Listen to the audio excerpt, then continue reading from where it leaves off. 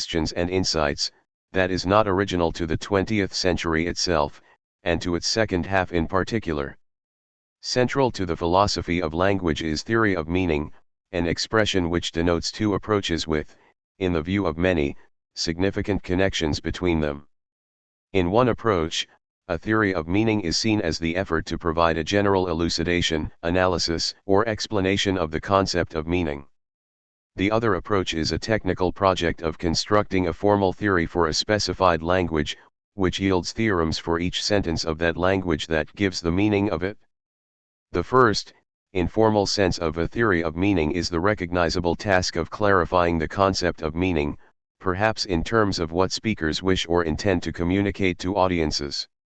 The second, formal sense of the phrase is the equally recognizable though different task of constructing a logical calculus for a language L in which each sentence S of L is paired with a meaning, call it M, of S in a schema S means M in L, where the word means is replaced by something that provides the sought-for pairing.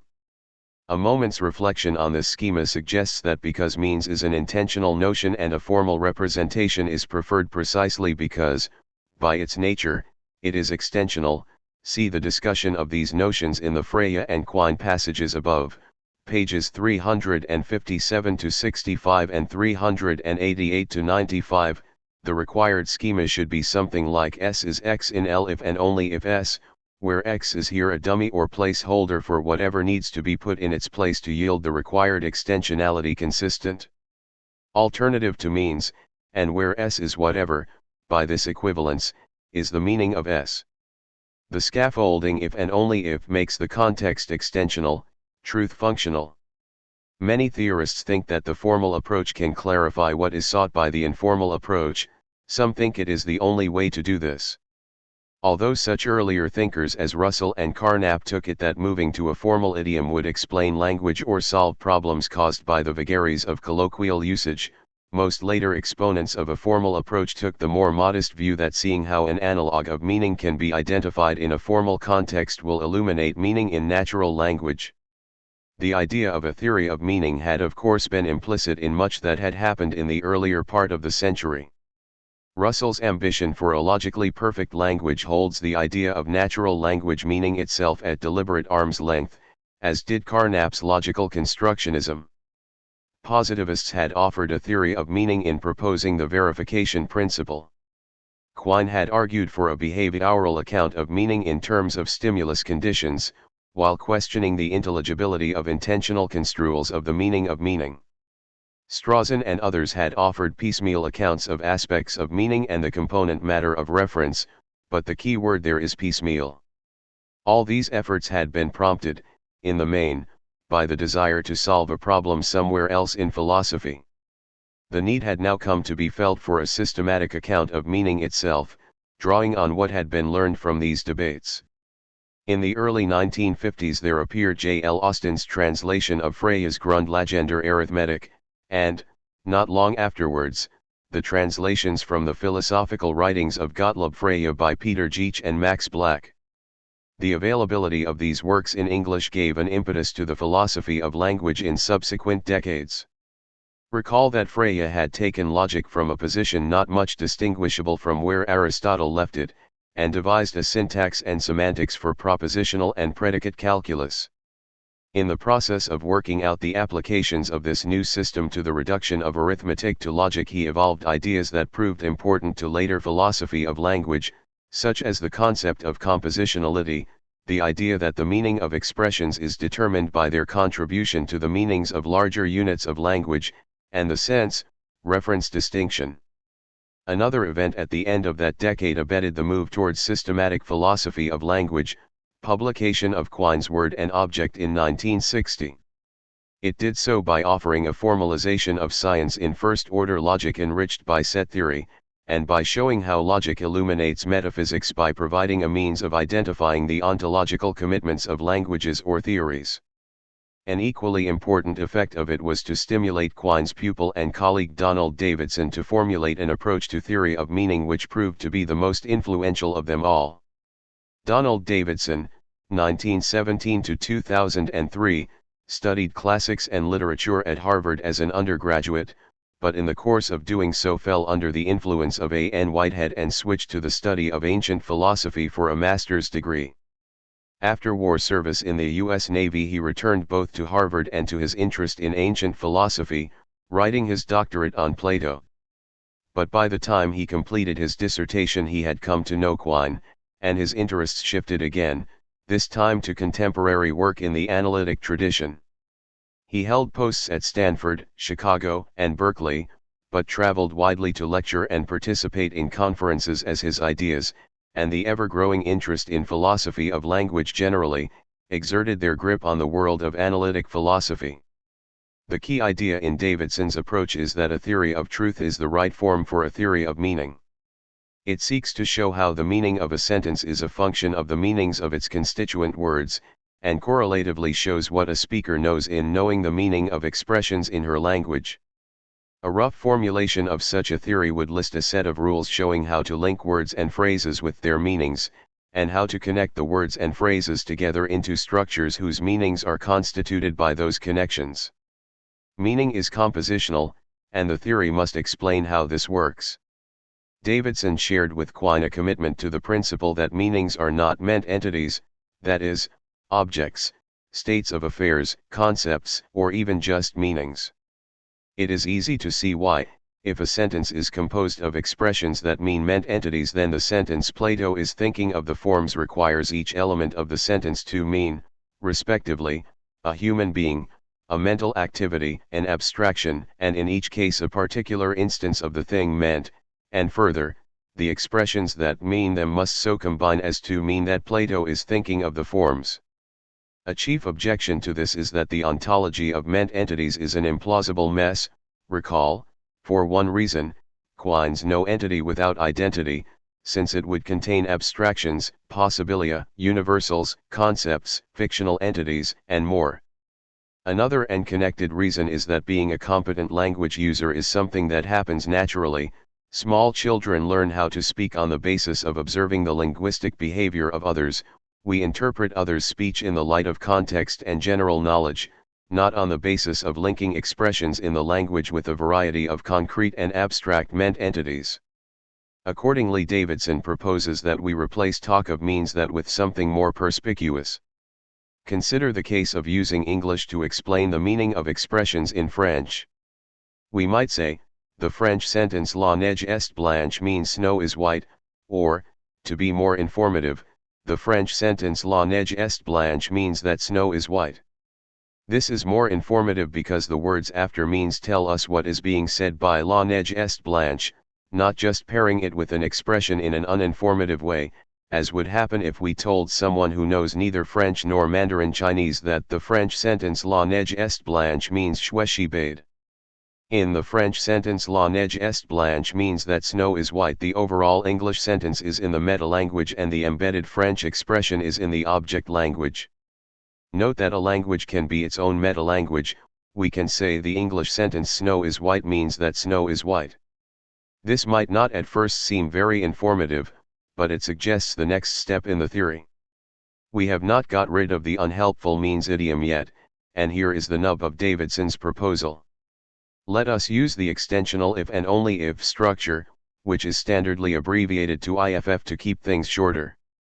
The idea is that what flanks IFF is, on its left, an assertion about a sentence in the object language, call that sentence S, and, on its right, a sentence in the meta-language, call it P, that tells us under what conditions the assertion about S can be made. The assertion about S is that it has a certain property, let's call it T. So the schema is, S is T IFFP. What is the key property T that does the required trick of making the overall meta-language sentence tell us what we want to know about S? Davidson argues that the best candidate for T is true. The sentence "La neige est blanche" is true in French if and only if snow is white. Davidson wrote, an acceptable theory of truth must entail, for every sentence S of the object language, a sentence of the form, S is true if and only if P, where P is replaced by any sentence that is true if and only if S is. Given this information, the theory is tested by the evidence that T sentences are simply true, we have given up the idea that we must also tell whether what replaces P translates S. So, talk of means that has been replaced by the relation of material equivalence, which means, equality of truth value, in stating the condition under which the object language sentence in the schema is true. The problem with this is that the sentence snow is white is true in English if and only if grass is green is also true, and unhelpful. Indeed, the T schema is such that any materially equivalent, having the same truth value, pairs of sentences can be substituted for S and P. Davidson's reply is that anyone who knows an adequate truth theory for a language will thereby know that the language's lexical items, words and phrases, have meanings assigned to them, that there are principles governing their composition into sentences, and what both of these entail as regards the interpretative correlations of sentences in the S and P positions. Moreover, the theory is meant to support an empirical account of meaning, so that the interpretative correlations are not accidental. The empirical conditions of use will so constrain matters that something stronger than mere material equivalence will be at work. The truth theory borrowed by Davidson for his purposes is one developed by the logician Alfred Tarski, 1901–83, for formal languages. Tarski assumed the prior availability of a concept of meaning in order to establish the concept of truth for a formal language. L being constructed, S is true in LIFFP trades on S and P being taken as synonymous across the two languages, metalanguage and object language. Davidson's idea was to turn this on its head and use truth to explain meaning, instead of using meaning to explain truth as Tarski had in effect done. However, the concession Davidson made, that something stronger than mere material equivalence has to be involved for the theory to work, is a significant one. Indeed, it looks as though quite a lot of the work that a theory of meaning should do has been done already in connection with the assignments of meanings to lexical units, the compositionality principles, and the interpretative correlations between object language and metalanguage substituents for S and P. Nevertheless, his basic idea, that meanings are truth conditions, sparked a debate that proved fruitful, not least on the part of those who disagreed with him. For the empirical aspect of his theory, Davidson extended the idea of radical translation in Quine's work into a theory of radical interpretation. The field linguist imagined by Quine observes the utterances and the circumstances of utterance of native speakers, and, indeterminately, matches them to utterances in his own language under the same stimulus conditions. Davidson has the radical interpreter do something different, which is to relate the native speaker's utterances to the objective conditions in the extralinguistic environment that would make the utterances true. She assumes that the speakers are rational, generally seek to speak the truth and have generally true beliefs about the world. This is known as the principle of charity. On this basis she seeks to give a coherent rendering of what a speaker has said. This does not amount to a unique translation, the data are consistent with competing renderings, so interpretation is still indeterminate.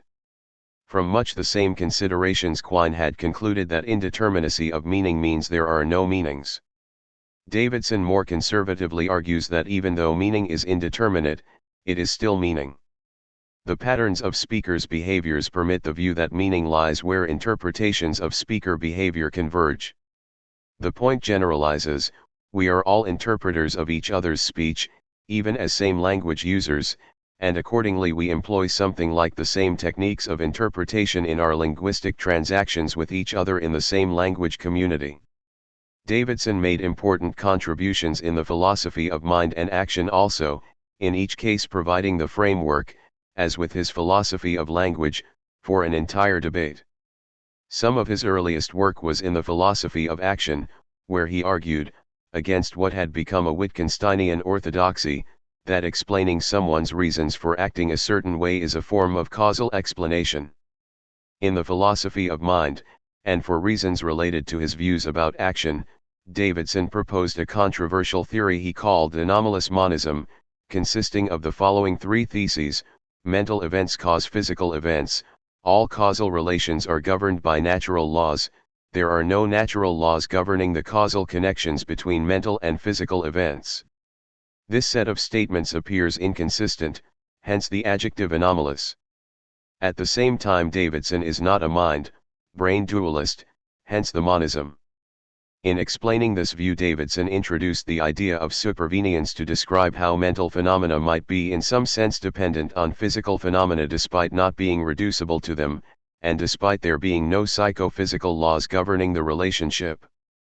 The notion of supervenience is notoriously unclear, despite sterling efforts in subsequent discussion to make it less so. Davidson's truth-conditional approach to meaning was rejected by Michael Dummett, whose arguments for a different approach generated an equally extensive debate because it illustrated just how closely metaphysical questions are connected to questions about how we understand language.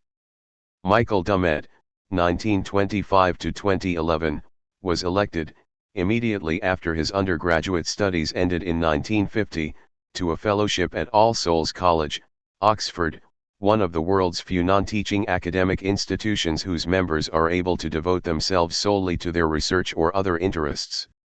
In the first 2 decades of his fellowship, his country was experiencing an upsurge of racism associated with immigration from countries that had been part of its empire, and he and his wife became active in anti-racist campaigning. His copious published output mainly began with the first of a series of major works, Freya, Philosophy of Language, 1973. Further works on Freya, the philosophy of mathematics, philosophy of language and metaphysics and the history of philosophy followed over the next 3 decades. At the time Dummett completed his undergraduate studies, Wittgenstein's influence was at its height and Dummett regarded himself as a follower. One feature of Wittgenstein's philosophy that retained its hold on him was the idea that meaning is use, more precisely, that knowing the meaning of a word is knowing how to use it. Dummett's contribution to the philosophy of language is, in essence, his endeavor to spell out this view in detail.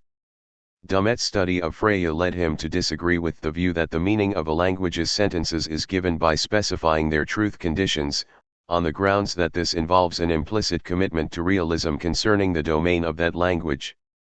In this context, realism is the thesis that the entities in the given domain exist independently of our knowledge, experience, or talk. A realist in mathematics is one who believes that mathematical entities, numbers, or sets, exist independently of our knowledge of them. A realist about the world over which our perceptual experience, our seeing, hearing, etc., ranges is one who believes that rivers, trees, and mountains exist independently of our knowledge or experience of them. Realism about any domain allows us to hold that what is said about the domain is either true or false, whether or not we know which, because the way things are in the domain settles its truth value determinately. But this view, for all the seeming plausibility of both its features, that the domain exists independently of our knowledge, and that it therefore makes every sentence about it determinately either true or false, creates a serious problem for the question of how we understand language. This is because realism places the truth conditions of many of our sentences beyond any capacity we have to access them. How do we learn the meaning of sentences if their meaning consists in truth conditions that transcend our ability to know whether or not they obtain? On Dummett's view, a theory of meaning has to tell us what speakers know when they know, that is, understand, the meaning of their sentences, and, in telling us what they know, the theory must show how that knowledge equips speakers to derive every aspect of the use of sentences from whatever conditions govern their sense. If truth is taken as the basic concept in a theory of meaning, then the theory must explain how knowledge of truth conditions connects with the practicalities of language use. There are 2 requirements on any acceptable such theory, Dummett says. One is that we must be able to tell what counts as a speaker's manifestation of his knowledge of the meanings of his language's sentences, and the other is that because language is a tool of communication, the sense of its expressions must be public, and therefore what speakers know about meaning must not only be publicly observable in their linguistic behavior, but also be learnable in public contexts. A truth-based theory of meaning fails to satisfy both these requirements if truth is realistically understood. A truth-based theory would be unproblematic if knowledge of truth conditions consists in being able to recognize whether or not they obtain, because this constitutes a practical mastery of a procedure for establishing a sentence's truth value. Understanding a sentence thus comes down to having a recognitional capacity. Grasping the sense of a sentence determines, and is determined by, the uses to which it can be put. Here the connection between knowing the meaning and use is clear. But if truth value is taken to be a possibly recognition transcendent property of sentences, the link with use is broken and we have no way of saying how a speaker's knowledge of truth conditions could be displayed. And if we cannot say this, then we cannot say how sense and use determine each other. This is not to say that truth is irrelevant to the theory of meaning, it is, rather, to say that a different concept of truth is required, one that does not make truth a realistic or recognition transcendent property of what we say. It is therefore one that has to be associated with the procedures we employ in establishing truth value, an anti-realist conception of truth, something like verification. This thought was, of course, immediately controversial. Dummett suggested that there is a prototype for an anti-realist conception of truth in the intuitionistic account of the meaning of mathematical statements. There the fundamental idea is that understanding mathematical statements rests on being able to recognize proofs of them. To assert a mathematical statement is to claim that there is a proof of it. To understand mathematical expressions is to know how they contribute to determining what counts as a proof of any statement in which they occur. The alternatives to the standard bivalent truth values true and false are accordingly provable and not provable. Accepting this involves accepting that the law of excluded middle is not generally valid for mathematical statements, for the law of double negation, which states that P and not P are equivalent, does not hold.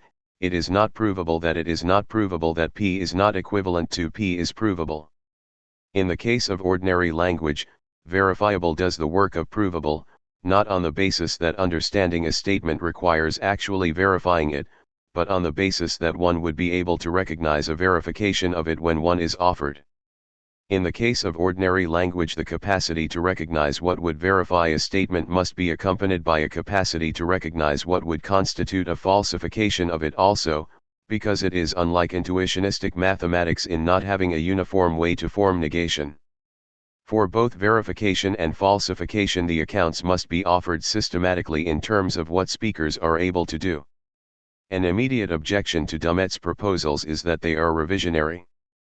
Ordinary thought and talk is based on assumptions of bivalence and realism, even if, for abstract entities like sets, or for fictional characters like Harry Potter, speakers treat the implicit realist commitments, when pressed, on an as-if basis. Our ordinary practice is to accept classical forms of inference, so a theory that demands the substitution of an alternative logic will not be straightforwardly descriptive of our linguistic practice. Usually, if pressed to choose between a revisionist theory and one that conforms with existing assumptions, the conservative option seems preferable. Dummett is robust in response. He remarks that we have no grounds to assume in advance that ordinary language is perfectly in order. Freya had himself remarked that many features of ordinary language make it hard to devise a coherent semantics for it, examples being vagueness, ambiguity, and the presence of empty singular terms that refer to nothing. Davidson had employed a Tarski-style truth theory, but Tarski himself said that the way natural languages work generates inconsistencies. What I am now saying is false is a good English sentence, obeying all syntactic and grammatical rules, yet it is self-contradictory. So perhaps a revisionary theory is exactly what is needed. But the biggest problem appears to be the metaphysics implied by a verificationist view of truth. It entails abandoning realism for the domain to which the language applies, and although that might be easier to argue in the case of mathematics, it is not so easy in the case of the ordinary spatio-temporal world we occupy. Here the idea that there are no facts of the matter, existing independently of our knowledge, which make what we say true or false even if we do not know which, is deeply counterintuitive. If I say something about the interior of an exoplanet observed orbiting a star elsewhere in our galaxy, for example, that its core consists mostly of molten iron, it seems reasonable to suppose that I am either right or wrong, which entails that it either is or is not the case that the exoplanet's core is as claimed. Dummett's alternative theory seems to imply that every part of the universe which lies beyond our capacities to investigate it is somehow indeterminate, like Schrödinger's cat in the quantum physics example, which is either neither dead nor alive or both dead and alive until it becomes one or the other when someone opens the box it is in, and observes it, thus collapsing the wave function and getting rid of the indeterminacy. But this objection is misplaced. Dumet's point is that understanding a sentence consists in knowing a pair of things about it, what would verify it, and what would falsify it. It is a theory about what we have to know in order to understand the sentences of our language, namely, verification procedures. It is not a theory about the nature of what exists. This is why it could be argued that it is a mistake to see the theory as having metaphysical implications, because it is really about the epistemological connections between what we say and the domain we are talking about. The traditional metaphysical debate had been between materialism and idealism, both of them theses about the nature of reality. The debate between realism and anti-realism in the philosophy of language is about what kind of concept of truth we are to employ in order to explain meaning. So it might well be said that it is misleading to invoke the term realism to encapsulate the idea of what is at stake in a concept of verification transcendent truth, however natural it seems to do so, given how this usage so readily allies with realism as a metaphysical commitment. Although much of the debate about meaning theory revolved around ideas sparked by Davidson and Dumet, there were other proposals of significance also. One is the communication intention theory put forward by Paul Grice, 1913–88. Instead of analyzing the structure of language, Grice focused attention on what effect a speaker intends to produce in listeners or readers who recognize his intentions. The meaning of his utterance is, roughly speaking, the content of the intention. This is utterer's meaning. There is also timeless meaning, derived from utterer's meanings, which is the meaning of a given form of words that speakers can, so to speak, store in their repertoire of utterances and use to say what they intend to convey. One could explain this idea as follows: the practices of speakers confer a meaning on a form of words by their similar intentions to produce similar effects in their hearers, such that, when the form of words has become established as serving that purpose, any of them can employ it to express what they wish to say, and be recognized by others as having that wish. Timeless meaning is in effect sentence meaning, which a sentence acquires when there is a practice among speakers to use it to convey the intention it is recognized as being used to convey. Grice also introduced the idea of conversational implicature, which is what an audience recognizes as being implied by the way that a speaker says something. For example, suppose I ask a colleague whether a certain student is good at philosophy, and she replies, "He has nice handwriting." I might reasonably infer from this that the student is not a budding Plato. Grice observed that language is a cooperative proceeding, in which speakers and hearers both contribute to communicative success. If a speaker says, "Could you close the window?" the hearer is more likely to close the window than to say, "Yes," and continue sitting still, even though this reply is literally correct. He could do it, he has legs and hands and is near the window, etc. But his merely saying yes does not meet the point of the speaker's utterance in the circumstances. Grice described a set of principles governing implicature and communication. 1. The cooperative principle is that in taking her turn in a conversation a speaker is to give the right amount of information, neither too much nor too little, which she believes is both true and relevant in the circumstances. Her hearer is to assume that this is the case, and he is to observe the same constraints in response. A major strand alongside theories of meaning was the development of theories of reference.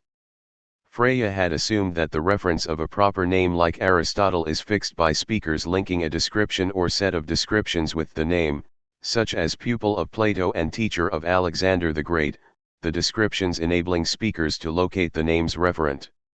Russell agreed for the general case of descriptive knowledge, adding the idea that in episodes of acquaintance with some item, one can refer to it by using the demonstrative pronoun this. These ideas were modified by later thinkers, among them Searle and Strawson, who suggested that linguistic communities fix the references of names by means of clusters of descriptions, any subset of which is enough to identify the bearer of the name. This enabled such a community to discover that, for example, a description traditionally associated with some individual in fact does not apply, without thereby losing the connection between the name and the individual named. For example, suppose the discovery of an ancient papyrus conclusively establishes that Aristotle did not teach Alexander. That fact would not mean that Aristotle no longer names Aristotle, for if it did it would not be information about Aristotle that Aristotle did not teach Alexander. Alternatively put, this idea says that no single description standardly taken to apply to Aristotle denotes a property essential to Aristotle.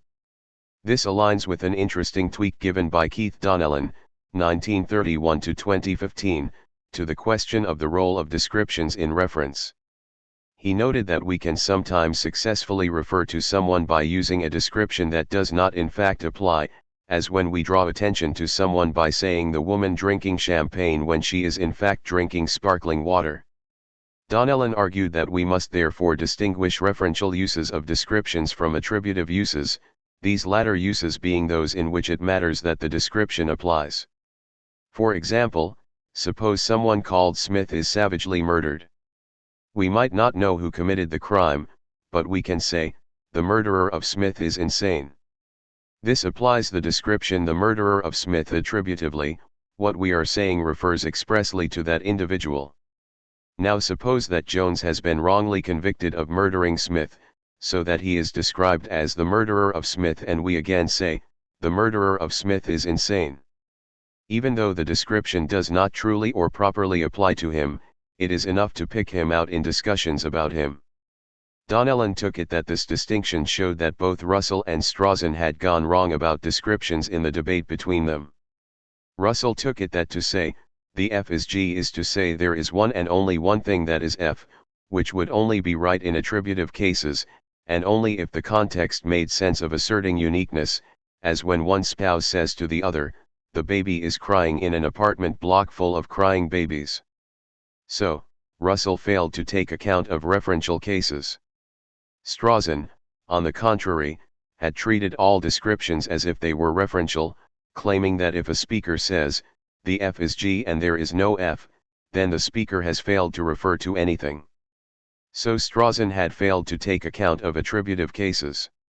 This led Donnellan, and after him but independently Saul Kripke, B. 1940, and Hilary Putnam, 1926–2016, to argue that it is often the case that the referents of proper names, and certain other expressions such as natural kind terms like gold and water, are not fixed via descriptions, but instead are directly linked to their referents, perhaps by a causal chain or a history of usage passed from speaker to speaker. Consider the case of discovering that Aristotle did not teach Alexander. Previous theorists had assumed that this did not decouple the name from its referent because other descriptions continue to serve as the information required to identify him. But what if someone said, Aristotle not only did not teach Alexander but also did not study with Plato, or write the Metaphysics or any of those other works, or ever live in Athens, and it was genuinely Aristotle of whom these surprising facts came to light? If some subset of the standard descriptions of Aristotle is necessary to his being Aristotle, this would mean that it is not Aristotle we are talking about, but someone else. But which subset is that? And why? Any one of the descriptions might individually be denied of Aristotle. If it cannot be all, when do we start losing Aristotle as we axe the descriptions one by one? And in any case, if any one of the descriptions might individually be denied of Aristotle, it follows that none of them is essential, which implies that collectively they are not essential. In Kripke's view, names are rigid designators, that is, terms that refer to the same individual in every possible world in which the individual exists. This makes sense of the idea that one, some or all of the descriptions traditionally associated with Aristotle might not apply. Thus, there is a world in which Aristotle did not teach Alexander, there is a world in which he neither studied with Plato nor taught Alexander, there is a world in which nothing we normally associate with Aristotle applies to him. Possible worlds are indeed distinguished from one another by specifying that the properties associated with a given item in one or some worlds are not the same as those associated with it in other worlds. Rigid designators are to be distinguished from non-rigid designators such as the author of Hamlet, because this description might in fact apply to Bacon or Marlowe or Beaumont instead of to Shakespeare. As we would say, there is a world in which Hamlet was written by Bacon, not Shakespeare, so the author of Hamlet refers to different individuals in different worlds. An interesting consequence follows for identity statements from Kripke's notion of rigid designation. It was an empirical discovery that the morning star, Phosphorus, and the evening star, Hesperus, are one and the same planet, Venus. All five referring terms refer to the same thing in every possible world in which it exists. Now, empirical discoveries are stated in synthetic a posteriori propositions. Yet the identity statement "the morning star is the evening star," though discovered to be true a posteriori and clearly not analytic, is, as an instance of x equals x, necessarily true. Here therefore is a case of a necessary truth being discovered a posteriori. This view of reference is significant also, as noted, for natural kind terms, terms that refer to naturally occurring things like gold, water, tigers, and lilies, as opposed to artificial things like bicycles, hats, professors and aeroplanes. Kripke held that natural kind terms are rigid designators. Gold always, in every world, refers to the element whose atomic number is 79. Whether or not it is yellow and malleable, it is gold if it has 79 protons in the nucleus. Water is water only if it has the molecular structure H2O, it does not matter whether it is colorless, odorless, and tasteless or whether it is brackish and black, if its molecular structure is two atoms of hydrogen covalently bonded with an atom of oxygen, it is water. The big question is, if reference does not, to put matters roughly, go via descriptions, how does a name connect with its referent? One suggestion, already made, is that reference works by a causal chain, historically linking present uses of a term to the occasion on which the referent of the term was fixed. So the name Tom refers to Tom because he was given that name by his parents, perhaps in a naming ceremony, and it has continued to pick him out ever since.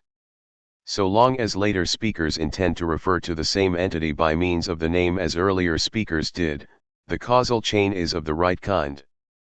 Different ways of making this more plausible have been offered. Donnellan talked of an historical explanation theory, which helps with more difficult cases such as Pegasus and Unicorn where, given that there are neither winged nor horned horses, there was not a naming occasion, only stories and legends.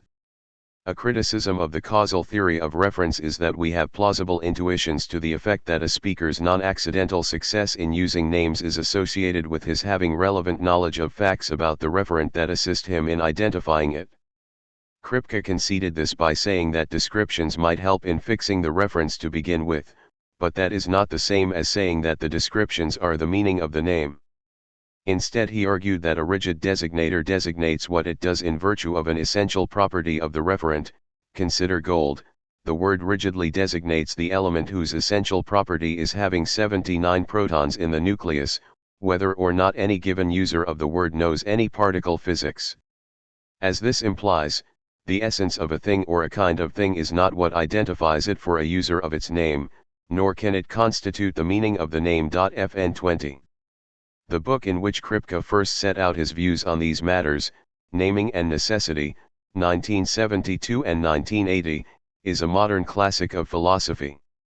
As a prodigy in youth he had provided a semantics for quantified modal logic. Later he wrote about Wittgenstein. Controversially, his version of Wittgenstein was dubbed Kripkenstein, and contributed important work in the philosophy of mind.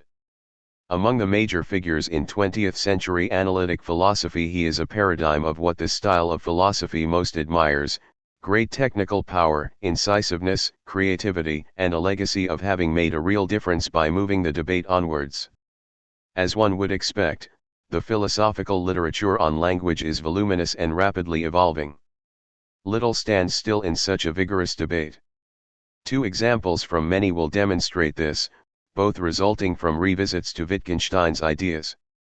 Recall Wittgenstein's claim about following a rule, which was that no course of action could be determined by a rule, because every course of action can be made out to accord with the rule.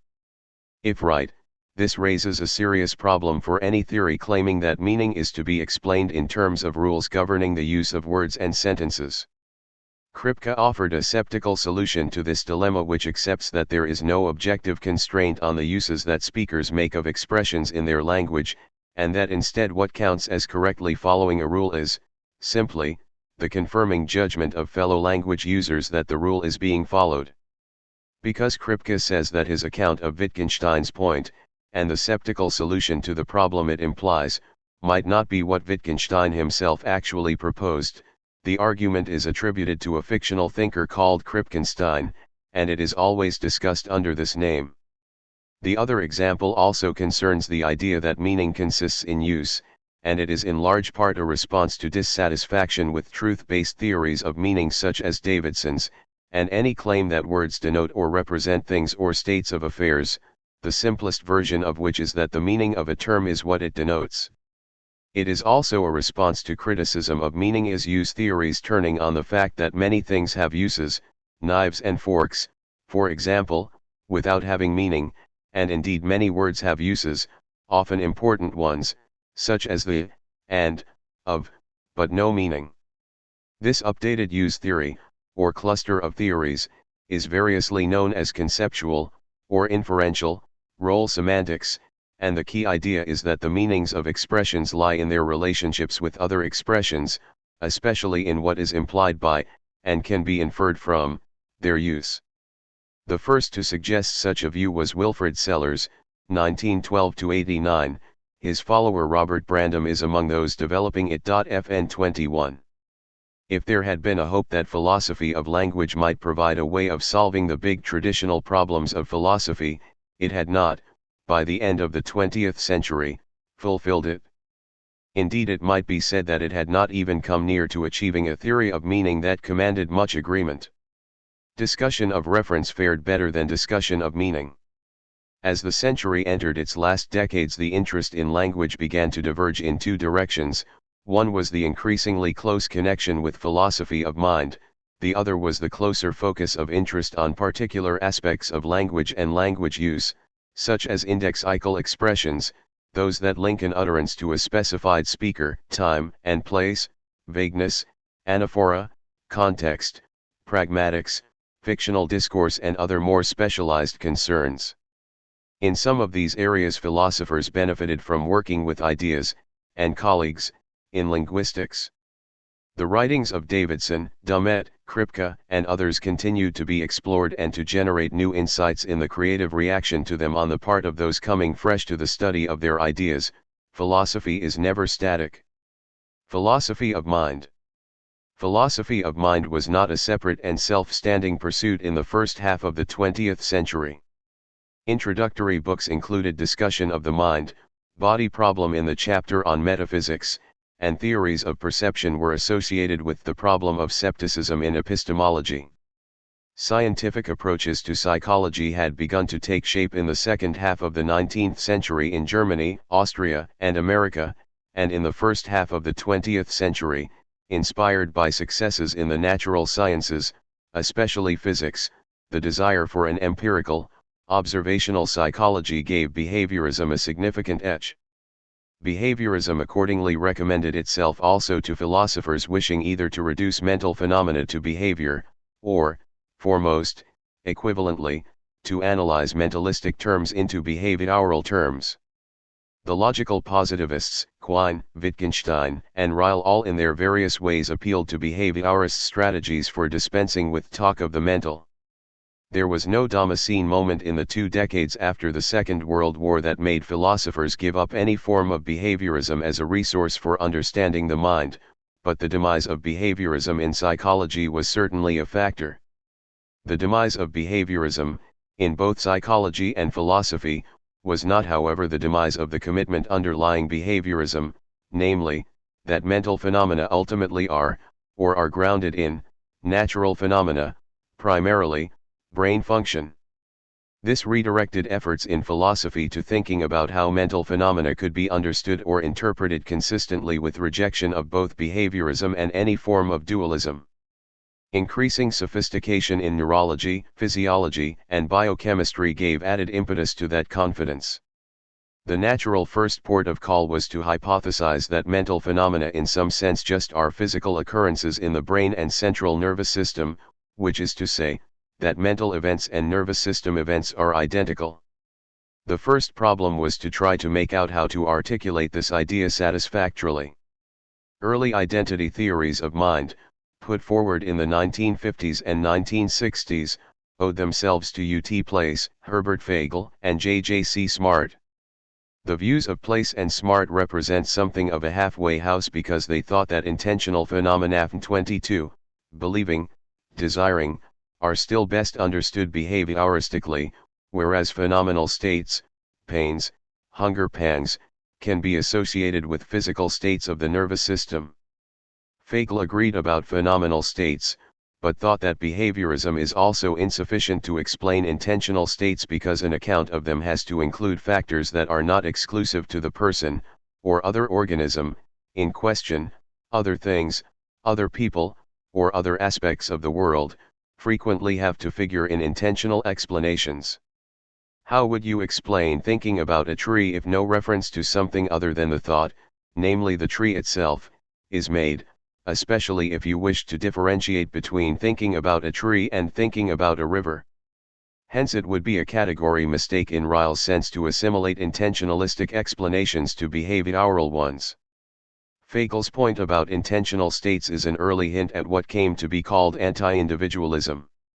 As described by one of the chief proponents of this view, Tyler Burge in his Foundations of Mind, 2007, individualism in this context is the thesis that an individual's mental states are constitutively independent of any relation to a wider reality, while anti-individualism says that many such states are what they are partly by virtue of relations between the individual in those states and a wider reality.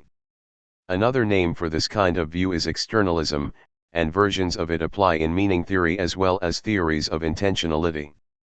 The phrases broad content and narrow content are often employed to describe the content of mental states on an anti-individualist or externalist view, and on an individualist or internalist view, respectively. Place argued that the identity in question is not of the X equals X variety, but is compositional identity. A cloud is a collection of water droplets, but a water droplet is not a cloud. In the same way, a mental event is composed out of physical events, and when we know enough about both we will be able to show how the former reduces to the latter. Fagel and Smart, employing Freya's sense, reference distinction, took the view that the identity between types of phenomenal states and physical states is X equals X identity, so, expressions describing the respective states differ in sense but refer to the same thing. Two of the chief objections to identity theories are, first, that it restricts mental phenomena to brains. What about the possibility that computers or other, not necessarily biological, entities might have mental states? And secondly, that they say nothing about one of the most puzzling features of mental life, namely, the existence of qualia, that is, the felt quality of experiences of pain, pleasure, hunger, desire, depression, and the like, the subjective aspect of mental life. This point is central to the vexed debate about consciousness, discussed below. The first objection says that mental and brain states cannot be identical if mental states could occur in things that are not brains. Identity in the standard sense of X equals X is necessary, but if mental states are multiply realizable, that is, able to be instantiated in different kinds of systems, then the relationship between mental states and brain states is only contingent.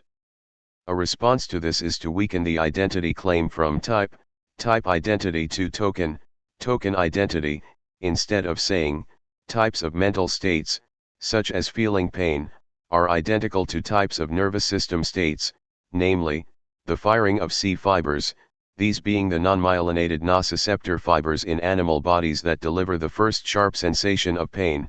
We only claim that token mental states are identical to token central nervous system states.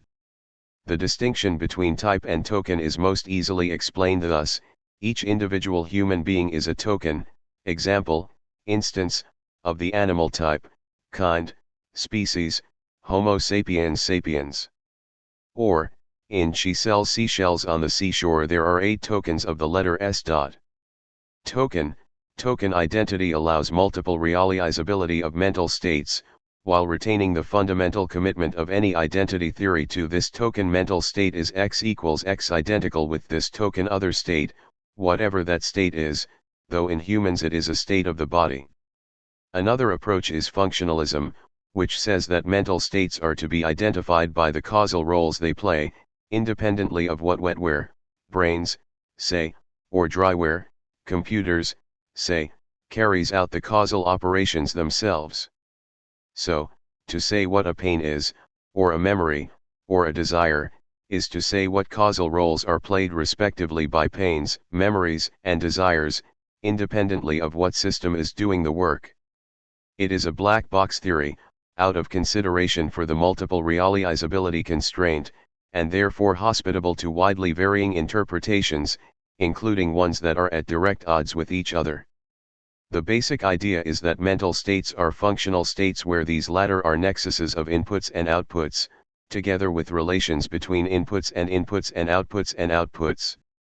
The aim is to avoid restricting mental states only to biological brains, and at the same time to avoid being so permissive as to attribute mental states to almost any functional device, the central heating control monitor in your house, for example.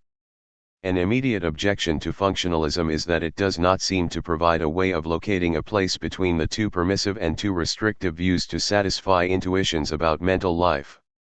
It does not at all address the question of the subjective nature of mental states, which in some cases make no causal difference at all, as one sees from inverted spectrum examples.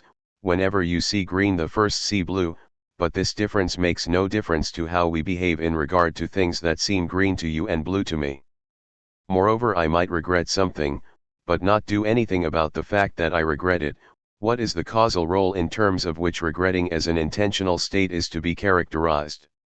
A famous example, offered by John Searle, suggests that functionalism cannot adequately account for such intentional states as understanding. Imagine a person possessed of an exhaustive rulebook for correlating strings of Chinese characters to each other. He is given a string of characters, looks it up in the rulebook to find the string of characters it is there matched with, and hands back this second string. To someone who understands Chinese he is providing intelligent responses to questions or remarks, but he himself has no idea what any of the strings of characters mean. We can suppose that he does not even know they are Chinese characters. To him, Japanese and Korean script might be indistinguishable from Chinese script.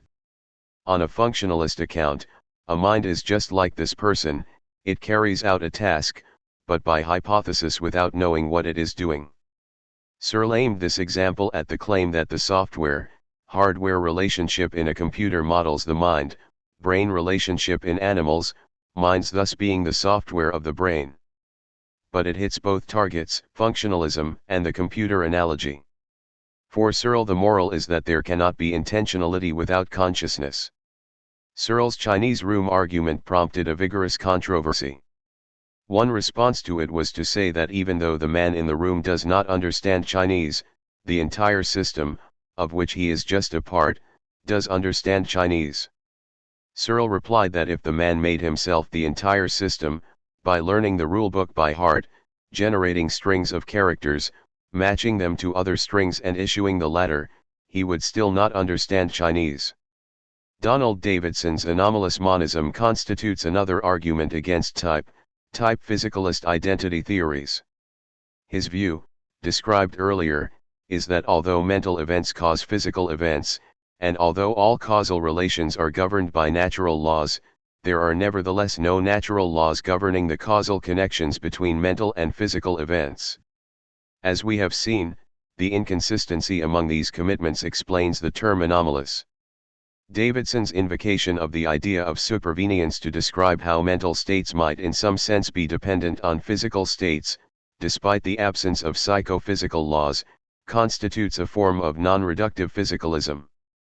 Some commentators describe Davidson's view as a token identity theory, although doing so does not sit comfortably either with the notion of supervenience or with its associated rejection of reductionism. The difficulty of locating his view on the spectrum of physicalist theories is a product of the fact, which he emphasizes, that talk of rationality enters essentially into many mental descriptions, but has no role in physical descriptions. Every effort to account for the former exclusively in terms of the latter must therefore fail to do so adequately. And yet there can be no question of reintroducing any form of substance dualism under the disguise of an aspect dualism or property dualism of the kind that might most naturally characterize anomalous monism. A significant aspect of Davidson's contribution is his refocusing of the debate away from discussion mainly of sensation and back towards intentionality as the mark of the mental, citing the 19th-century philosopher-psychologist Franz Brentano's view to this effect. Every mental phenomenon, Brentano wrote, is characterized by what the scholastics of the Middle Ages called the intentional, or mental, inexistence of an object, and what we might call, though not wholly unambiguously, reference to a content, direction toward an object, which is not to be understood here as meaning a thing, or immanent objectivity. Every mental phenomenon includes something as object within itself. This permits identification of mental states by their content. Thus, believing and desiring are attitudes understood in terms of what is believed and what is desired respectively. The attraction of this view for Davidson becomes clear when one recalls his theory of interpretation. Ascribing propositional attitudes is effected by interpreting linguistic behavior in a context. We impose conditions of coherence, rationality, and consistency on the agent's behavior and its causes, which in effect means that ascertaining the meaning of what an agent says is achieved by applying a theory of mind to what she does. Everything that we wish to know about mind is accordingly revealed by what work mental concepts do in enabling radical interpretation. Whereas Davidson's version of non-reductive physicalism was attractive to some, its connection with his theory of interpretation proved less so, principally because his claim that it reveals everything that can be said about mind entails that a scientific psychology is not possible. For some this raised the suspicion that anomalous monism might after all just be a version of epiphenomenalism, the view that mental phenomena are merely byproducts or incidental effects of the far more significant physical events in the brain that cause them. This cannot be a criticism of Davidson, though, because epiphenomenalism explicitly denies that mental phenomena exert any causal influence on physical phenomena, whereas it is precisely the anomaly in Davidson's view that mental states indeed cause physical behavior, but not under the government of any law that contains mental descriptions. Suspicions of epiphenomenalism raised by unclarities in non-reductive forms of physicalism remind one of the questions it prompts. What is the point of mental phenomena if they are epiphenomenal? They might just be a wasteful accident of evolution. If they have no role to play in causing behavior, they are no use in interpreting behavior, linguistic and otherwise. The world might as well be populated by zombies with no minds at all as by creatures whose mental lives are inefficacious byproducts of what is really doing the work. Indeed, the criticism that non-reductive physicalism could too readily collapse into epiphenomenalism makes it look questionable. At very least it makes the theory seem as if it has a latter-day version of the problem Descartes faced. He, one recalls, was unable to explain how a causal connection can obtain between mental and physical phenomena if they are wholly different substances. Any view that says mental phenomena cannot be reduced to physical phenomena, and which is not epiphenomenalist, has to find some account of how they connect. Such an account is, obviously, impossible on the premise that no connecting laws exist. Old problems are not always solved by being dressed in new clothes. The idea that mental states cause behavior, and that we explain and predict behavior by ascribing it to mental states as its inner origin, is such a natural one that it constitutes the ordinary assumed view of most people. We are on the whole rather good at interpreting and predicting others' behavior, and the ready use of concepts of desire, belief, intention, hunger, lust, hope, misery, joy and other inner states of mind is said to constitute a folk psychology that we pick up as we develop from infancy onwards. It constitutes tacit knowledge, implicit knowledge that we might not even be fully aware we have, rather like our knowledge of grammar. Its success might be taken as an indication that whatever the mentalistic terms refer to, whether neural processes in the brain or something else, folk theory itself has got a lot right about the mind. This view is robustly rejected by eliminative materialism, the theory that folk psychology is radically wrong, and that the states and processes its terms purport to refer to do not exist. Any theory that denies the existence of any class of entities is eliminativist with regard to that class. Ad materialism and eliminative materialism announces itself as a theory saying that the only things that exist are material, physical, states and processes. Indeed, any theory about the mind which is materialist is, just in virtue of that fact, well on the way to being eliminativist already. Quine asked in Word and Object whether, if mentalistic terms are taken to denote physical events in the brain, this amounted to a theory of the mental, saying that mental and physical states are identical, or, instead, a recommendation to abandon reference to mental states altogether. And he then argued that since they come to the same thing, why duplicate what we say, let us eliminate talk of the mental. Eliminative materialism took center stage with the work of Paul and Patricia Chitchland and Stephen Stick. The latter's From Folk Psychology to Cognitive Science, 1983, and Patricia Chitchland's Neurophilosophy, 1986, are important milestones in this development. Patricia Chitchland's argument is that once we have a full understanding of the brain we will fully understand what we now think of as mental states and processes, and will not need the folk psychological vocabulary to talk about it. Our situation in regard to mind, Patricia Chitchland held, is at the same level as Aristotle's understanding of motion. Developments in natural science provided a means to explain how motion can occur without appeal to the agenting activity of anima, and therefore references to the latter have been eliminated. What distinguishes the Chitchland's eliminative materialism from earlier attempts at physicalist theories of mind and brain is its explicit identification of brain structures as the entities that do the work. Earlier theories had offered no suggestions as to what the brain structures or states, with which mental states are identical or to which they reduce, actually are. They had merely gestured at the whatever it is in the brain that a future science would identify as the right candidate. Developments in neuroscience, the Chitchlands said, had now brought philosophy of mind into such intimate connection with itself that it is no longer possible to tell where neuroscience begins and philosophy of mind ends. But eliminative materialism is not merely a strong identity theory, it is eliminative, arguing that there are no such things as beliefs, desires, hopes and the rest. Consider the difference between saying that lightning is an electrical discharge, where the nature of a familiar phenomenon is explained by a theory with the right resources for doing so, thus replacing, say, lightning is a thunderbolt thrown by Zeus, and saying that demons do not exist. In the latter case it is not that more adequate resources have come along for explaining demon possession in mental illness, instead, talk of demons has been eliminated from talk of mental illness altogether.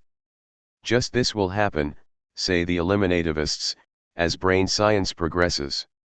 The arguments in favor of eliminative materialism are of two kinds, arguments against folk psychology, and arguments for the explanatory potential of neuroscience. Some of them are as follows. A theory of mind should imply a program of research which will yield explanations of the phenomena at issue.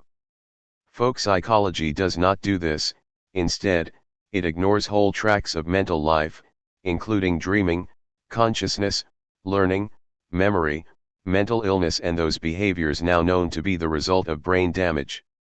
Moreover, there are parallels with other folk theories about aspects of the world, the weather, physical diseases, animal behavior, which science has displaced. Folk psychology will follow this pattern as knowledge in neuroscience grows. Meanwhile that knowledge, of the brain, neurophysiology, endocrinology, and genetics, which has grown enormously in the course of the 20th century, throws ever more light on mental life, not least as a result of functional MRI scanning, fMRI, which makes it possible to observe, in real time, activation of brain structures in response to various tasks and challenges, greatly enriching knowledge already gained from brain autopsy correlations with psychological deficits. These are compelling considerations. Yet it remains that folk psychological explanation is powerful and predictably successful as an everyday theory of mind, and, most importantly, the neurophilosophical approach makes more rather than less mysterious the stubborn facts of introspective experience. We have, or appear to have, direct and privileged access to such mental states as pain, hunger, desire, and the qualitatively rich experience of seeing, in color, a remarkable fact, hearing, tasting and the like. The eliminative materialist response is to say that our interpretations of what is happening within us might be culturally conditioned by the folk psychology we learn as we grow up, just as people in the past claimed to see the demons being cast out in an exorcism, so we might think that we know what some supposedly inner mental state is, and be wrong. These last points raise the great question of consciousness, and in particular that aspect of consciousness which consists in being self-aware of having experience in a certain way. Talk of consciousness comprises related notions like being sentient, or awake, or aware of things other than oneself, but the key problem for any physicalist theory of mind, or indeed any theory of mind, is how to explain the phenomenon that has come to be called the what it is like aspect of consciousness, following Thomas Nagel's famous 1974 paper entitled What Is It Like to Be a Bat? On observational grounds we know that bats navigate and find prey by means of echolocation. What we cannot know is what it is like for a bat to see the world through the sound patterns of bounced high-frequency squeaks. There is something it is like for the bat to have such experience, but only the bat can know what it is like. Nagel argued that the chief challenge for physicalism is to account for the subjective character of such experience.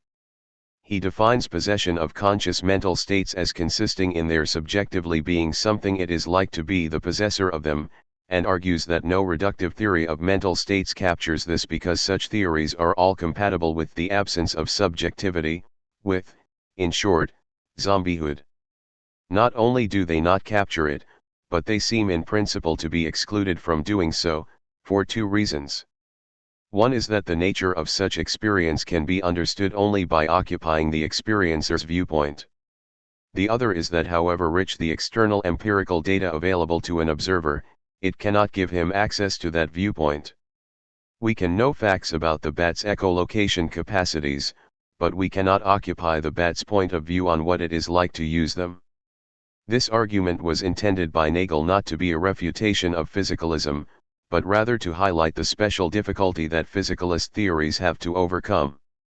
Another contributor to the debate, Frank Jackson, did however think that these considerations rule out physicalism, and devised the Mary's Room thought experiment to show why.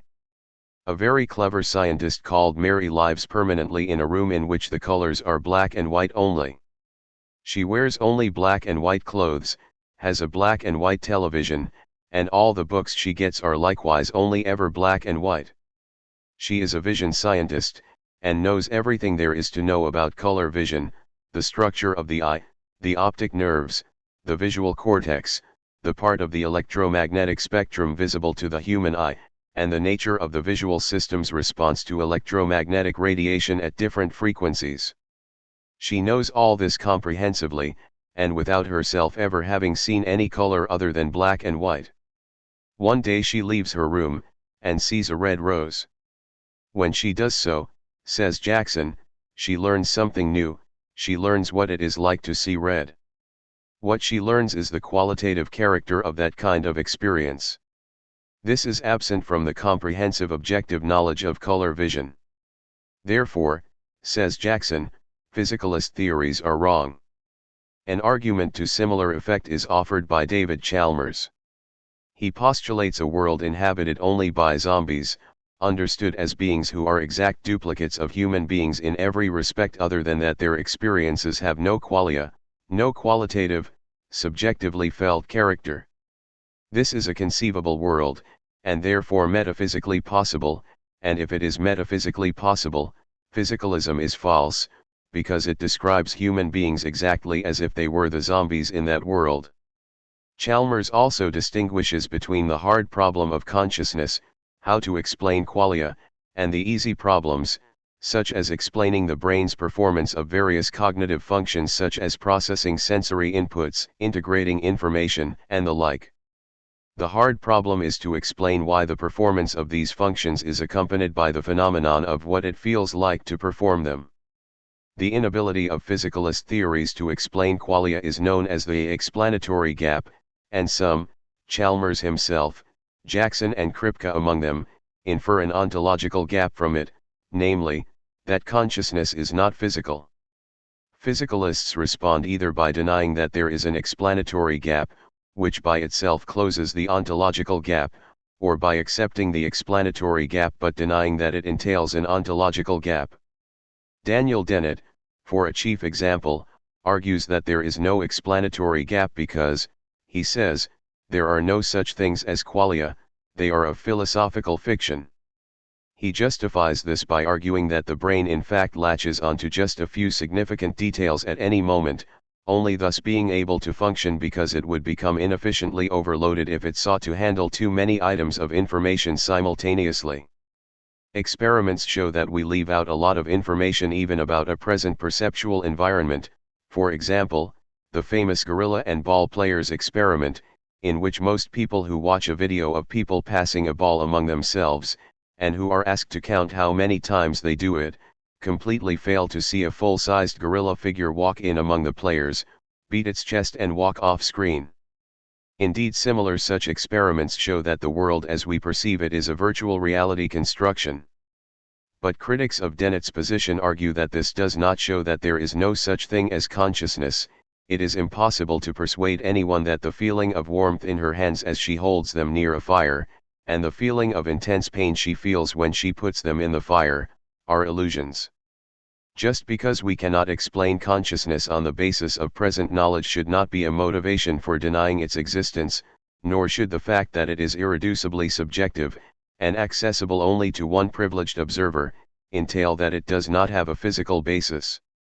This view says that the explanatory gap is real, but does not have to entail an ontological gap, and might just be a function of the present inadequate state of neuroscientific knowledge. At the other end of the debate there are those who think that the hard problem is simply too hard ever to be solved. On this view, consciousness cannot understand itself any more than an eyeball can see itself. Not many accept this counsel of despair. One respectable position is that whatever future neuroscience might reveal, the predictive and explanatory utility of folk psychological concepts still remains, and rather impressively so. Ethics. A distinction is standardly drawn between normative ethics, ethical theories or systems offering themselves as guides or, in the case of religious ethics, demands, about how to live, and metaethics, which is philosophical analysis of ethical concepts and language, typically without any normative ambitions. Almost all ethical thinking in 20th-century analytic philosophy is metaethics, at least until the last few decades when applied ethics, addressing dilemmas in medical practice, business, war, scientific research, and more, began to grow in influence alongside the increasingly technical refinement of metaethical debate. One can be forgiven for thinking that normative ethical questions might have gripped philosophers in light of the immense slaughter and inhumanity of the world wars, the threat of extinction by nuclear weapons, the long grip of totalitarianisms around the world and the seemingly unstoppable violations of individual human rights on every continent. Yet in analytic philosophy it was as if the sheer horror of so much inhumanity made it necessary to look away to something calmer, cooler, and more manageable.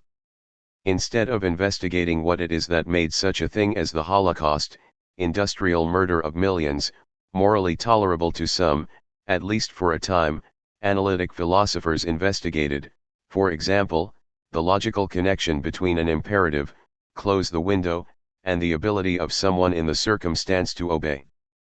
For, if the window is already closed, does that make the imperative in some sense like a statement that is false, and what sense is that? FN 23.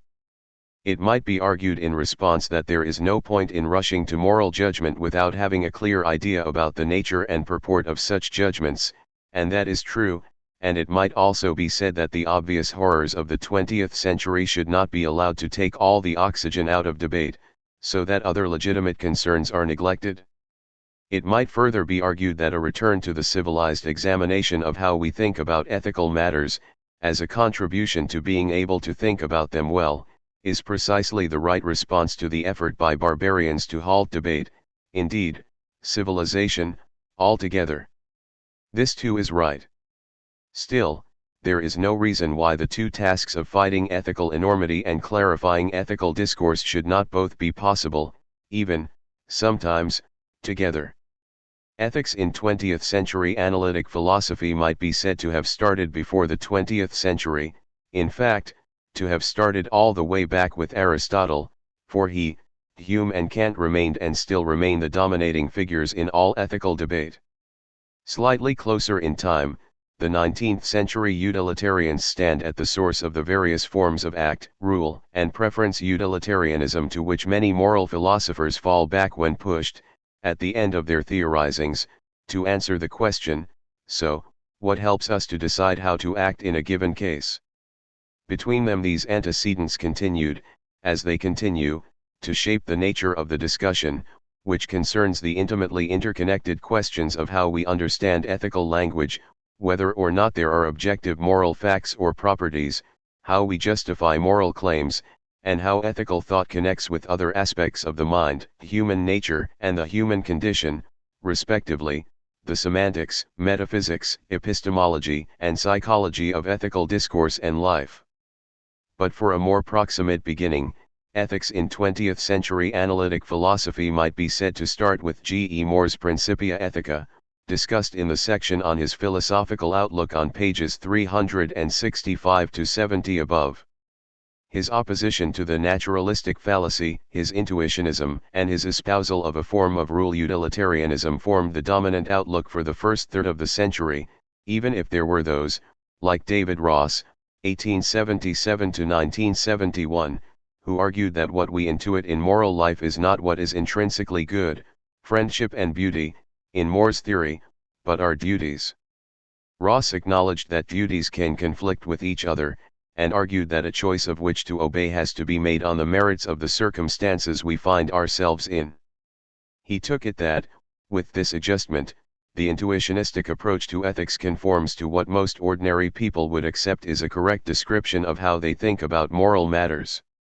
Logical positivists agreed about the naturalistic fallacy, but disagreed about intuition, which, if it existed, would underwrite a realist view to the effect that ethical judgments involve reference to objective properties or states of affairs whose presence or absence confers truth value on those judgments. Instead, they argued that ethical statements are not statements at all, because they are not verifiable, but instead that they are expressions of attitude. This is emotivism, a view held by Russell before the positivists and by Carnap and others among them, and which was popularized by A. J. Ayer in Language, Truth, and Logic, 1936, and given a more thorough treatment by Charles Stevenson in Ethics and Language, 1944. Charles Stevenson, 1908-79, was educated at Yale, then at Cambridge, where he attended classes by Moore and Wittgenstein, as a result of which his interests changed from literature to philosophy, and finally at Harvard for his Ph.D.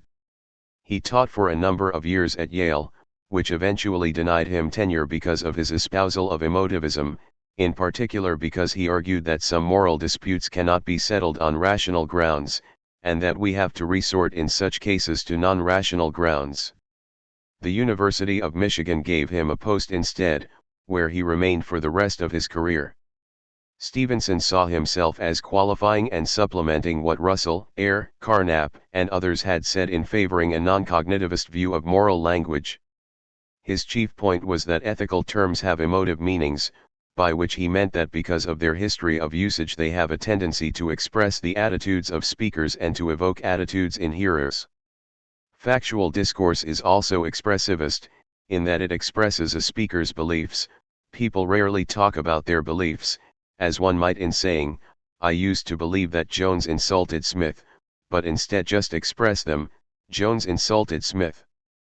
But more than this is happening in an assertion such as Jones ought not to have insulted Smith, because it is not just about what happened but, more significantly, conveys the speaker's disapproval of it. Although beliefs are implicit in ought sentences, The attitude they convey is what is relevant to determining what kinds of reasons are relevant to handling cases of moral disagreement and uncertainty that might arise from their use. But this is not the end of the story. Equally important is that in uttering a moral statement the speaker is not only expressing her attitude but intending that her choice of emotive terminology will evoke a similar attitude in her hearer.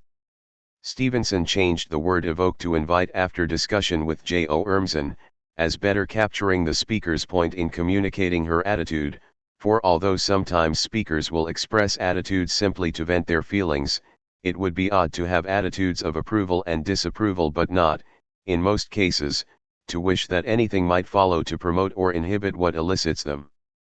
This is the autobiographical model of moral discourse, relating to speakers' own attitudes and their intentions in expressing them.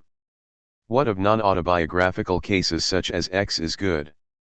In parallel with the autobiographical case, it would seem that the right analysis is that it expresses an imperative or exhortatory injunction, let us approve of X.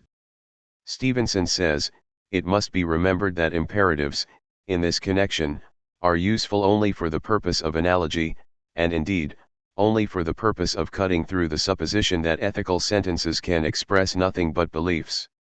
We see this in comparing the connection between X is good and let us approve of X with the connection between X is yellow and let us believe that X is yellow.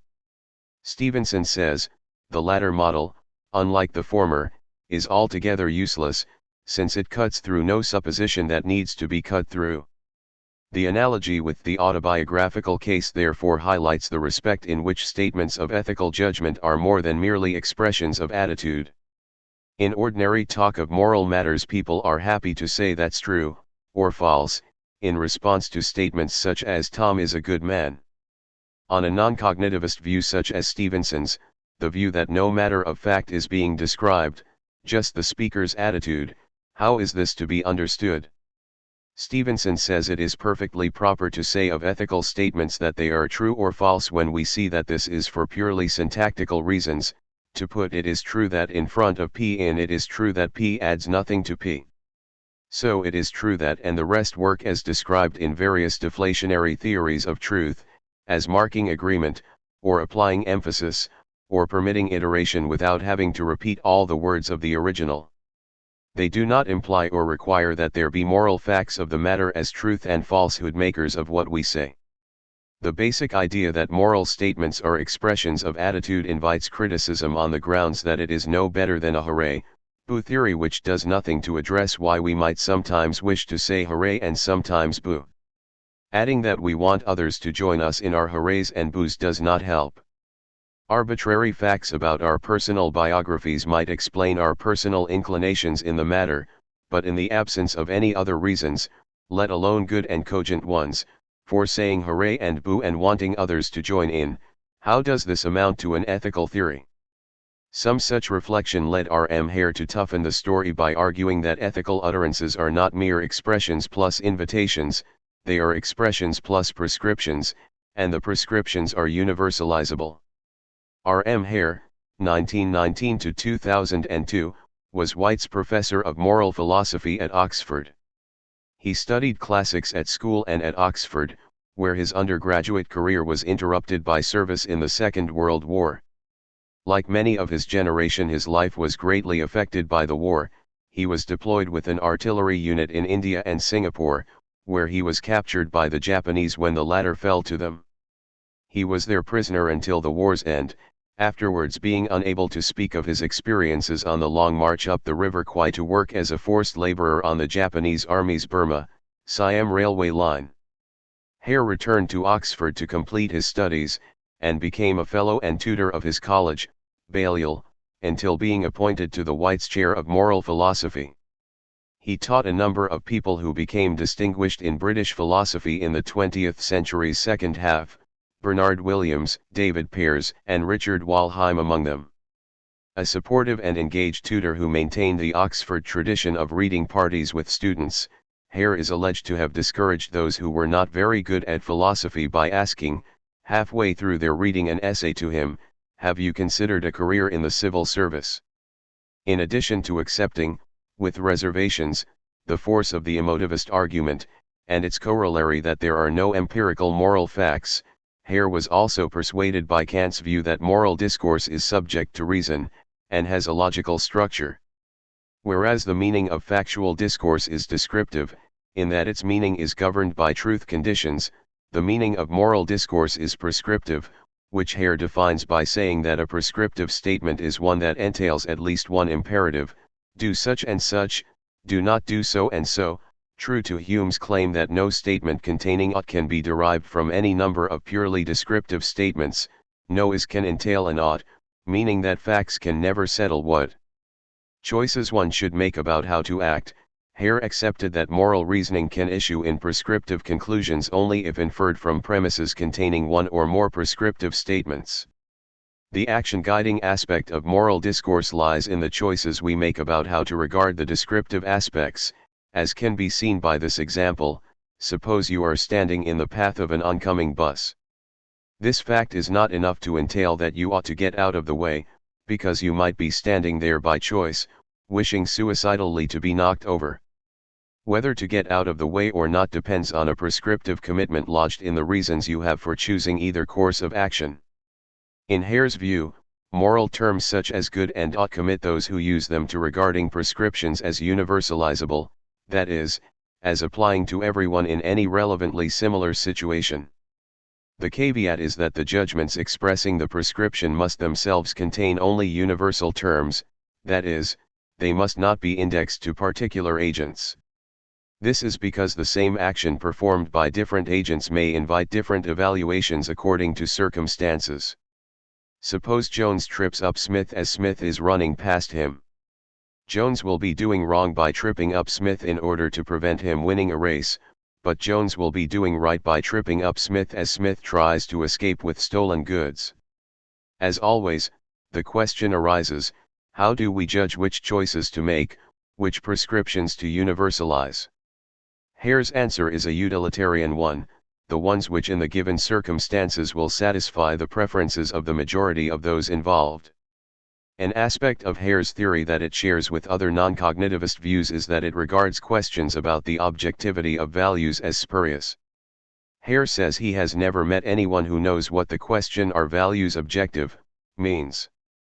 When people disagree about values, they are not contradicting one another, they are negating each other's opinions, which is just what claiming that someone else is wrong comes down to. His main argument is this: consider two worlds, in one of which there are objective moral values and in the other of which there are none. For the sake of the example, you could imagine that the second world once had them, but they have been annihilated. People will continue to talk and behave just the same in both worlds, there is no difference between them. So the idea of objective values does not work, it is empty. Even someone who agrees with Hare that there are no objective values can think that the two worlds argument does not work, on the grounds that there is a big difference between what the inhabitants of the different worlds take to explain their value judgments, why they make them, where they come from, let alone what supports or justifies them, if anything does. Critics also say that his theory leaves out almost everything that makes a moral theory a substantive one. A universalizability requirement should itself identify the moral grounds for why the principle it embodies should apply in all relevantly similar cases. Moreover, deciding on what makes relevantly similar cases relevantly similar also requires a grasp of what makes them morally so. The view that there are no objective values constitutes the base note of ethics in analytic philosophy since the rejection of More's intuitionism. The first sentence of J. L. Mackey's Ethics, Inventing Right and Wrong, 1977, says exactly that: there are no objective values. The title of his book tells us where our non-objective values come from, we invent them. His book was galvanizing because, although the problem of how we think of values and how we justify our value judgments was of course familiar, his discussion gave a handle to sharper ways of articulating and debating non-cognitivist and cognitivist viewpoints, the debate shifting from questions exclusively about metaphysics, the existence or non-existence of values independently of thought, to questions about whether moral discourse is truth-apt, that is, capable of truth value.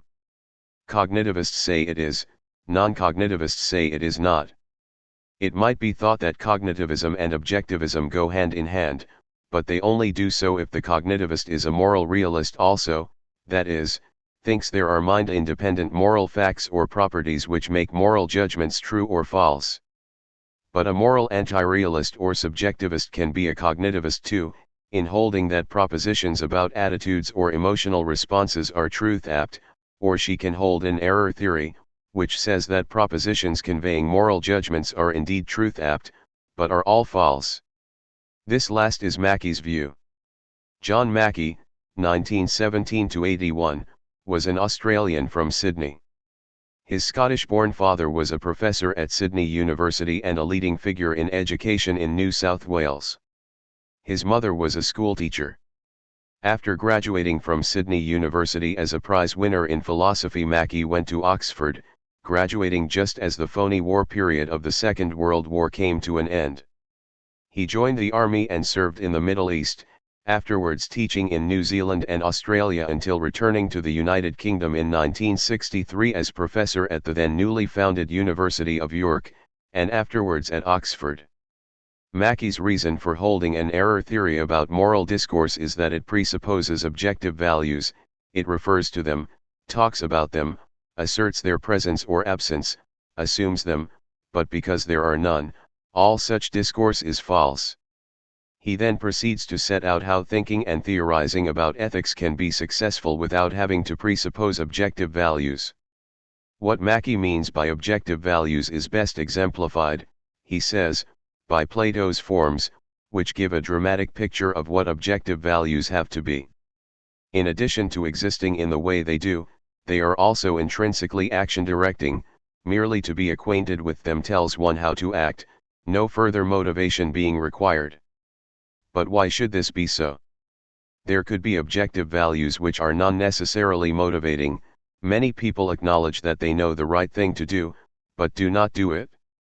But the very idea of objective values does not, in any case, withstand investigation.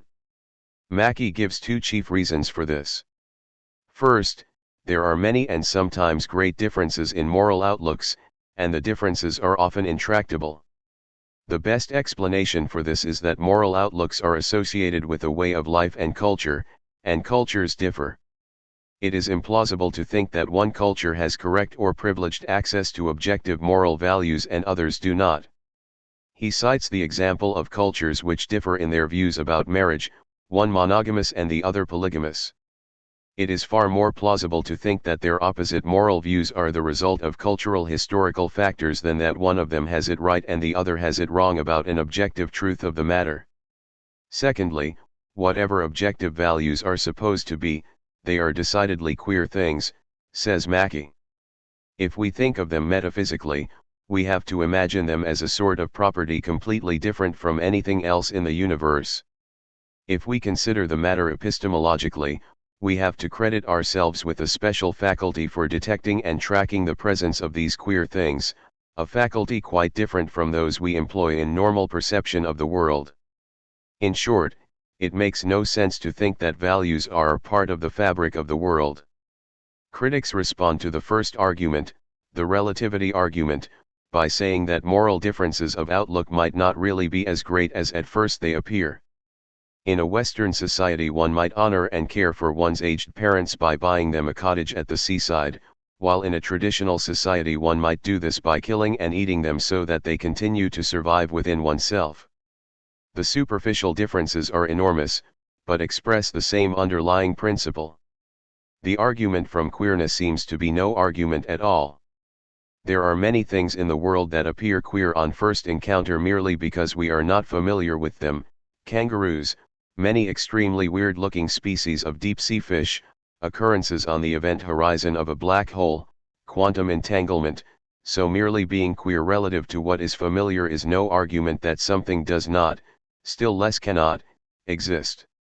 More to the point is the problem of how, if objective values exist, we detect them. We can leave aside the point that the absence of a faculty for detecting X does not, without further argument, entail that X does not exist, because of course the moral objectivist thinks that we do detect X, and Mackey's question about how we do so is legitimate. We could make it plausible that we do so by citing the example of the entities and properties referred to in mathematics, which we encounter by reason. This thought might redound to Mackey's advantage, however, for in the case of mathematics, agreement on axioms and rules will invariably produce agreement about the outcomes of their use. Such convergence is considerably less common in ethics. Mackey says his view can be described as moral scepticism or subjectivism, but this must be understood as a metaethical or second-order position, not a normative or first-order position where differences and disputes about the good life will remain, but where there are still things that might be said of use to deciding how to achieve such a thing. He is frank in acknowledging that a good life consists in the effective pursuit of activities that an individual finds worthwhile either intrinsically or as instrumentally benefiting himself or those he cares about, and this means that egoism and self-referential altruism will together characterize, to a large extent, both his actions and his motives. Egoism speaks for itself. We are naturally concerned with our own welfare and prospects. Self-referential altruism captures the idea of what Hume described as confined generosity, the restriction of our concern to those who are close to us.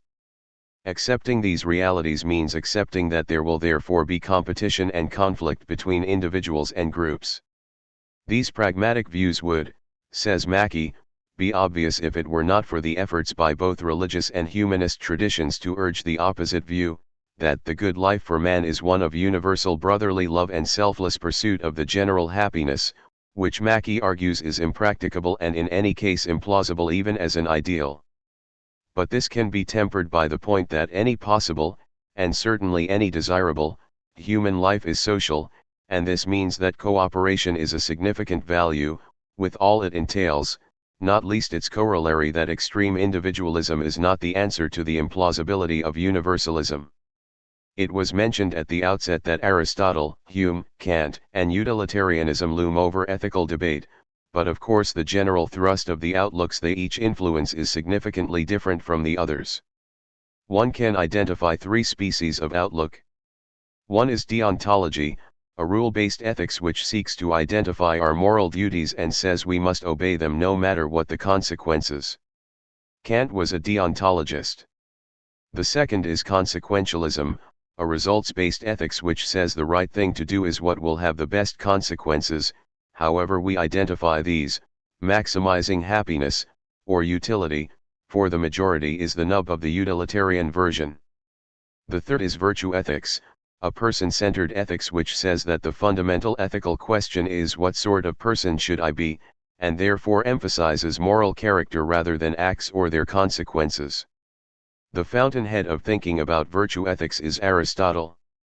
The first two views dominated philosophical ethics in the modern era, that is, from the time that ethical debate resumed in the 18th century after more than a millennium during which the dominance of Christianity had silenced discussion of moral principles, the divine command morality of the scriptures being assumed, or claimed, to settle all matters of right and wrong and how to live.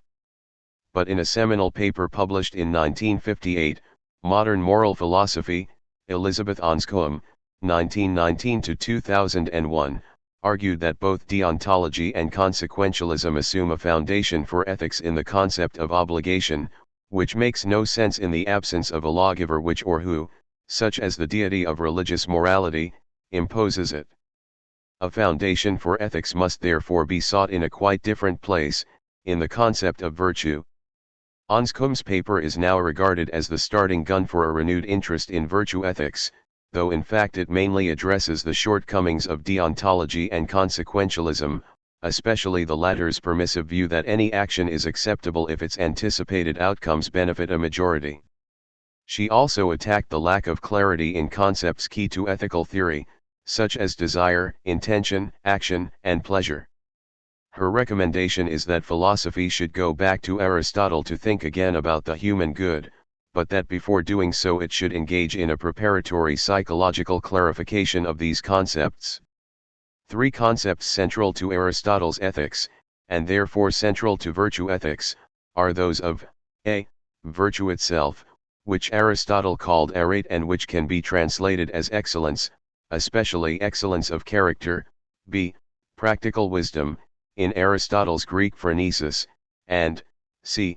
flourishing or happiness, in Aristotle's Greek eudaimonia. Consider each in turn. Virtues are character traits such as honesty, integrity, courage, prudence, kindness, a sense of justice, self-restraint, or continence and the like. From these character traits flow the virtuous behavior associated with them. A virtuous person keeps promises and honors obligations not because it is a duty to do so or because the consequences are preferable to those that follow from not doing so, but because she is a person of integrity. Virtues are not all or nothing, some people are more honest than others, some more courageous than others. Being virtuous in one respect does not entail being virtuous in all. A courageous person might not be a kind person, or a continent one.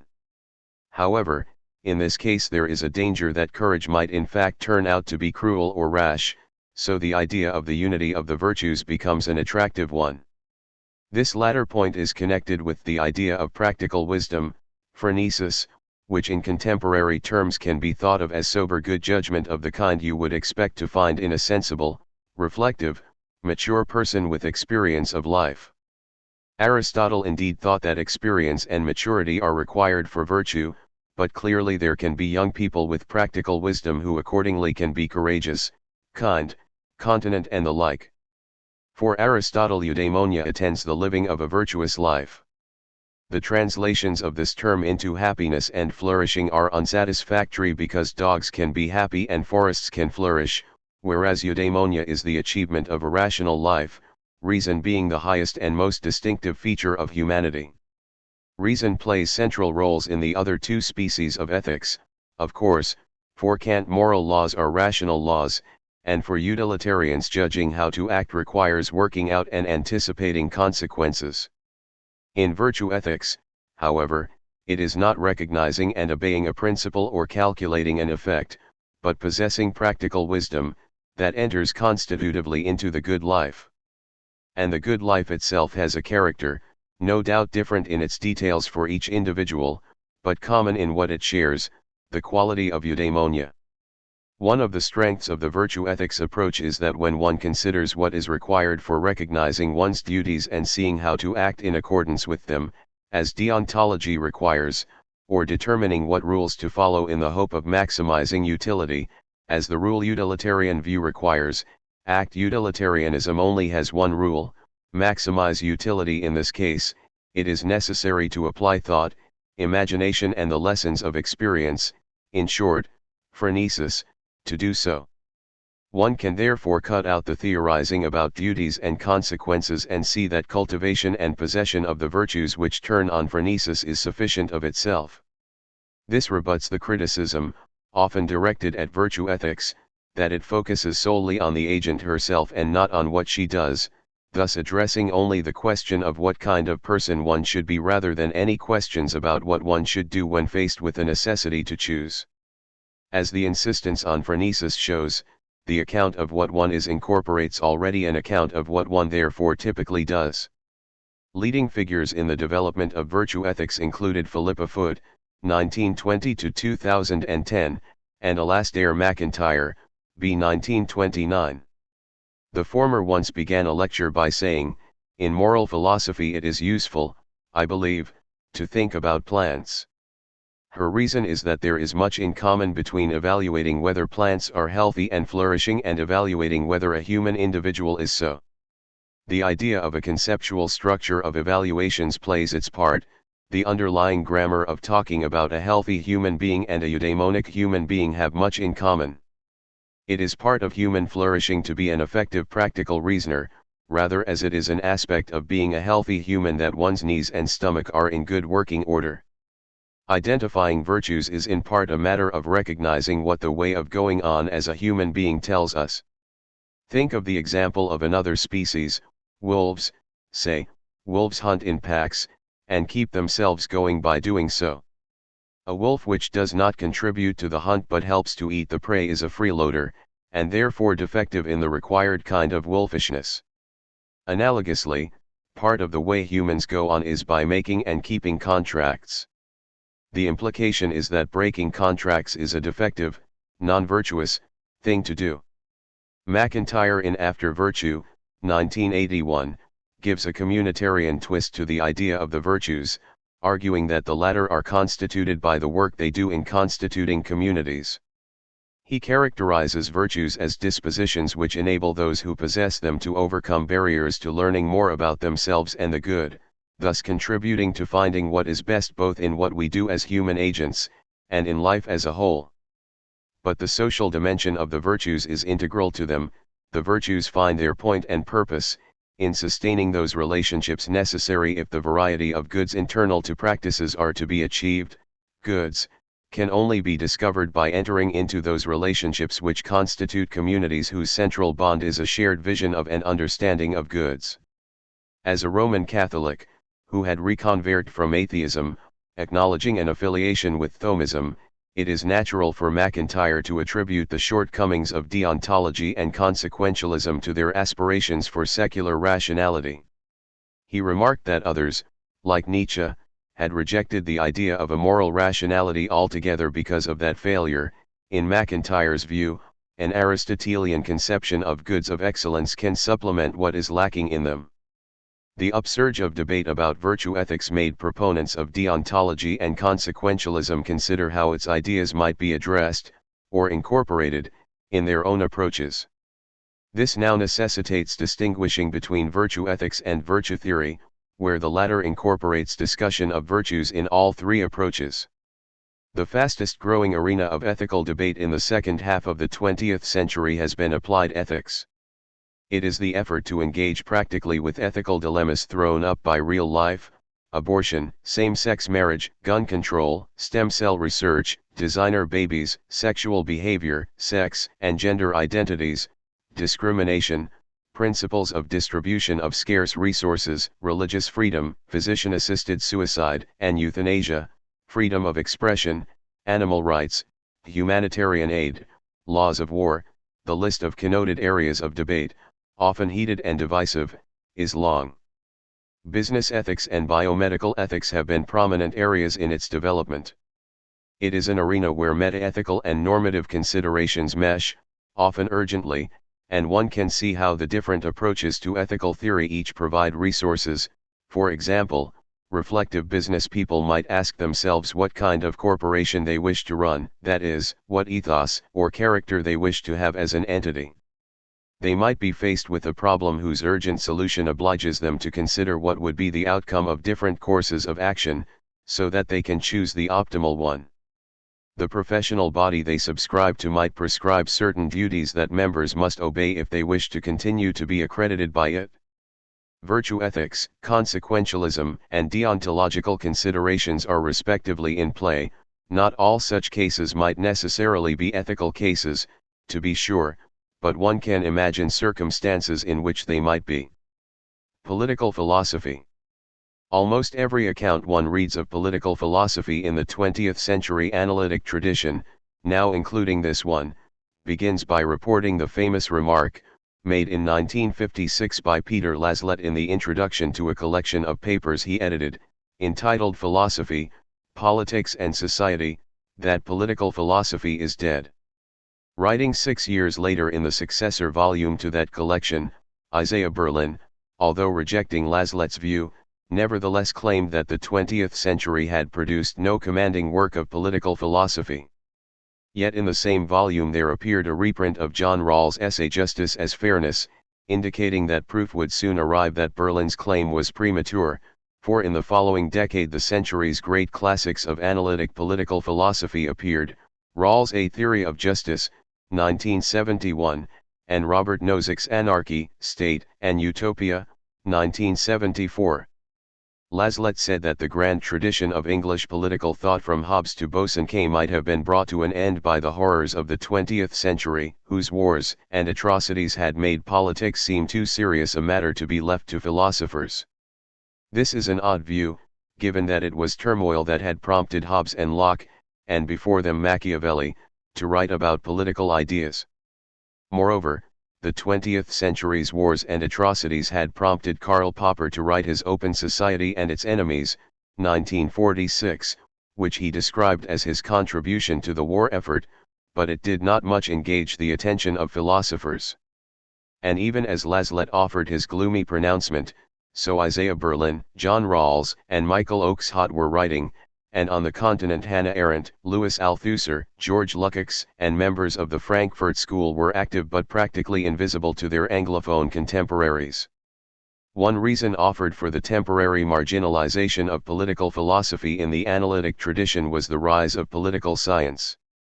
Whereas political philosophy concerns itself with the fundamental concepts of politics, authority, justice, liberty, rights, equality, democracy, and totalitarianism, and analysis of particular political orientations such as socialism, fascism, conservatism, liberalism, and Marxism, political science is about government, states, political parties, institutions, citizenship, systems of power, control, and policing, and the distribution of economic and social resources. Political philosophy examines principles and justifications, and is speculative, critical, and evaluatory. Political science examines practices and structures, and it is descriptive and empirical. The thought is that the positivistic turn in philosophy, with its respect for the methods of science, made some find the empirical task of describing institutions and practices more congenial than the harder and messy task of seeking principles and justifications for them. But as events proved, political philosophy was not dead, and the contributions made especially by Rawls and Nozick are a permanent contribution to the grand tradition Laslett thought he was mourning. John Rawls, 1921–2002, was born in Baltimore where his father was a lawyer and his mother, Anna Abel Stump Rawls, was an activist for female suffrage. She and her fellow suffragists had seen the 19th Amendment to the U.S. Constitution, passed in August 1920, 6 months before Rawls' birth, granting all American women the right to vote. As president of her local chapter of the League of Women Voters, she remained active in the campaign to get an Equal Rights Amendment granting women equality with men in all social and economic respects. At this time of writing nearly a century later, the era has still not been passed. Her interests undoubtedly had an effect on Rawls' interests. There would seem no more natural a progression from her activism to the subject of Rawls' theorizing, which was motivated by a desire to formulate a genuinely practical political theory. In childhood Rawls lost 2 of his 4 brothers to illnesses from which he had suffered and which, he claimed, they had caught from him. After graduating from Princeton in 1943 he joined the Army and served in the Pacific as an infantryman, suffering significant trauma and losing his religious faith because of his experiences there. After the war he returned to Princeton for his PhD, and then had a spell at Oxford on a Fulbright scholarship, attending discussions with Isaiah Berlin, Herbert Hart, and Stuart Hampshire. After a short time on the faculty at Cornell University he went to Harvard and remained there for the rest of his career. Rawls opposed American military involvement in Vietnam.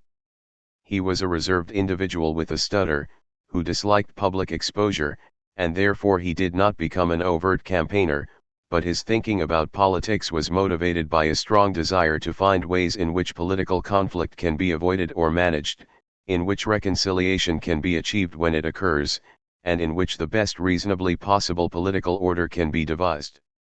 These last remarks indicate Rawls' aims in offering a contribution to debate about a central concern for liberal democratic thinking, the apparent inconsistency between liberty and equality. Equality can be achieved only if liberty is restricted. Liberty results in inequalities because the differences between people in starting point, talent, energy, and luck quickly produce them. Isaiah Berlin, in line with his general view of value pluralism, held that liberty and equality are irredeemably in conflict. Rawls was more optimistic, believing that a fair society could accommodate citizens who were both individually free and in germane respects equal. His conception of reflective equilibrium has a role here. It is what is arrived at when deliberation about principles and values brings them into a more coherent relationship with each other. The first question Rawls addressed was one of method. How is one to approach the task of formulating a conception of justice that will be recognized as reasonable by any reflective citizen? His answer is to generalize the idea of a social contract as put forward by Locke, Rousseau, and Kant, by asking what kind of socio-political arrangement people would choose to accept if, as it were before being born, they could do so. Imagine them behind a veil of ignorance regarding what they will be, knowing nothing about their future, what social class they will occupy, how intelligent, gifted or healthy they will be, what kind of society it is, nor what they might come to have in the way of their own values, beliefs, and aims. They will know only that circumstances of justice apply and that the situation will be one of moderate scarcity of resources, so that the inhabitants' beliefs about what is morally and politically right will determine the distribution of those resources. However, the denizens of the original position behind their veil of ignorance will not be entirely bereft of help in choosing what kind of society it should be, for they will have a thin theory of the good that tells them they would rather have more than less of a certain range of primary social goods, these being things which it is supposed a rational man wants whatever else he wants, namely, rights and liberties, opportunities and powers, income and wealth and a sense of one's own worth. Rawls argues that people behind the veil of ignorance would apply what is known as a Maximin strategy for choosing what kind of society it should be, this being a strategy in game theory that makes the most of the least that can be reliably anticipated in a given situation. On this basis, he says, people in the original position would choose to see the following two principles of justice in operation: first, that each member of society should have an equal right to the greatest degree of basic liberty compatible with everyone else's basic liberty, and second, that inequalities in society should be so arranged that they provide the greatest benefit possible to the least advantaged, and should not prevent offices and positions from being open to everyone under conditions of fair equality of opportunity. The first principle has priority over the second, and fair equality of opportunity has priority over ensuring that the least advantaged have the best deal possible for them in their circumstances. Rawls' governing idea, that justice is fairness, postulates a society whose institutions and structures have a basic structure that ensures a distribution of social goods and burdens to which reflective citizens will consent and in which they will cooperate. It is an assumption of his view that the society is reasonably well favored, that is not racked by war or suffering from drought and famine. He also assumes that arbitrary advantages, being born with talents or into a rich family, do not merit a larger share of the distribution. The distribution has to be equal unless everyone would benefit from an unequal distribution. A society would not be just if it ignored future generations and consumed all its resources so that nothing is left for those who come afterwards. Accordingly, in the original position a choice would be made to agree to a just savings principle, settling what each generation must conserve for the use of future generations. The idea of the original position allows Rawls to work through a set of steps that its occupants would take as they learned increasingly more about the society they are to occupy, graduating from the most general principles to more specific ways of ensuring the maximum compatibility of liberty and equality, and in particular whether the society they envisage would be enduring. The aim is to arrive at a stable conception of justice that will command assent because it is perspicuous to our reason and congruent with our good. So a comparison would be offered between the principles identified and utilitarian principles aimed either at maximizing benefit for the largest number, which would at least mean ignoring a requirement to do the best one can for the worst off, or achieving the highest average utility for all, which would keep in play a degree of consideration for the least advantaged, but would not achieve the best possible distribution of goods and burdens. Rawls claims that citizens would prefer the veil of ignorance principles to utilitarian ones because the Maximin rule they rest on is more productive of fairness than are other systems of distribution. Rawls' work generated an enormous response of both elaboration and criticism. Political philosophy since 1971 might be said to be shaped almost exclusively by it. Every step in his argument lies at the center of a debate: the idea of the original position, the treatment of the vexed question of differences in natural abilities and starting points as barriers to equality, the individual principles of justice themselves, and more. To focus on just one, but very important, target of the criticisms, consider the point about the thin conception of the good with which Rawls had to equip the denizens of the original position. The veil of ignorance is designed to constrain the reasoning of the denizens to impartial considerations, which would not be possible if they knew about, say, their race, sex, or religious affiliation in advance. The conception they have of the good has to be thin, because if it were thickened by being some particular theory of the good, Christian, Muslim or humanist, say, then the outcome would be biased in that direction, not automatically commanding the assent and respect of all. But what is the guarantee that the thin conception will achieve this latter desideratum? Recall that it consists in the view that having more rather than less of a certain range of primary social goods is desirable, these being things which it is supposed a rational man wants whatever else he wants, namely, rights and liberties, opportunities and powers, income and wealth, and a sense of one's own worth. Is that what every rational man wants? These are goods on which a high value is placed in the outlook of liberal individualism, certainly, but to credit the denizens of the original position with this conception of the good is to beg the question against the kind of society they would wish to live in. They are being given precisely the values that would guarantee that choice. This criticism adds to others aimed at the concept of an original position. A powerful one is that occupants of the original position are envisaged not merely as equal, but in effect as identical. They are all in exactly the same boat, with the same information or lack of it, the same thin theory of the good, and the same reasoning powers. As one critic, Brian Barry, put it, faced with identical information and reasoning in an identical fashion, they arrive at identical conclusions. We might as well talk of computers having the same program and fed the same input reaching an agreement. How can a form of social contract emerge from a situation in which there is nothing to bargain about? The driving consideration would be to protect oneself as much as possible in case one finds oneself at the bottom of the heap in the coming society. Indeed, this suggests the reason for the asymmetry in Rawls' view that whereas arbitrary advantages provide no justification for proportionate but therefore unequal shares in any distribution, arbitrary disadvantages do, and this, though morally unimpeachable, is not by itself obviously a principle of justice, though it might be one of fairness. Robert Nozick's Anarchy, State, and Utopia, 1974, stands at a point on a political spectrum rather far from the point at which Rawls stands. Whereas Rawls' A Theory of Justice places him firmly in the liberal tradition, Nozick describes the viewpoint of his book as libertarian, a viewpoint on the further right of politics which Nozick himself acknowledges is apparently callous, without justifying the apparently. He says that he arrived at this view, having traveled to it from a more liberal standpoint, as a result of considering the arguments for it.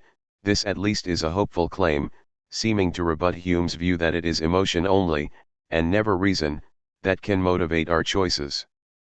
But there is a special interest in Nozick's remark to this effect, given that in his student days he was a member of the Socialist Party, and in a later work, The Examined Life, 1989, he indicated areas where the argument of anarchy went wrong and took an unduly narrow view because it left out questions of social solidarity and humane concern for others. These temperings of the view can be borne in mind, though Nozick self-identified as a libertarian to the end. Robert Nozick, 1938–2002, was born in New York to Russian Jewish immigrant parents.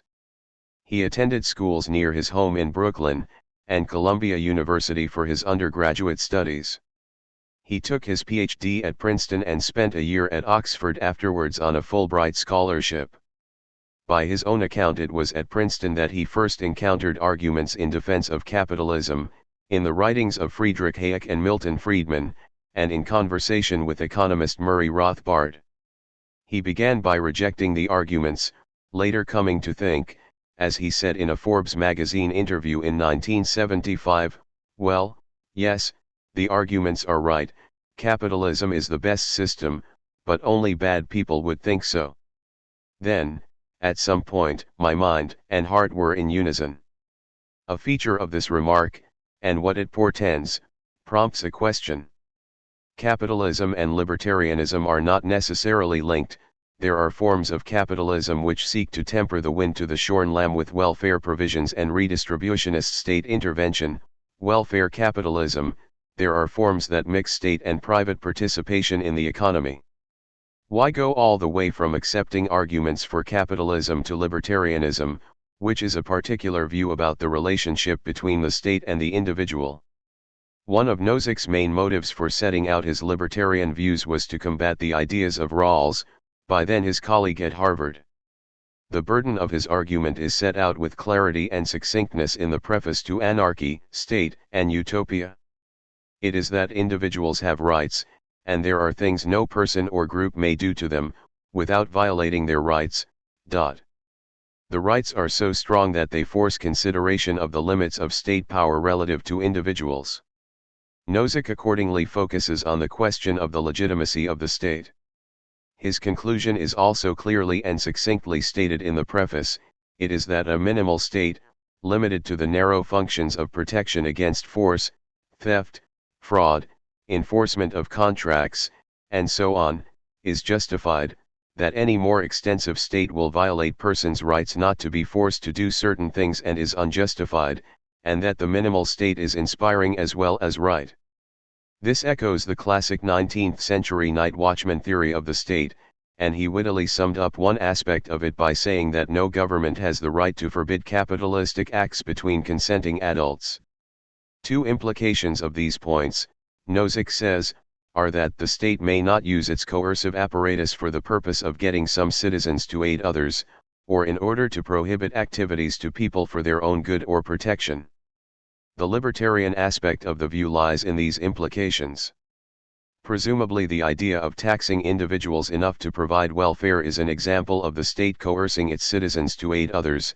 Certainly laws prohibiting recreational drugs and requiring the wearing of motorbike helmets are examples of the state legislating for people's good on their behalf.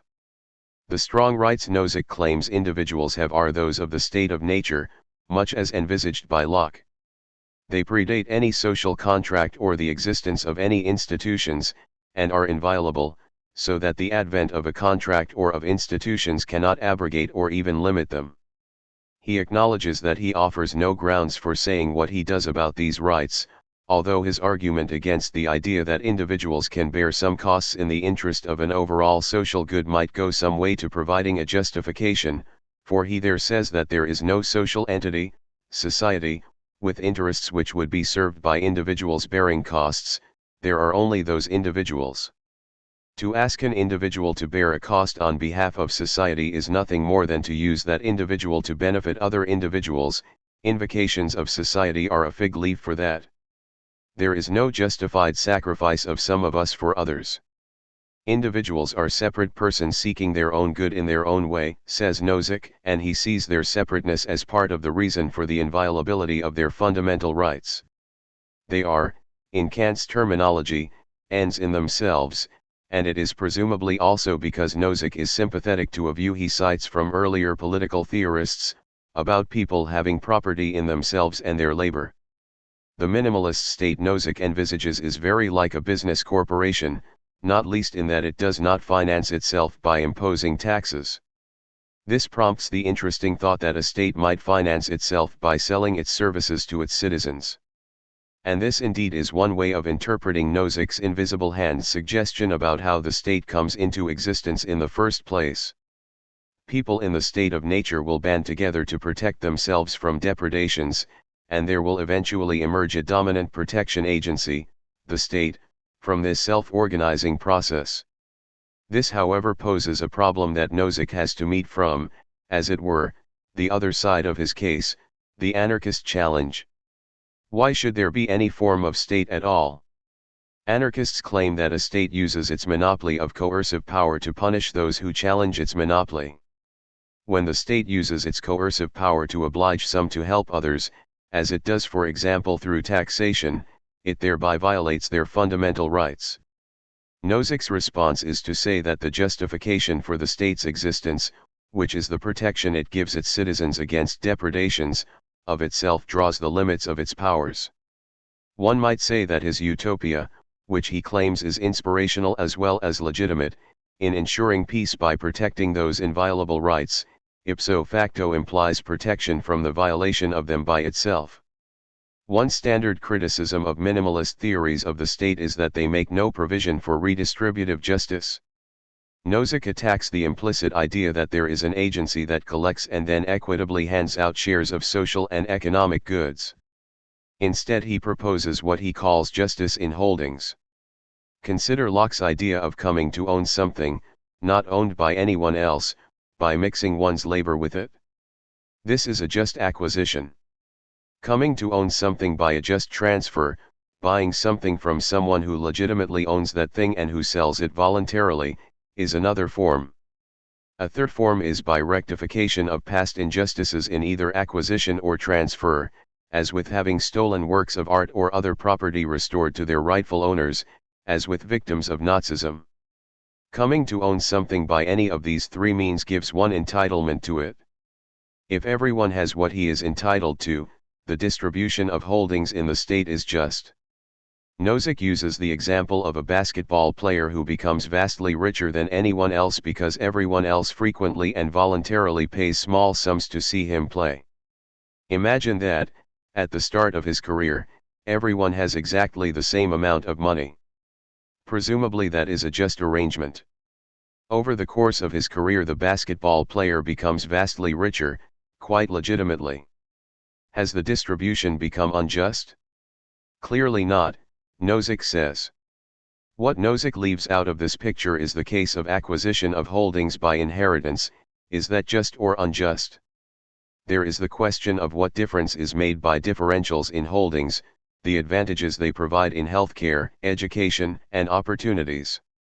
And might not natural advantages such as intelligence, good looks, athletic skill, be regarded as a kind of holdings violating any idea of entitlement and what follows from it? Nozick's defense of a libertarian view gave much comfort to political conservatives, and it is what he is best known for. But he also made major contributions in theory of knowledge and ethics, principally set out in his other major book, Philosophical Explanations, 1981. Feminist philosophy. Political philosophy is the arena where, apart from theory of knowledge, feminist thinking has had most impact. There is no single school of thought in political feminism, which ranges widely across all possibilities from Marxism through liberalism to libertarianism. Outside analytic philosophy, there are post-structuralist and psychoanalytic strands of feminist theory, sharing with the Anglophone debate the same fundamental commitment, namely, challenging the silencing of women's voices, the neglect of feminist perspectives, and the social, political, and economic subordination of women themselves. Differences of view about the nature of the social and political subordination and how to end it constitute the main substance of the discussion in feminist political theory. It might be thought that because concepts of justice and equality are central targets of inquiry in political philosophy, there is no need for a particular feminist approach. An immediate point is that because almost all debate about these concepts has been conducted by men in the setting of a male-dominated world, there is a serious question about whether their understanding of these concepts, and in particular what it is like to live in circumstances in which they do not apply, can fully accommodate women's perspectives on them. Male discussions assume that their male perspective is gender neutral, and that the field of application of such concepts is the public domain. Neither assumption allows for the possibility that there are considerations immediately excluded by them. Consider the following. In discussions of equality, how often do they begin by noting that gender inequality is built into the very fabric of the social and economic order by the way that the world of work is structured? A putatively gender-neutral advertisement for a job assumes that applicants will be able to work from 9 a.m. to 5 p.m. Monday to Friday for 48 weeks of the year. That immediately imposes discriminatory difficulties and costs on any woman with children of school age or less. The assumption that lies behind the way the working week is structured is a traditional masculist one, that work and public life are the domain of men, while the private domestic sphere is the domain of women. When women work under these arrangements, what is available is too often part-time and low-paid. The discriminatory effects ramify.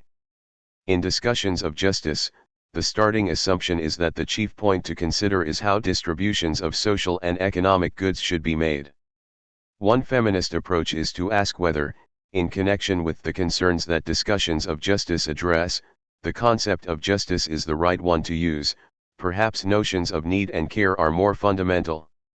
For example, the demand that the contributions made to individual and social welfare by women, or anyone, in the domestic sphere should be justly rewarded has never been met, on the grounds that if domestic labor and child care were properly costed, the economy would not be able to bear the burden. The status of domestic labor is commensurate with the refusal even to countenance the idea of wages for it, unless it is other people's houses and children that are being cared for. This shows that the family is one of the key zones of concern about equality and justice, and although Rawls recognized this, he did so from the external, public perspective in which a family is a social unit, rather than an internal private point of view in which a family is itself a social structure with complexity. In liberal theory, problems women face regarding equality, liberty, and opportunity are masked by its concern for a vision of private family life which, as Alison Jagger points out, encompasses and protects the personal intimacies of the home, the family, marriage, motherhood, procreation, and child rearing in ways that militate against the rights and needs of women. Moreover, treating the family as a repository for those aspects of life, personal bodily and emotional needs, too messy and difficult to regiment, unlike train timetables and troop movements, which are unsuited to a view of what is really important, namely, the public domain's requirement for reason, dispassion, judgment, the management of general interests, contributes to the devaluing of what happens in the family setting, and therefore promotes a commensurate relegation of women's status. Almost everything about the distinction drawn between the public and private spheres instantiates powerful traditional views about masculine and feminine roles, to the detriment of the autonomy and equality of opportunity of women. While the governing conception of society is predicated on this structure, talk of equality and justice will continue to be strongly skewed by it. These remarks merely hint at the importance and extent of one aspect of feminist philosophy, which ranges more widely than the political. One significant example is the question of gender bias in theorizing about the nature of knowledge. An important line of thinking in this regard invokes the idea of situated knowledge, that is, knowledge whose acquisition and justification are shaped by the circumstances of the knowing subject. It is readily appreciated how a marginalized position in the endeavor to acquire and apply knowledge disadvantages a subject in relation to those accorded a more privileged place in that endeavor. This has been and remains the circumstance of women, in the past denied an education, denied access to laboratories and medical schools, denied entry to knowledge-based professions, denied entry to forums where ideas are broached and discussed. The list is long. On the face of it, this might seem to justify including consideration of feminist perspectives wholly under the rubric of feminist political philosophy, because so many of the deficits suffered by women in relation to getting and using knowledge are the result of social, political, and economic subordinations. These subordinations consist in women not only being excluded from education, but being treated as having inferior intellects and as handicapped by the dominance of their emotions and bodily enslavement to hormones, pregnancy and physical weakness generally, a long-standing male view therefore having it that women are formed only to serve the interests of men and children, and are interested chiefly in domestic matters or social trivia such as fashion and gossip. These denigratory views have been the standard ground for refusing women the opportunity not only to share the epistemic endeavors of men, but to identify and articulate the ways in which masculist approaches to epistemology leave out of account perspectives that feminist approaches bring. For example, how the world is experienced depends upon a knowing subject's embodied encounter with it. How one interacts with other people morally and in interpreting their intentional states is shaped by who and what one is. Therefore the experiences, style of thought and emotional responses brought by a subject to the matter of acquiring and evaluating information have to be taken as relevant. On the basis of what is describable as the gendered nature of traits, behavior, language, identity, and experience, it is plausible to think that subjectivities differ in ways sufficiently significant for it to be a matter of importance how the task of epistemology should be understood in light of them, paralleling the importance of enriching political and moral theory with feminist perspectives. No theory of knowledge can leave aside these considerations, any more than a political philosophy can proceed as if all denizens of a political society share the same broadly masculine needs and interests. Feminist philosophy arose contemporaneously with the increasing influence of social and political feminism in the second half of the 20th century, and is said to be a major component of all future thinking. What compels the interest in feminist epistemology and value theory is the achievement of feminist political theory in tackling the fundamental barrier to both. This is one of the most significant developments in philosophy in the later part of the 20th century. The auguries suggest that feminist perspectives will have a position of fundamental importance in the history of 21st century philosophy when it comes to be written. No history of 20th century analytic philosophy can fail to mention at least some of the names of other significant figures, in addition to those discussed in the main text above. A more copious student of the period and the tradition would and should investigate them. The following is a very incomplete list and in no particular order. Two who made significant contributions in philosophy of language, philosophical logic, and ethics are Simon Blackburn and John McDowell. In those fields also, David Wiggins, in the philosophy of language, philosophical logic, and theory of knowledge, Timothy Williamson and Christopher Peacock. In moral philosophy and the history of philosophy, Bernard Williams. In moral, legal, and political philosophy, Ronald Dworkin. In political philosophy, Gerald Jerry Cohen. In the philosophy of language, philosophy of mind and epistemology, Wilfrid Sellers. In the philosophy of language and philosophical logic, Crispin Wright. In moral and political philosophy, Thomas Tim Scanlon. In philosophy of language and mind, Robert Brandom.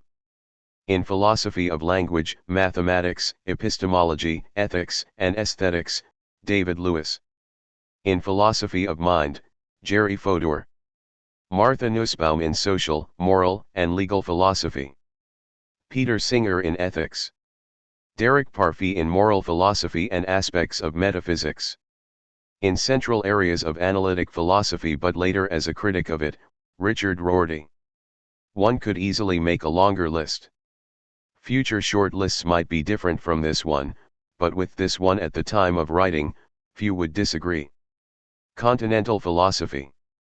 The label continental philosophy, inaccurate, as mentioned at the beginning of this part, but established by usage, is an umbrella term for a collection of widely different pursuits: phenomenology, existentialism, hermeneutics, critical theory, psychoanalysis, structuralism, post-structuralism, deconstruction, Marxism, conceptual archaeology, and approaches to science, mind, life and feminist issues using the resources of various of the preceding movements of thought. The major figures of continental philosophy in the first half of the 20th century, Husserl, Heidegger, Merleau-Ponty, and Sartre, engage in what analytic philosophers would regard as recognizable philosophy. The methodology employed is continuous with that of Kant and Hegel, the latter providing by far the most significant presence as background. This marks the chief point of divergence from analytic philosophy, whose adoption of approaches and interests prompted by logic and a respectful attitude to science led to the targeting of a set of topics which, increasingly over time, parted company with those of interest to continental philosophers, a situation that grew more starkly obvious in the century's second half. In this latter period the work of some of those whose names stand out, Gadamer, Deleuze, Derrida, Ricoeur, Foucault, but not Habermas, becomes less recognizable as philosophy from the analytic standpoint, and these writers diverge as widely from one another in their concerns as they do from analytic philosophers. The question whether what some of these writers do is philosophy or not, some say not, some say it is an expansion of what philosophy is, may be neither here nor there, though for the writer of a history of philosophy it raises questions about who to include and who to exclude given that the work in hand is specifically a history of philosophy. How I answer this appears below. It is however true that some of these figures practice a method rather than expound and justify a view, this latter being a standard procedure in analytic philosophy, though of course there are views embedded in the methods practiced, for no human proceeding is without its assumptions and, even if indirect, aims. The main reason that so little attention is paid to continental philosophy by analytic philosophers has to be frankly acknowledged. It is that the latter are impatient with, at best, at worst, contemptuous of, and here I will illustrate the point, what they see as the uses and fusions of language which, in its unexplained neologizing, its deliberate ambiguity and its overloading, attenuating, or deflating of meanings, the use of the virgule is a common device, as above, a form of phala/y, seems impressionistic and slippery, the unclarity a mask for unclarity of thought, or worse, a pretense of profundity. Some continental writers will argue that the problem is language and these tricks are intended to display the fact. There is an argument to be had here, out in the open, if conceptual frameworks are misleading because of concealed agendas, or biasing roots or assumptions, concealed even to those who seek to criticize them, perhaps, this is a fact of great importance which requires clarification and correction. If all that is available as remedy is teasing and play, punning and feinting, we would be in a poor case. If the claim is that language, and therefore the thought we seek to transmit by its means, is irreducibly and irremediably misleading, imprecise, clogged beyond recall with the corpses of past beliefs and assumptions, then an announcement to that effect might seem to be a one-time affair, though this is something of a cretin point. If the claim is true, we have reason not to accept it. FN 1. The quarrel between the analytic and continental philosophical traditions is itself a topic for philosophical as well as sociological and historical reflection. Examples of speciation in nature show that as divides grow wider so all ways back come to be blocked. In one way that does not matter, let 100 flowers bloom. In another it is unfortunate given that, as we shall see, there is matter of great philosophical interest and importance in some of what goes under the name of continental philosophy. Because of the diversity of topics under this label, and because it is not easy in all cases to give a clear and concise account of their principal points, I shall, as with the section on analytic philosophy, proceed by attending sometimes to thinkers and sometimes to themes. Husserl, 1859–1938. Edmund Husserl is the originator of phenomenology, the study of the fundamental nature of subjective consciousness and experience, and a major influence on the next three philosophers discussed here. Born in Prosnitz in Moravia, then part of the Austro-Hungarian Empire, to a middle-class Jewish family, Husserl early displayed a talent for mathematics, and went to the University of Leipzig to study it along with physics and astronomy.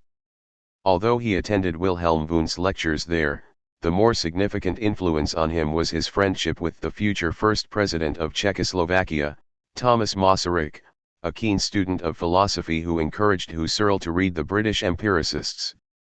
Masaryk also persuaded him to convert to Protestant Christianity. After moving to the University of Berlin, Husserl was taught by the mathematician Karl Weierstrass, who awoke his interest in the foundations of mathematics and introduced him to the work of Bernard Bolzano, 1781–1848, whose theory of science, 1837, planted a number of ideas that bore fruit in Husserl's own thinking later. For his doctorate Husserl went to Vienna, writing on calculus but attending the lectures of Franz Brentano on psychology. At Halle University, the subject of his habilitation thesis indicated the change Brentano had wrought. It was on the concept of number, psychological analyses. The mathematician who invented set theory, George Cantor, was one of his examiners. Husserl was given a post as lecturer in philosophy at Halle in 1887, and 4 years later published his first book, a development of his thesis, Philosophy of Arithmetic, Psychological and Logical Investigations. Gottlob Freya's review of this book appears to have been a turning point for Husserl. Freya criticized him for treating words, concepts, and objects all as ideas but with different definitions of idea in different contexts, treating objects sometimes as subjective and sometimes not, claiming that abstract concepts have a psychological origin, and claiming that two thoughts can remain numerically distinct when all the properties that differentiated them have been stripped away. Whether or not this is what made Husserl become as firmly anti-psychologistic as Freya himself thereafter, That is anyway what happened. In 1901, shortly after the first volume of his logical investigations had appeared, Husserl moved to a post at what was then the world's leading center of mathematical research, the University of Göttingen. He had Felix Klein and David Hilbert as colleagues, and Ernst Zermelo, Paul Bernays, and Hermann Weyl among his students. The last of these, inspired by Husserl, sought to incorporate phenomenological themes into his work on physics. Over the next 3 decades, first at Göttingen and then at Freiburg, Husserl's ideas took their distinctive evolving path, especially from 1905 onwards, when he became convinced that phenomenology has to be a form of transcendental idealism in the Kantian sense. Because his views developed over time, the following sketch focuses on the concepts most associated with them. Fn2. In ordinary experience and in our naturalistic, scientific investigations of the world, we are conscious of things and states of affairs outside us and indeed within us, an itch, a pain, a hunger pang. This is the natural attitude. Phenomenology does not investigate these matters. It investigates consciousness itself. To focus just on the nature of consciousness requires a reduction, a withdrawing of attention from anything other than consciousness itself so that only it is under examination. One does this by the epoche or suspension of attention to everything that is not consciousness itself, by bracketing all considerations of the representational content of consciousness or what it is related to. Bracketing is not a denial of the reality of things, but a way of holding them in abeyance so that they do not distract attention from the invariant features of consciousness, which is what the phenomenological reduction is seeking to make visible. This marks a sharp distinction between psychology as an empirical science from phenomenology as a pure science in the Kantian sense, that is, which addresses only the nature and conditions of consciousness as such, shrived of any considerations of what it represents or connects with. In perception our gaze is directed outwards, onto things. In reflection we gaze inwards, at the experience itself, we grasp the subjective lived experience in which things become conscious to us. Husserl employs Brentano's notion of intentionality to describe the character of that lived experience or consciousness. We focus on the intentional character of consciousness, not on what acts of consciousness intend beyond themselves, by means of the reduction and epoche. But this is not the final step. To get at the fundamental structure of consciousness itself, another reduction, the eidetic, eidos means essence, reduction, is required. This reveals the a priori basis of pure lived experience, its essence, the invariant and necessary conditions that constitute consciousness as such.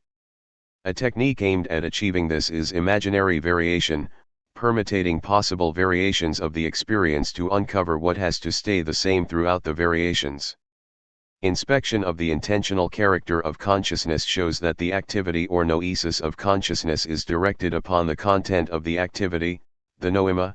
Again, this is not anything other than the consciousness itself. The normal and putatively external objects of intending have been bracketed. Imaginary variation might accordingly be construed as noesis acting on the noema.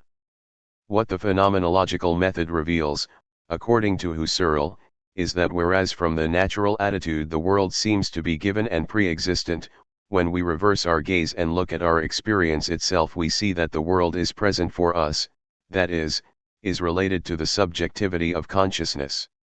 It helps to recall Kant's thesis that the way the world appears to us is a function of the way we experience it. In his view, our sensory modalities and our a priori apparatus of concepts shape and organize the raw data of experience into a world. For Husserl the question to be answered is, how is it possible that a world conceived as independent has its origin in us? Fn3.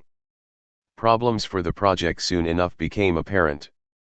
How is intersubjectivity possible if the fundamental conditions of lived experience are so deep in subjectivity?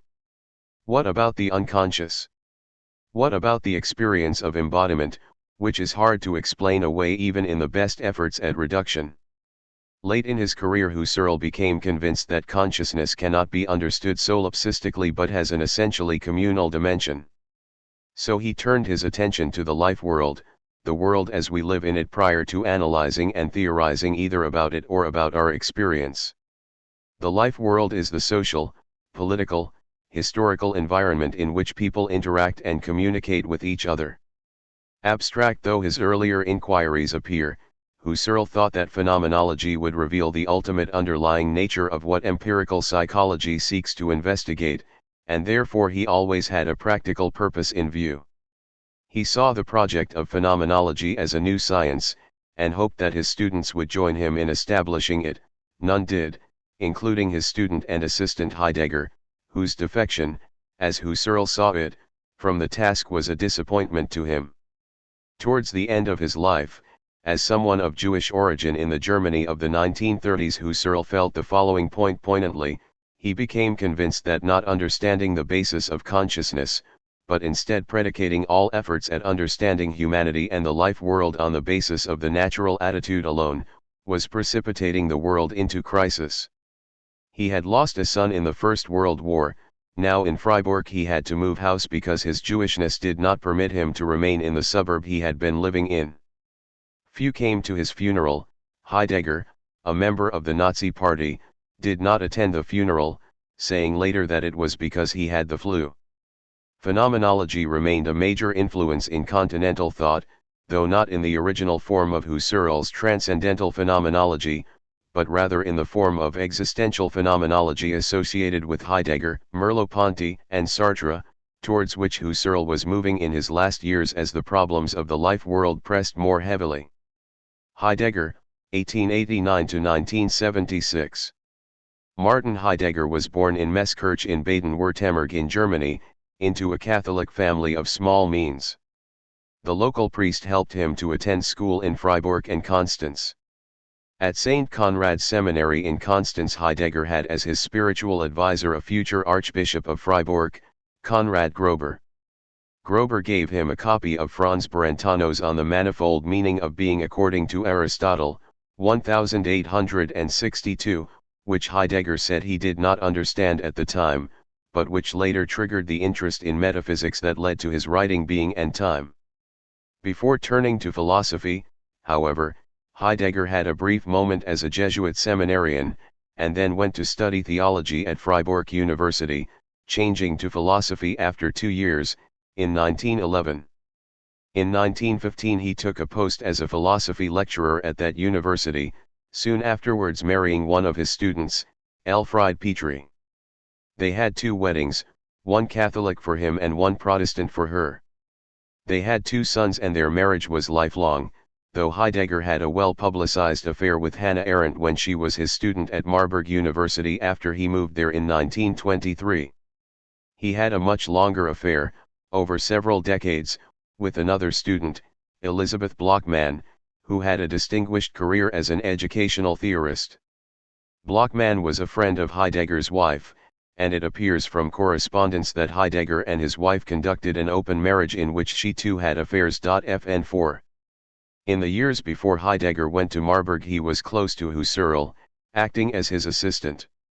They discussed phenomenology intensively, and Husserl thought that Heidegger would be his colleague in developing a new science of consciousness. In 1919 Heidegger broke with Catholicism, but not with Christianity, and soon thereafter began a detailed study of Aristotle's metaphysics and the scholastic commentators. In his Marburg lectures he distanced himself from Husserl's views, but dedicated Being and Time to him nonetheless. Husserl retired from the chair of philosophy at Freiburg in 1928 and Heidegger returned to replace him. 5 years later Heidegger joined the National Socialist, Nazi, Party and became Freiburg's rector. He resigned the rectorship after 1 year, but during it carried out some of the Nazi educational reforms with what has been described as enthusiasm. He remained a member of the party until 1945, refusing requests by former students to apologize or to condemn the Nazis' atrocities. He was banned from teaching between 1945 and 1951, but in the latter year was granted emeritus status. During the 1930s a change occurred in Heidegger's thinking, the turn, die Kehr, marked by an interest in aesthetics, especially poetry and most especially the poetry of Hölderlin, and also in Nietzsche. He came to view the doctrine of being and time differently, and in part response, part development, wrote his second major work, Contributions to Philosophy, in the late 1930s. He did not publish it. It appeared in German in 1988, 12 years after his death, and in English translation 23 years after his death, in 1999. When he was at Freiburg University as a theology student, Heidegger had Professor Karl Brage as a teacher. Brage was the author of a book entitled On Being, an Outline of Ontology. Heidegger's first encounter with Husserl's thought came shortly afterwards, in the form of Husserl's two-volume Logical Investigations. Both factors prompted his turn from theology to philosophy. There were other straws in the wind. Henry Bergson was lecturing and writing about time in France, and when Heidegger came to know Husserl personally, they discussed the latter's increasing interest in the consciousness of time. The significance of the connection between time and being was apparent to Heidegger early. But these influences made him think that the key question concerns the fundamental nature of being itself. In the Metaphysics, Aristotle had catalogued the various meanings of being, as the true, as potentiality and actuality, as substance, as property, as purely mental existence, as essentiality, as pertaining to dependent entities, as relating to the categories, but Aristotle said that he wished to know the meaning of being, its essence, being as being. We speak of being in many senses, Aristotle wrote in the Metaphysics, but always with a view to one dominant sense. It is proper for one science to study being insofar as it is being. Heidegger's question was exactly the same. He wrote, "The following question concerned me in quite a vague manner: if being seen is predicated with manifold significance, then what is its leading, fundamental signification? What does being sen mean?" He regarded the topic of being as having been neglected by philosophy on the grounds that it was either indefinable or too general, but that without an investigation of it we would never understand the conditions that make it possible in the most general sense for anything to be. Heidegger's starting point is the idea that an answer to the question "what does being mean?" has to be given by considering the way the question poses itself, and also to what, more suggestively still, to whom, it appears as a question. What or who is the being of the question? Although it might appear that the question of what being is should be entirely general, and should tell us about the being of anything anywhere, one particular being is consistently present every time the question is asked, namely, the being who poses the question. Investigating this being might lead the way to an understanding of being in general. But the investigation is not to be conducted in the familiar terms of psychology, anthropology or, for example, Cartesian philosophy, but instead must be conducted phenomenologically, starting with an indeterminate pre-theoretical awareness of being in the world, thus hyphenated to show that the being in question is not something separate from the world, over against it or in a subject-object relationship with it, but as in and of it. The being of this being is called by Heidegger Dasein, literally there being or existing. A Dasein is a being there, a concept that is primitive and sui generis. Heidegger warns against identifying a Dasein with a human being in the ordinary sense of the latter term, but, in pursuit of clarification, one might think of Dasein as a human being viewed from the metaphysical point of view of his essential awareness of existing and moreover as aware of existing in the world. Dasein possesses logos, not to be understood in the usual way as reason or language, but as an ability or capacity to collect and remember the manifestations of being which constitute the world. When we use a spade, for example, the network of meanings of which the spade is part, what purposes it can be used for, why it is needed for those purposes, why those purposes themselves exist, and so on, together with all other such manifestations of being, constitute the world. Dasein is thus a collecting point where beings come out of concealment and make themselves present. These two notions, of coming out of concealment and being present, are key to Heidegger's metaphysics. Heidegger took Parmenides' idea of aletheia, literally disclosure and therefore truth, as the unconcealment or self-showing by which beings manifest themselves. He took this to entail that the primary sense of being from Aristotle onwards is therefore presence. The unconcealment shows what is present both in the sense of not absent and in the sense of at this moment, hence the connection with time. Indeed, the connection with time is fundamental, for Dasein is stretched between birth and death, having been thrown into the world at a point in history, faced with a range of possibilities from which he has to choose in such a way as to exist authentically, though it is not a possibility but an inevitability, the inevitability of death, that is especially relevant to achieving authenticity, because it emphasizes Dasein's individuality and opens him to dread or anxiety, angst. The authentic manner of Dasein's dealing with the world, having to do with something, producing something, attending to something and looking after it, making use of something, giving something up and letting it go, undertaking, accomplishing, evincing, interrogating, considering, discussing, determining, is the care, Zarga, or concern with things and with others, which is the structure of Dasein itself, a relationship Heidegger also calls handiness and equipmentality. The anchoring concepts of being and time are sen and aletheia, being and disclosure or unconcealment.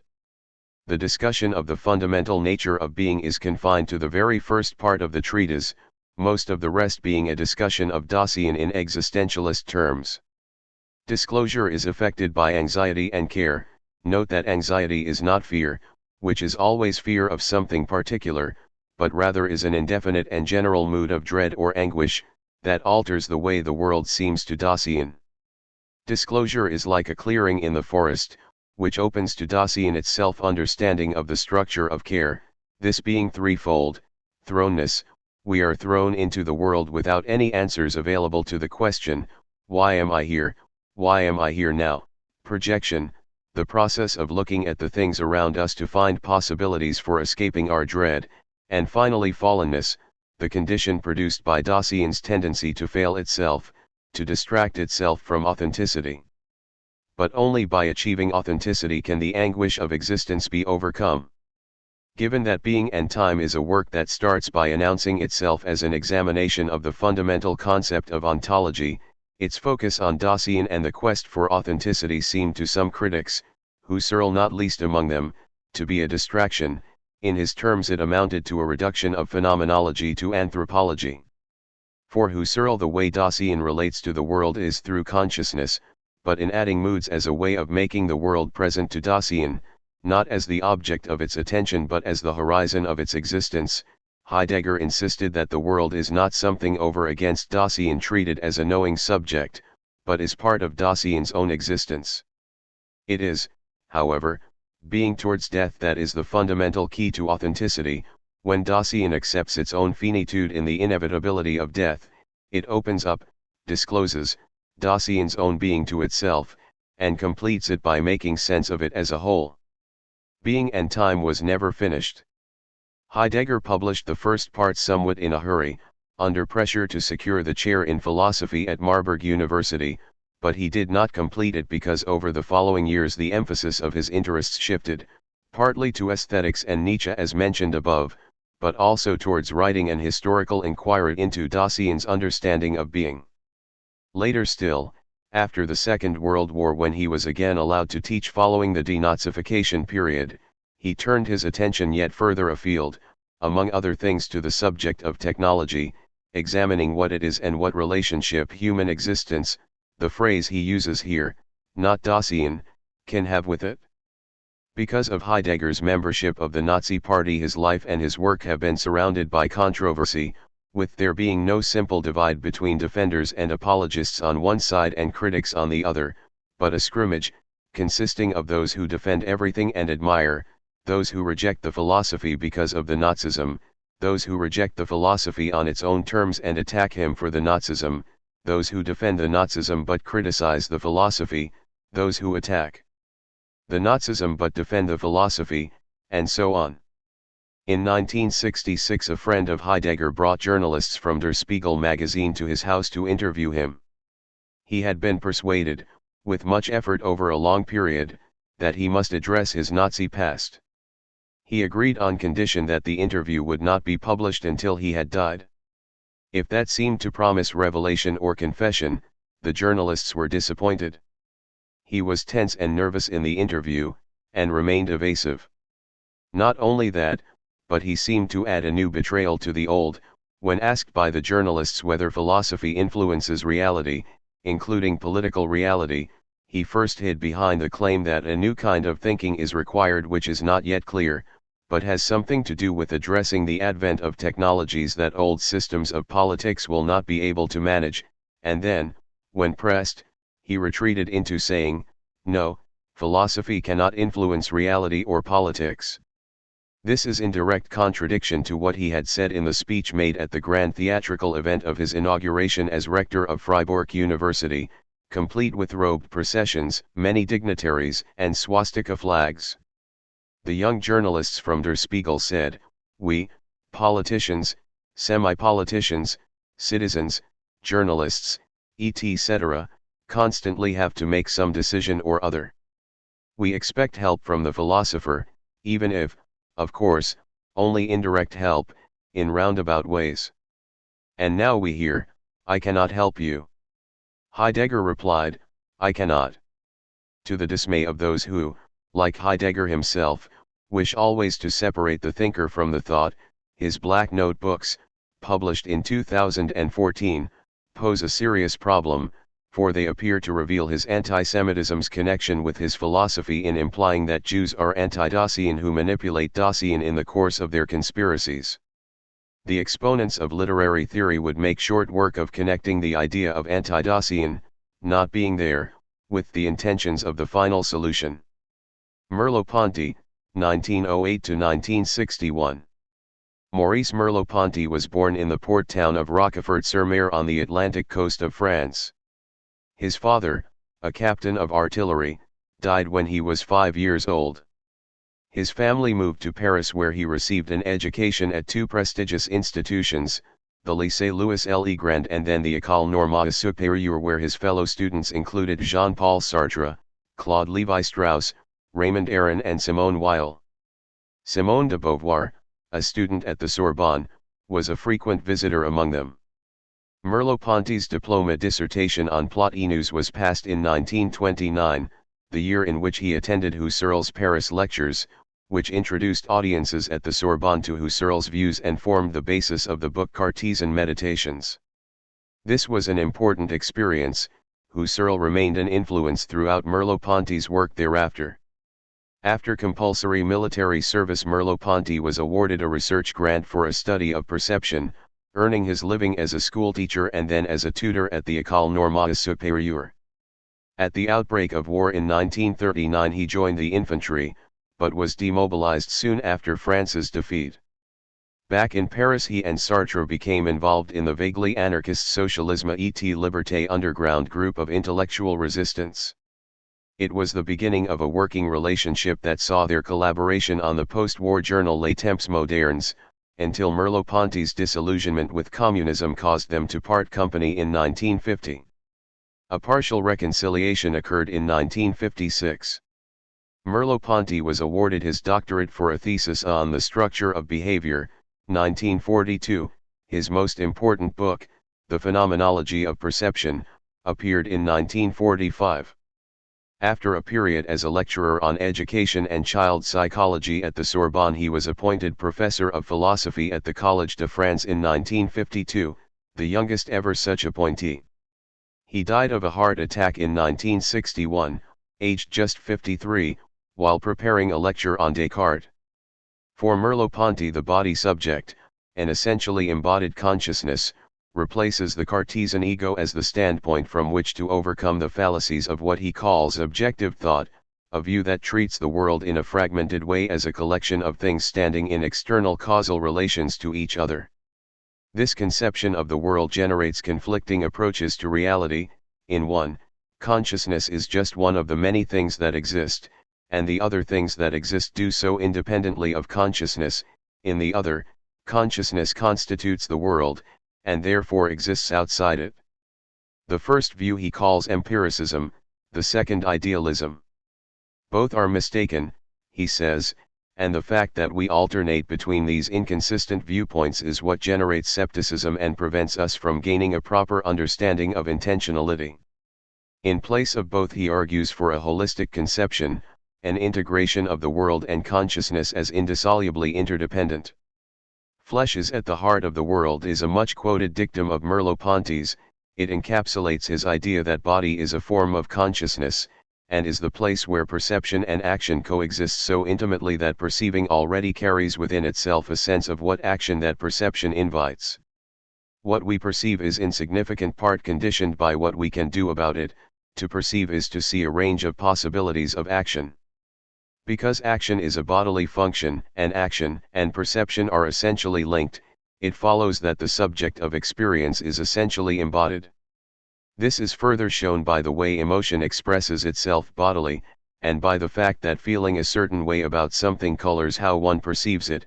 For example, seeing the face of a loved one prompts one to act in a certain way towards him. An interesting component of Merleau-Ponty's view is that because it sees thought as bodily expression, private thought is imagined bodily expression. He says, we can see dance, mime, painting, music, and speech as expressions of thought, as forms of thinking. The meaning of expressions is conferred upon them by the contexts in which they are used, the contexts consisting in shared forms of life. Merleau-Ponty's educational work on child pedagogy at the Sorbonne contributed an interest in language learning to his theory of expression, and in particular to the arena where language both acquires sense and in doing so marks the birth of a thought. This is speaking language, le langage parlant, the primary mode of expression, to be distinguished from spoken language, le langage parle, secondary expression, the repository of culture and the established relations of signs and significations. His chief interest lay with the former.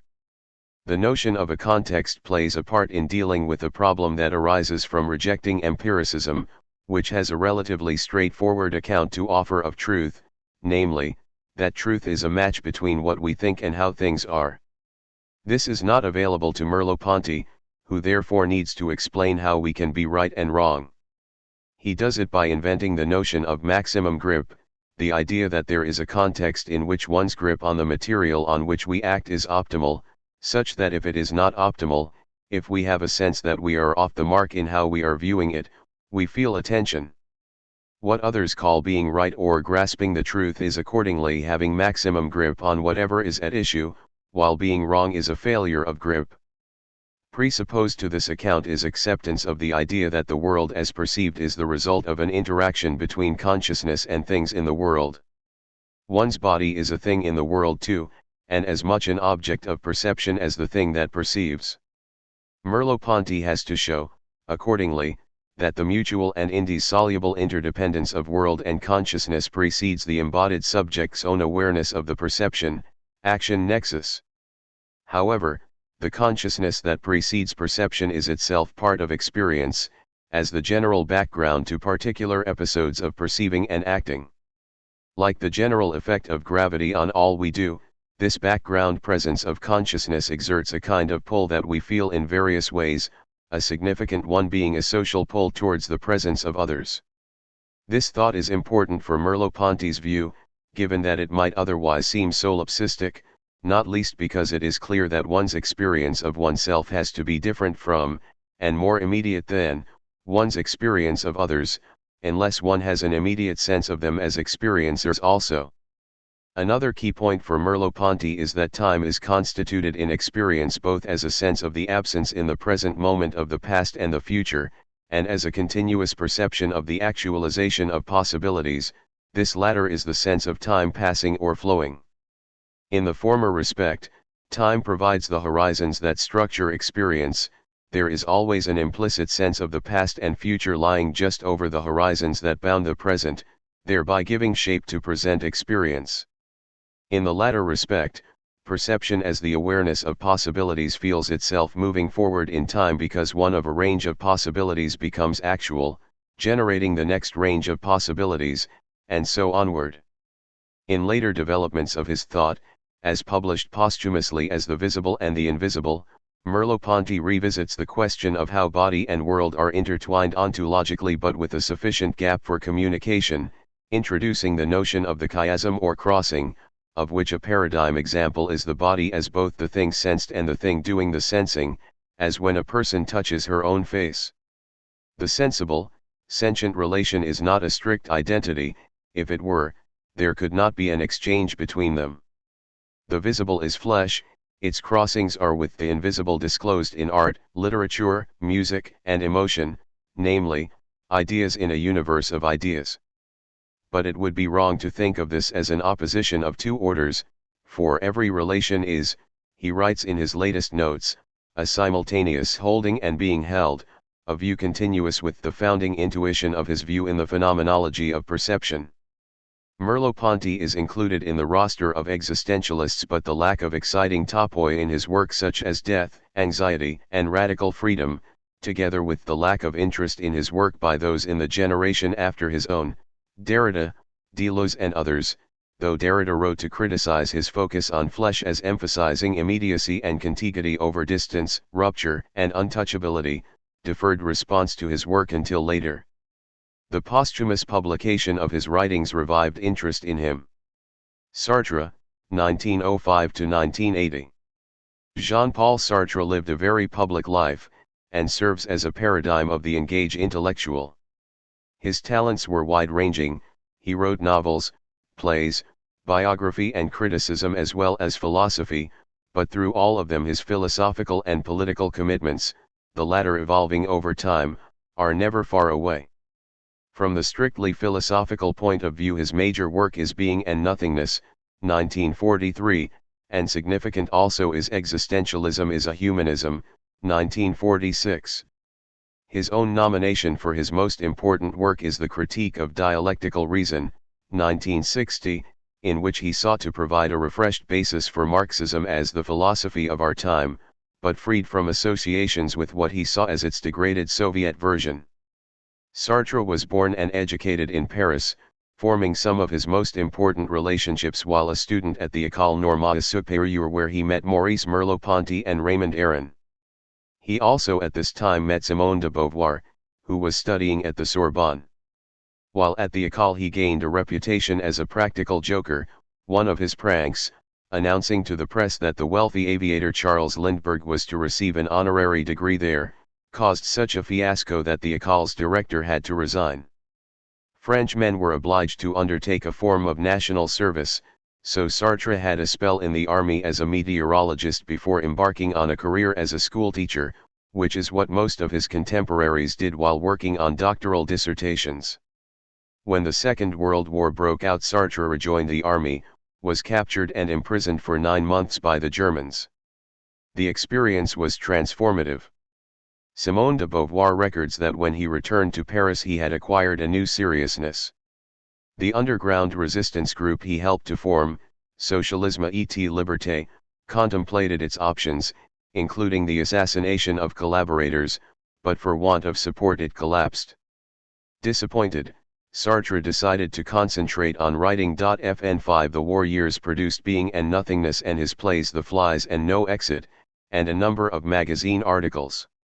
Soon after the liberation of Paris in 1944, Sartre, with Simone de Beauvoir, Raymond Aron, and Maurice Merleau-Ponty, founded Les Temps Modernes, named after the film of the same name by Charlie Chaplin. Its first number contained a statement of aims by Sartre, defining the idea of literature engagée. Many notable writers were introduced to the world in its pages, including Jean Genet and Samuel Beckett. The Cold War and the vexed question of Stalin took their toll. Aron was the first to leave because of the magazine's support for communism. He moved to Le Figaro as its editor, and Merleau-Ponty left later. Another of its victims was the friendship between Sartre and Albert Camus. The former deeply disapproved of the latter's attitude to the Algerian War. Born in Algeria, Camus saw the force of considerations on both sides of that ugly episode, perhaps too much so, and therefore Sartre recruited a hostile reviewer for Camus the Rebel. When Camus remonstrated, Sartre replied in a way that made a rupture inevitable. Korea, Cuba, Russia, Algeria, the anti-colonialist movements in the rest of Africa and elsewhere, opposition to American hegemony, Vietnam, and politics in general, not least in the turbulent period of the late 1960s in France, attracted Sartre's energies in the 3 decades after 1945. He was arrested for causing a civil disturbance during the Paris riots in the summer of 1968, but was released on the orders of General de Gaulle, who remarked, "One does not arrest Voltaire." Sartre refused the Légion d'honneur in 1945, refused election to the Académie Française in 1949, and refused the Nobel Prize for Literature in 1964, saying that he did not want recognition by institutions associated with political dispensations he opposed. In 1976, however, he accepted an honorary doctorate from the University of Jerusalem. After his death, one of the members of the Swedish Academy is said to have claimed that, some years after rejecting the Nobel Prize, Sartre, or a representative of his, asked whether he could nonetheless have the prize money. At his funeral in 1980, huge crowds, said to be 50,000 strong, followed his coffin to Montparnasse. Legend has it that one young person told his parents he had gone to the demonstration against Sartre's death. That, like the name of the cemetery itself, is appropriate as a mark of his end. Whatever else people know about Sartre, they know about his lifelong relationship with Simone de Beauvoir. The two ceased to be lovers in the physical sense quite early in their relationship, and each had many other lovers, in de Beauvoir's case of both sexes. Their lovers included their students and colleagues, whom they shared or bequeathed to one another, the only durable bond being the one between themselves. Because sexism, unconscious or otherwise, has so long permeated everything, de Beauvoir's stature as a writer and thinker, which is very great, remained a footnote to Sartre's throughout their lives and for a time afterwards. Future history might order them differently. What attracted Sartre to phenomenology was its promise to overcome the opposition between realism and idealism, in its simultaneous affirmation of both the presence of the world and the preeminence of consciousness. Sartre spent a year at the Institut Français in Berlin in 1933, making a close study of Husserl's writings while there. Later, in the early years of the war, he studied Heidegger. His Phenomenological Ontology, the subtitle of Being and Nothingness, begins from these starting points, but diverges from them. He shares their way of distinguishing between ontology and metaphysics, the former understood as a descriptive project specifically related to consciousness, the latter as an attempt to provide an ultimate synoptic explanatory framework for life and the world. Heidegger had rejected the idea of such a project. Sartre more moderately says that it poses unanswerable questions. Sartre begins by distinguishing two fundamental categories of being, the in itself, en soi, and the for itself, pour soi. In crude terms, the in itself is non-conscious being, the for itself is conscious being. Later he adds a third category, the for others, pour autrui. Each human being is both an in itself and a for itself, combined. A person's in itself aspect is passive, existing inertly and lumpenly, it just is what it is. Her for itself aspect is dynamic, fluid, and metamorphic. It depends on the in itself, that is, cannot exist without it, but is continually making an effort to transcend it or annihilate it, thus creating a situation. Individuals are always in a situation. Situations are indeterminate, their indeterminacy a function of the differing proportions of the mixture of in itself and for itself. Sartre says this shows that we are always trying to be more than we are, or something other than we are. He gives the example of a waiter in a restaurant, who strives to be a waiter, a being in itself, but he cannot be a waiter as a plate can be a plate, because as a man he is a being for itself who is working as a waiter while wanting to be a waiter. So he is in a condition of bad faith, trying to be what he cannot be. What explains the waiter's dilemma is that the in itself occupies the role of substance or thinghood, whereas the for itself is not substantial, not a thing, but as it were an acting against things. The in itself is facticity, the for itself is possibility, the relationship between them is like the relationship of past to future or actuality to possibility, hence the annihilating endeavor of the for itself, just as the future annihilates the past. The experience of time is the experience of the for itself striving for its possibilities against the inertness of the in itself's lumpenness as what is.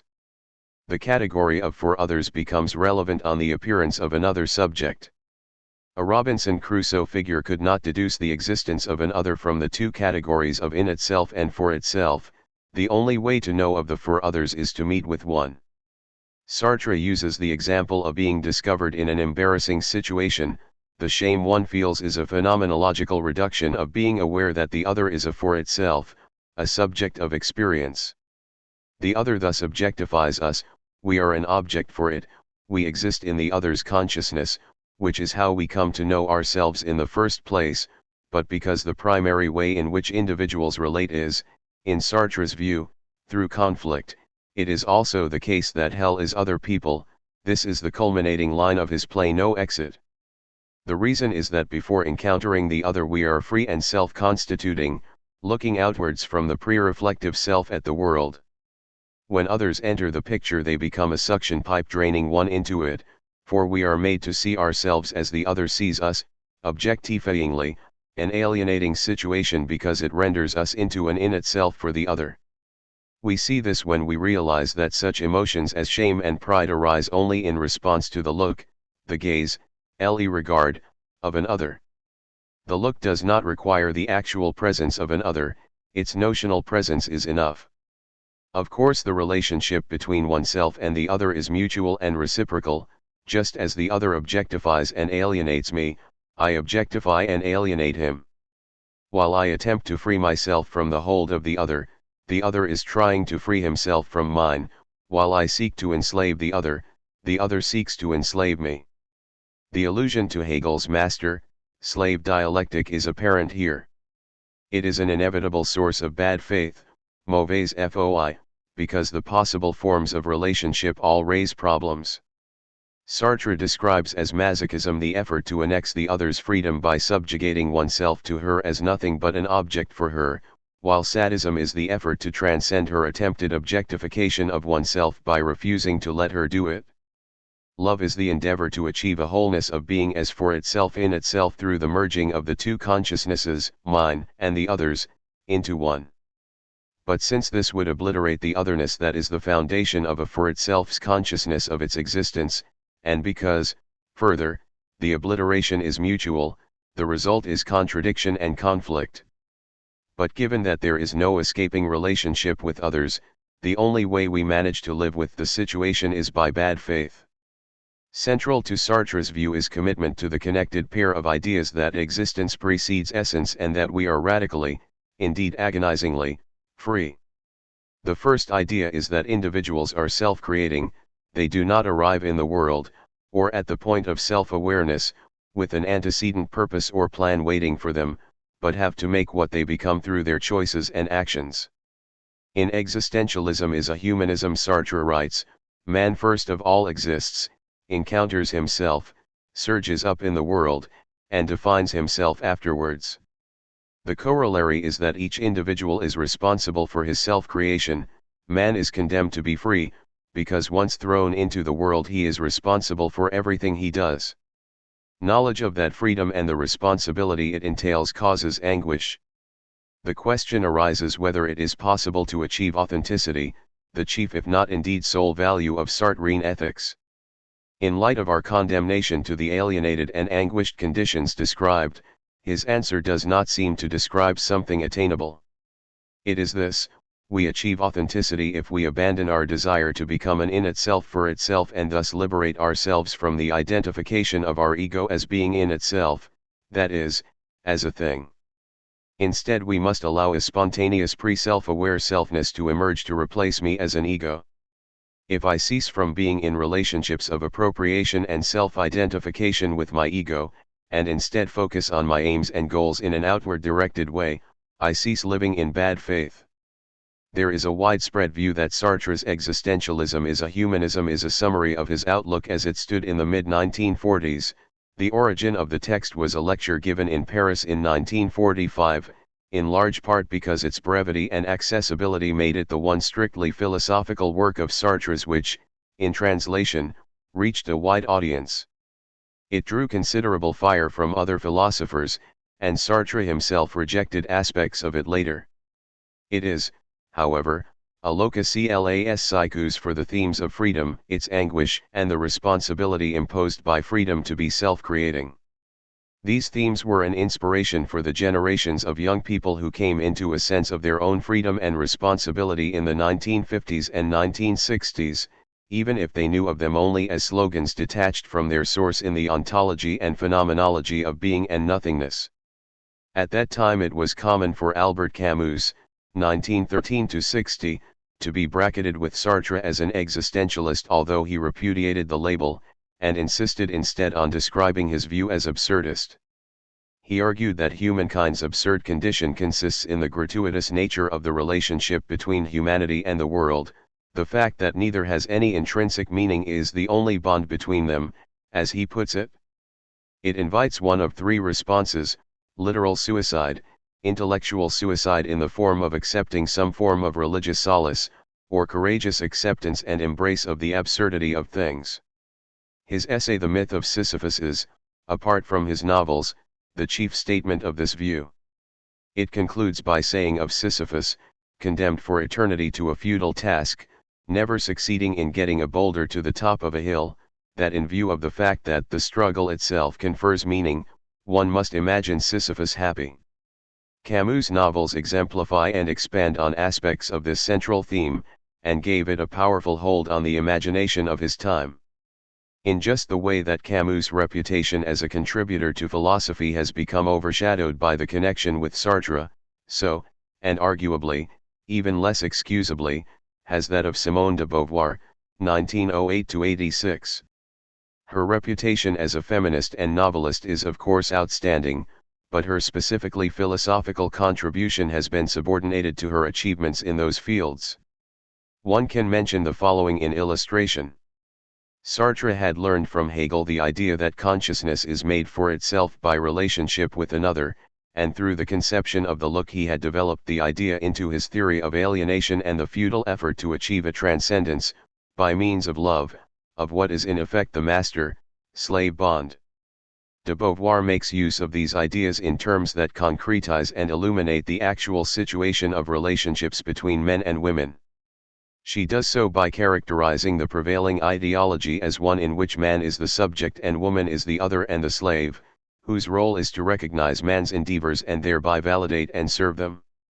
She describes romantic love as a woman's effort to capture a man's subjectivity by fascinating his gaze, even while she allows him to legislate what her own interests and aims can be. De Beauvoir concludes, as Sartre did, that the attempt to forge a relationship must fail, given the conditions which otherness imposes. In her case, however, what she writes must have a revelatory character for any reader because it cleaves so closely to reality. In Sartre the argument is stated in wholly abstract terms. Add to these thoughts de Beauvoir's application, at the opening of Volume 2 of her most famous book, The Second Sex, of the point that existence precedes essence in her declaration that one is not born a woman but becomes one, with all that this implies, and one sees that her deployment of these themes puts her in the first rank of existentialist thinkers. In combination with the emphasis on the social possibilities of ethics outlined in her Ethics of Ambiguity, 1948, this title is a weak translation of Pour un moral de l'ambiguïté. Her influence on Sartre's own shift towards more universal concerns in his activism in the 1950s becomes clearer likewise. A significant work of Sartre's last years was his biography, though it is far from an orthodox one, of Gustave Flaubert, The Family Idiot, 1971–2. Though incomplete, it brings together the earlier existentialist and later Marxist themes in Sartre's work, embellished by the considerable powers of psychological observation that inform his plays and novels. The result is described by one well-equipped reviewer as admirable but mad, appropriating a remark that Sartre himself had once applied to someone else. In the biography Sartre draws a surprising comparison between Flaubert's unhappy childhood and his own blissfully happy one. The reviewer writes mischievously of the Sartres, How selfish and irredeemably unfair of this bourgeois family to have inflicted untarnished contentment on the future Marxist, existentialist, and creator of Roquentin. The Flaubert family, on the other hand, was more properly bourgeois and supplied the correct degrees of trauma and unhappiness which Sartre was deprived of. It is a joke which raises an interesting question. Gadamer, 1900 to 2002. Phenomenology and existentialism dominated continental philosophy in the first half of the 20th century. The second half saw diversification of interests, one of the first being Hans-Georg Gadamer's theory of hermeneutics. Gadamer was born to strictly observant Protestant parents in the small town of Marburg in the valley of the river Lahn in Hesse, Germany. He was an only child. His mother died when he was aged 4, leaving him to the tutelage of his uncompromising father. He was brought up in Breslau in the Prussian region of Silesia, where his father had taken a post as a professor of chemistry. Soon after beginning his university studies in Breslau, Gadamer returned to study in Marburg, where his father had been appointed to the professorship of pharmacy. It was a consequential move because, soon after completion of his doctoral dissertation on Plato, Gadamer became an assistant to the newly arrived Heidegger. The latter formed a poor opinion of his assistant's abilities, so Gadamer turned from philosophy to philology. Gadamer's work for his habilitation thesis, again on Plato, restored Heidegger's good opinion of him, and a close if not always easy relationship ensued, with Gadamer holding teaching posts at Marburg, Kiel, and Leipzig universities over the next 2 decades before succeeding Karl Jaspers in the chair of philosophy at Heidelberg. Living in Germany during the Nazi period was not easy for anyone not aligned with the regime, and not easy for anyone at all in the last year of the war. Somehow Gadamer managed to survive without becoming too compromised, beyond joining the National Socialist Teachers League in August 1933. 1933 was the year of the Nazi takeover, and signing the loyalty oath of German professors to Adolf Hitler and the National Socialist State. His first job, at Kiel University, was as the replacement for a Jewish lecturer who had been thrown out. Along with others, Gadamer saw that keeping a job under the Nazis meant having to toe a line, so he voluntarily attended a camp at which Nazi doctrine and gymnastics were provided to help shape the right sort of citizen for the new Germany. While he was at the camp, it was visited by Hitler, who seemed to Gadamer to be simple, indeed awkward, like a boy playing the soldier. At the war's end, Gadamer was one of those on whom the occupying powers relied to help with reconstruction of the devastated country and society. The work that established Gadamer's reputation came relatively late in his life. He was aged 60 when Truth and Method, 1960, the book in which he sets out his theory of hermeneutics, was published. He describes its aim in the introduction as legitimating the truth communicated by modes of experience that cannot be verified by the methods of natural science. What kind of knowledge and truth is it that hermeneutics, the endeavor of interpretation and understanding proper to the human sciences and art, can attain? The answer is, the knowledge of truth that resides in understanding. He writes, the current interest in the hermeneutic phenomenon rests, I think, on the fact that only a deeper investigation of the phenomenon of understanding can provide this legitimation, a conviction he says is strengthened by the importance that contemporary philosophy attaches to the history of philosophy, explained by the fact that the truths in the texts of the great thinkers can be known only by a hermeneutical method, and not by the methods consecrated by natural science. And the same thing is true of art. Nothing systematic and quantitative can replace the experience of art, which grasps truths that art conveys in its own unique way. The experience of art, he writes, is the most insistent admonition to scientific consciousness to acknowledge its own limits. Likewise history, here too Gadamer resisted efforts by those such as Wilhelm Dilthey to solve the problem that humans are historical beings trying to understand history by a methodology unsuited, as he saw it, to the task. Dilthey had written, the first condition for the possibility of historical science lies in the fact that I am myself a historical being, that the one who studies history is the same as the one who makes it. To avoid relativism, a rigorous approach is needed to help the historian, as interpreter, transcend the limits of her cultural and historical embedding. Gadamer, and Habermas after him for similar reasons, reject this approach. But Gadamer also rejects Heidegger's view that ontology has priority in the hermeneutical endeavor. Instead, he argues that hermeneutics has to bring ontology and history together to show that it is through language and the lived context of interpretation that being is fully disclosed. Hermeneutics is the endeavor to recover meaning from texts and the past, and began as a technique applied in biblical studies and classical philology in the rapidly advancing scholarship of the 18th and 19th centuries, an Enlightenment quest in pursuit of objective truth and understanding, or as objective as possible. For scholars, the question of hermeneutical method was therefore important. Dilthey broadened its application to the human sciences in general, and argued that it involved going from outside in, from the outside of other people to their inner consciousness by means of the external signs they offer: speech, writing, behavior, artistic productions, deeds. Heidegger had a different view. Consistently with the ambition to get beyond the surface of things, and therefore to go deeper than theories and methods of hermeneutics to what underlies them in the structure of understanding itself, he rejected the established idea of the hermeneutic circle, the idea that in any meaning structure the parts and the whole are mutually and interdependently interpretative, and argued that the possibility of understanding anything involves having to have already understood it in the sense that the very basis of our being able to understand anything at all requires us to be in the world with that thing. At the ontological level, therefore, the possibility of understanding is already there, and hermeneutics is the process of making the structure of this aspect of the ontological foundation explicit. Gadamer sought to take further the idea that human beings are, in the most basic aspects of their nature, constitutively given to understanding, and to determine the capacities and limitations of that endowment. He takes art as especially revealing of the nature of truth, for it demonstrates that truth is an event, something that happens as we are drawn into a realization that art presents us with something beyond ourselves. It is not a matter of applying criteria, laying a measure against the work of art and judging its worth from an objective standpoint. The idea that truth is something that happens is key. His concern is to show not what we do or what we ought to do, but what happens to us over and above our wanting and doing in the process of interpreting. The account is not subjectivist. Gadamer rejected the subjectivist standpoint of earlier hermeneutical theory.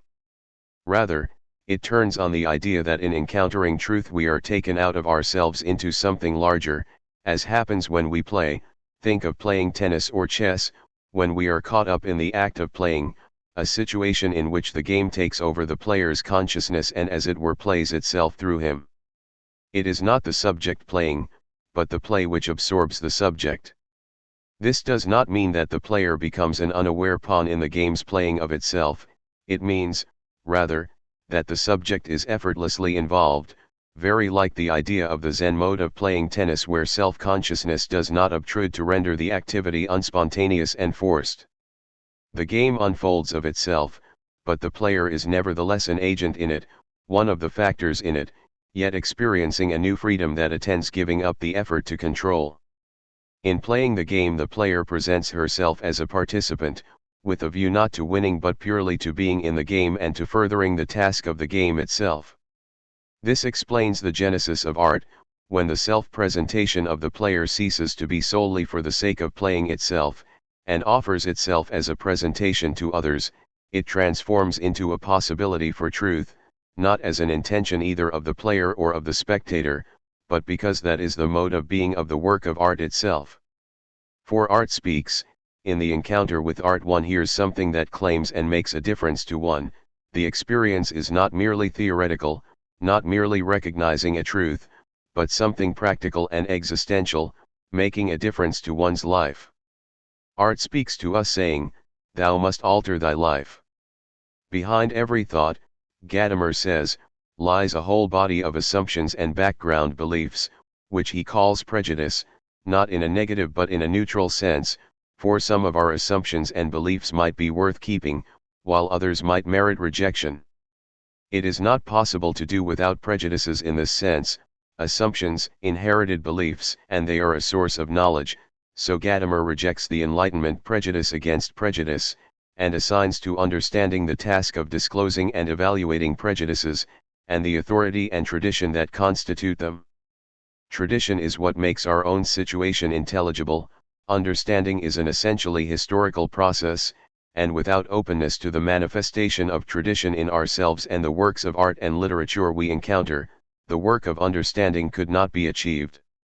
There are two other tenets crucial to Gadamer's overall view. One is the concept of the horizon or limit of knowledge, understood not in a negative sense but rather as something like the frame around a picture that enables one to see the picture properly. When one's own horizon fuses with that of another, or, say, of a text, one sees beyond what is close at hand, not in order to look away from it but to see it better, within a larger whole and in truer proportion. The other tenet is that human nature is fundamentally linguistic. Language is a medium where I and world meet, or rather, manifest our original belonging together. Some critics took Gadamer to be impugning science, others that he was opposing the kind of scientism that a positivist outlook can unwittingly prompt. One of the former critics was Jürgen Habermas, who understood Gadamer to be saying that truth is directly opposed to method, in the sense of scientific method. He also faulted Gadamer for failing to take account of the power of ideology in his discussion of tradition and authority, which require, said Habermas, critique not acceptance. Gadamer replied that this was to fall prey to the modernist fallacy that subjects can free themselves from the past, whereas it is instead the case that such legacies cannot be rejected wholesale but have to provide the starting point for the process of understanding.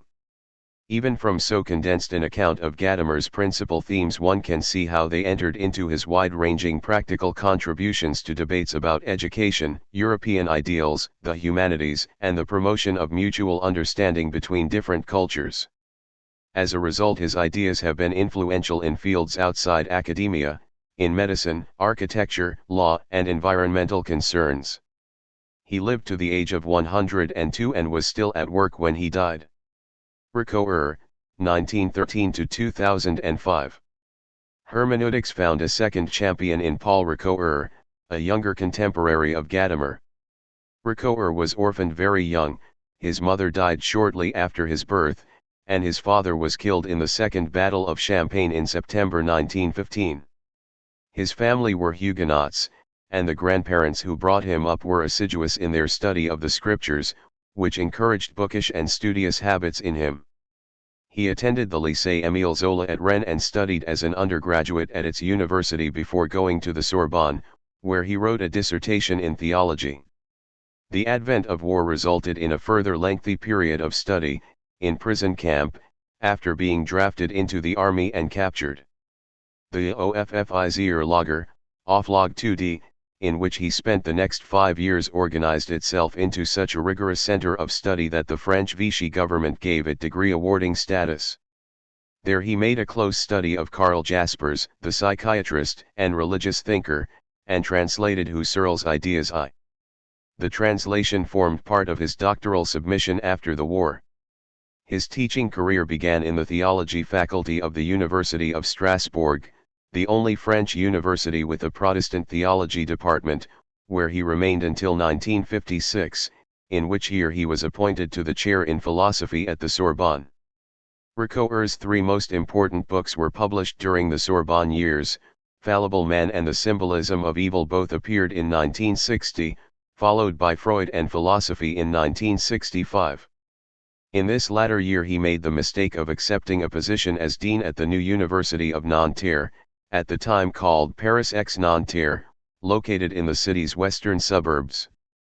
It became one of the most riotous campuses in the evenements of 1968, Ricoeur himself coming under attack and being labeled an old clown by the students. He had taken a post there full of optimism for a fresh new approach to university education, and was disenchanted by the unexpected effect of reforms that had been intended to vent Paris University's system of its stuffy traditionalism and overcrowding. In consequence he resigned and went to teach at the Catholic University of Louvain in Belgium, and then at the University of Chicago's Divinity School. He returned to retirement in France in 1985. With a background such as this, Ricoeur would seem to belong to the same category of thinker as Søren Kierkegaard, Jaspers, and Emmanuel Levinas, that is, thinkers who find their solutions in some form of theological or theistic commitment. On the grounds that such a commitment is no solution to the problems of philosophy, I do not include religious thinkers among philosophers, at least without qualification.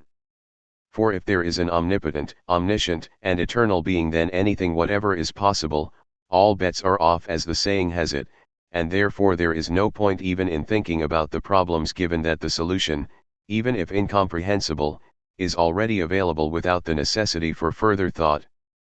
But Ricoeur, despite his extensive writings on religion and faith, did not postulate a deity as a philosophical answer to anything, but offered a profound ethical metaphysics which does not depend on a privileged revelation or doctrinal basis. Ricoeur's chief contribution was his combining of phenomenology and hermeneutics in such a way as to fulfill what he saw as the main aim of the latter, namely, to overcome distances, for example between the present and the culture of the past. By overcoming this distance, by making himself contemporary with the text, the interpreter can appropriate its meaning to himself. Foreign, he makes it familiar, that is, he makes it his own. It is the growth of his own understanding of himself that he pursues through his understanding of others. Every hermeneutics is thus, explicitly or implicitly, self-understanding by means of understanding others. Indeed, Ricoeur saw all philosophy as hermeneutics, which show that existence both expresses itself and arrives at meaning by the continual activity of interpreting the signs through which culture manifests itself. Selfhood, or more accurately the discovery of the self, is attained by the process of coming to appropriate these meanings and reflecting upon them. This provides the root to an answer to a question he saw at the root of philosophy: who am I? Reflection shows that we have a double nature, lying on either side of a line that divides what is voluntary and involuntary within us. But the discovery of the self can never be complete, because the I who asks who am I, is both the seeker and the thing sought. The only way this dialectical circularity can be managed is by the hermeneutical approach. What such an approach makes us see is that as embodied beings whose selfhood cannot be grasped by a Cartesian act of introspection, we have to recognize ourselves as linguistic, social, and bodily unities. But not static unities. We live a narrative in time, and the way we experience time is part of what makes the reflectiveness required for self-discovering possible. This insight prompted Ricoeur to develop a theory of time, distinguishing phenomenological time, the passage of time from past through the present towards the future experienced linearly, and cosmological time, the more abstract general conception of the river of time itself. Human time is the integration of both. The two conceptions of time presuppose each other, and in their integrated aspect as human time require to be understood in narrative terms, with the story in which we are characters being both written and read by ourselves, the latter constituting the basis of self-identity. But self-identity is a fragile construct. It has to be constructed from the reading we give of the narrative we write for ourselves, but it also depends on what others think about us, how they treat us, and how we relate to them. Selfhood can be lost, and because the ethical aim of life is to achieve a sense of merited self-worth, such loss is moral failure. Given that achieving this aim depends on the nature of relationships, there has to be a reciprocity of benevolence between oneself and others, and the attitude of solicitude that underlies reciprocity is fundamental, connecting self and others through sympathy. Ricoeur's treatise on ethics, originally given as the Gifford Lectures in 1985-6, is entitled Oneself as Another, 1990. For Ricoeur, the highest values lie in friendship and justice, because both protect selfhood, and when selfhood is lost or harmed they provide means for its repair and restoration. Indeed, for redemption, those studious hours over the scriptures in his grandparents' home had left their trace in this attractive and humane approach to the question of living. Deleuze, 1925-1995. Until beginning his collaboration with the radical psychiatrist Félix Guattari in the late 1960s, Gilles Deleuze was an historian of philosophy, though a very unusual one. He was also unusual in standing apart from the main thrust of continental philosophy to that point, shaped as it was by phenomenology and the influences of Hegel and Heidegger, for he was an empiricist, of a sort, who looked to a philosophical tradition containing members mostly invisible to others writing philosophy in French and German in the 20th century, Spinoza, Leibniz, Hume, these were the ones invisible to continentals, Kant and Nietzsche. Although influenced by Kant, he treated him with affection as an enemy. Just as formatively for his thought, he despised Hegel. He saw a deep connection between the philosophers he chose to write about, which he described as a secret link constituted by the critique of negativity, the cultivation of joy, the hatred of interiority, the exteriority of forces and relations, the denunciation of power. Deleuze was born and lived all his life in Paris, save for a brief but lucky year in Normandy following the German invasion of France in 1940. It was a lucky time because he had a teacher there who inspired him to read, and thereby brought his intellectual interests to life. The subsequent war years, during which he was educated at the Lycée Henri IV and the Sorbonne, were not unalloyed. Deleuze's brother Georges was arrested for resistance activities, and died while on his way to prison in Germany. In the normal way of French academics, Deleuze began by teaching at various schools, including Louis Le Grand, before becoming a teacher at the University of Paris. In the early 1960s, at the time of publishing one of the more influential of his historical studies, Nietzsche and Philosophy, 1962, he met and became friendly with Michel Foucault. The even more significant meeting with Guattari happened at the same time as the student and worker uprisings of 1968, and it marked the point at which he began to philosophize in his own voice, instead of through studies of others. He colorfully if not very tastefully described his historical studies in his letter to a critic as follows: "I saw the history of philosophy as a sort of buggery or, it comes to the same thing, immaculate conception. I saw myself as taking an author from behind and giving him a child that would be his own offspring, yet monstrous because it resulted from all sorts of shifting, slipping, dislocations, and hidden emissions that I really enjoyed." Among the influential books Deleuze wrote with Guattari were the two-volume Anti-Oedipus, 1972, and 8,000 Plateaus, 1980. The events of 1968 made him an activist. He campaigned on prison conditions, with Foucault, and gay rights, and wrote about the cinema and art. Guattari died in 1992, the last of their collaborations, What is Philosophy, appearing in 1991. Deleuze suffered from lung problems all his life, and in 1969 had to have a lung removed. Breathing became increasingly difficult over the following years, making the simplest tasks onerous, eventually unbearably so. From the early 1990s onwards he found it difficult even to write. In 1995 he committed suicide by casting himself from a window in his apartment. Two principles lie at the center of Deleuze's philosophical outlook. One is that all identities are effects of difference, the other is that genuine thinking is a violent confrontation with reality, an involuntary rupture of established categories. His early engagement with philosophy's history was motivated by the view that history of philosophy exists as a kind of official barrier. How can you think without having read Plato, Descartes, Kant, and Heidegger, and so-and-so's book about them? A formidable school of intimidation, which consecrates experts and expertise, whereas engagement with the philosophical tradition should be a creative enterprise, generating new concepts. This connects with Deleuze's claim to be an empiricist, though not in the standard sense. "I have always felt that I am an empiricist," he wrote, because he believed that the abstract does not explain but must itself be explained, and the aim is not to rediscover the eternal or the universal, but to find the conditions under which something new is produced. He particularly stresses this latter point, the creative role of empiricism. Alternatively put, his empiricism is a rejection of anything transcendental and a correlative commitment to everything being immanent. The implication is a challenge to claims about the privileged role of a priori reason and the metaphysical duality of being. Deleuze's favorite philosopher is Spinoza, whom he describes as the Prince of Philosophers, the Christ of Philosophers, the absolute philosopher. Even the greatest among other philosophers are hardly more than apostles who distance themselves from or draw near to this mystery. The reason, in his view, is that Spinoza exactly combines the two principles just described, empiricism, in the sense of rejection of the transcendent, and immanence, a single plane on which all things exist because everything is a mode of the single substance that Spinoza called Deus sub natura. Moreover, the point of Spinoza's ethics is, as its title tells us, ethics.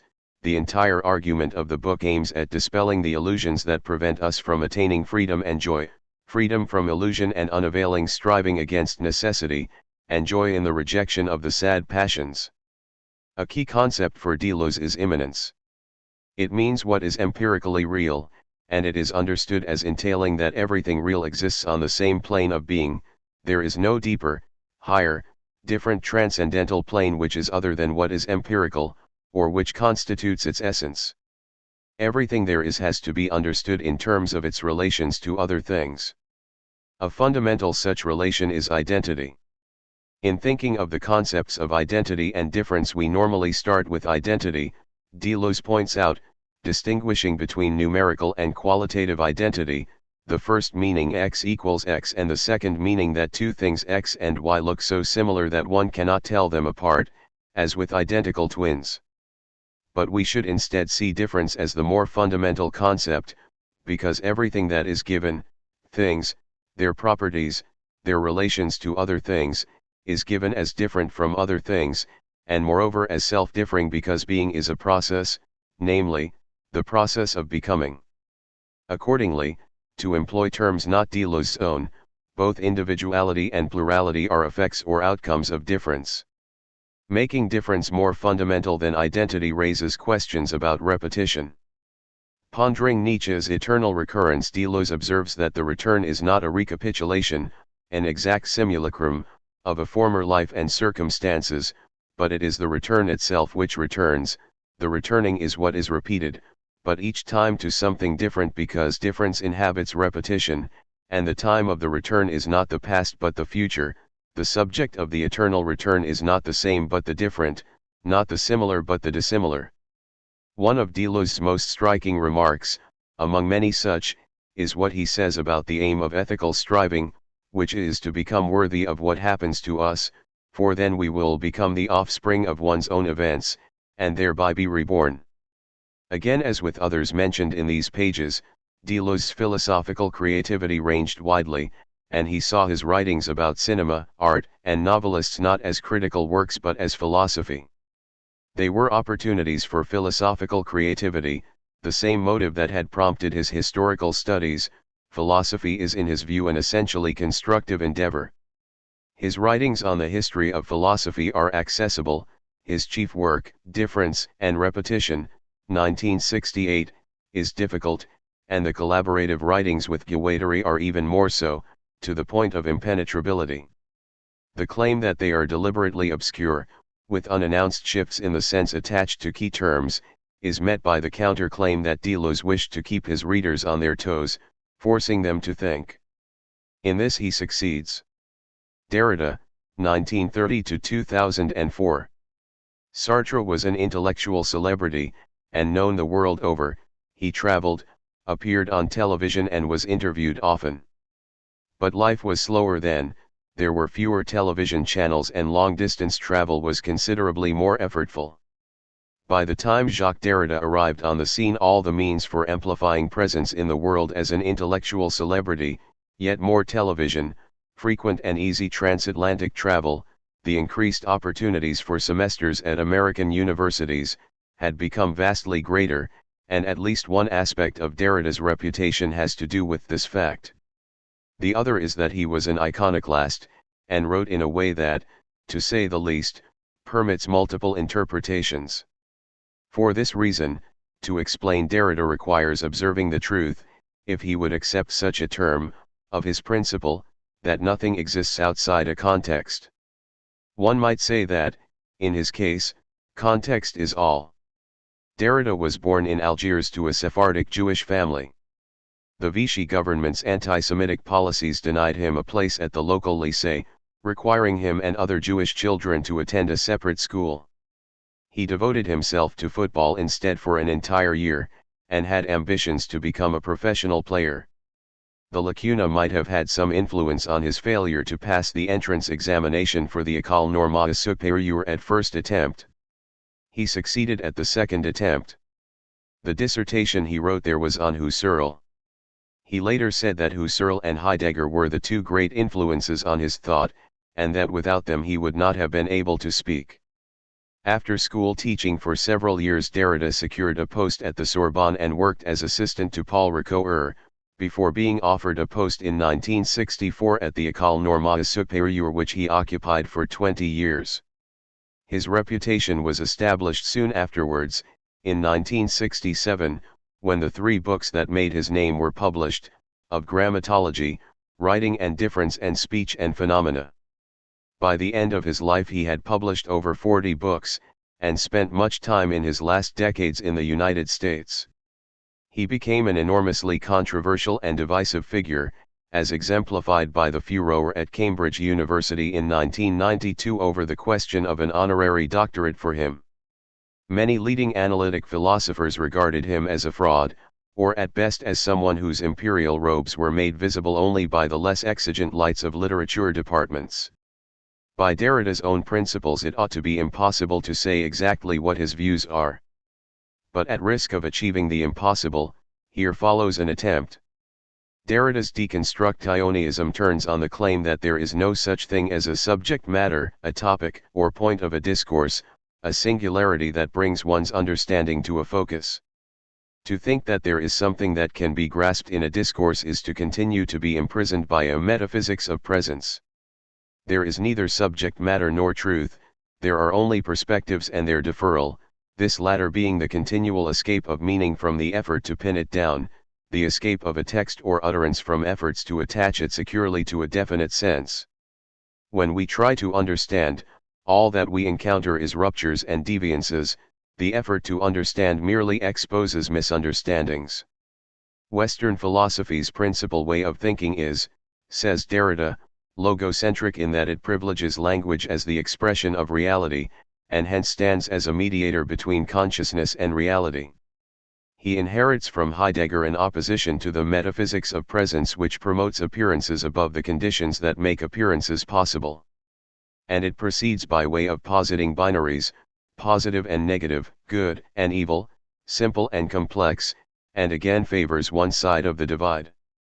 The result is that philosophy neglects a great deal, not least the fact that the supposed binaries are in any case not real opposites, but themselves part of a hierarchy of subordinations. Deconstruction seeks to take account of all aspects, with the aim of displacing the system constituted by these commitments.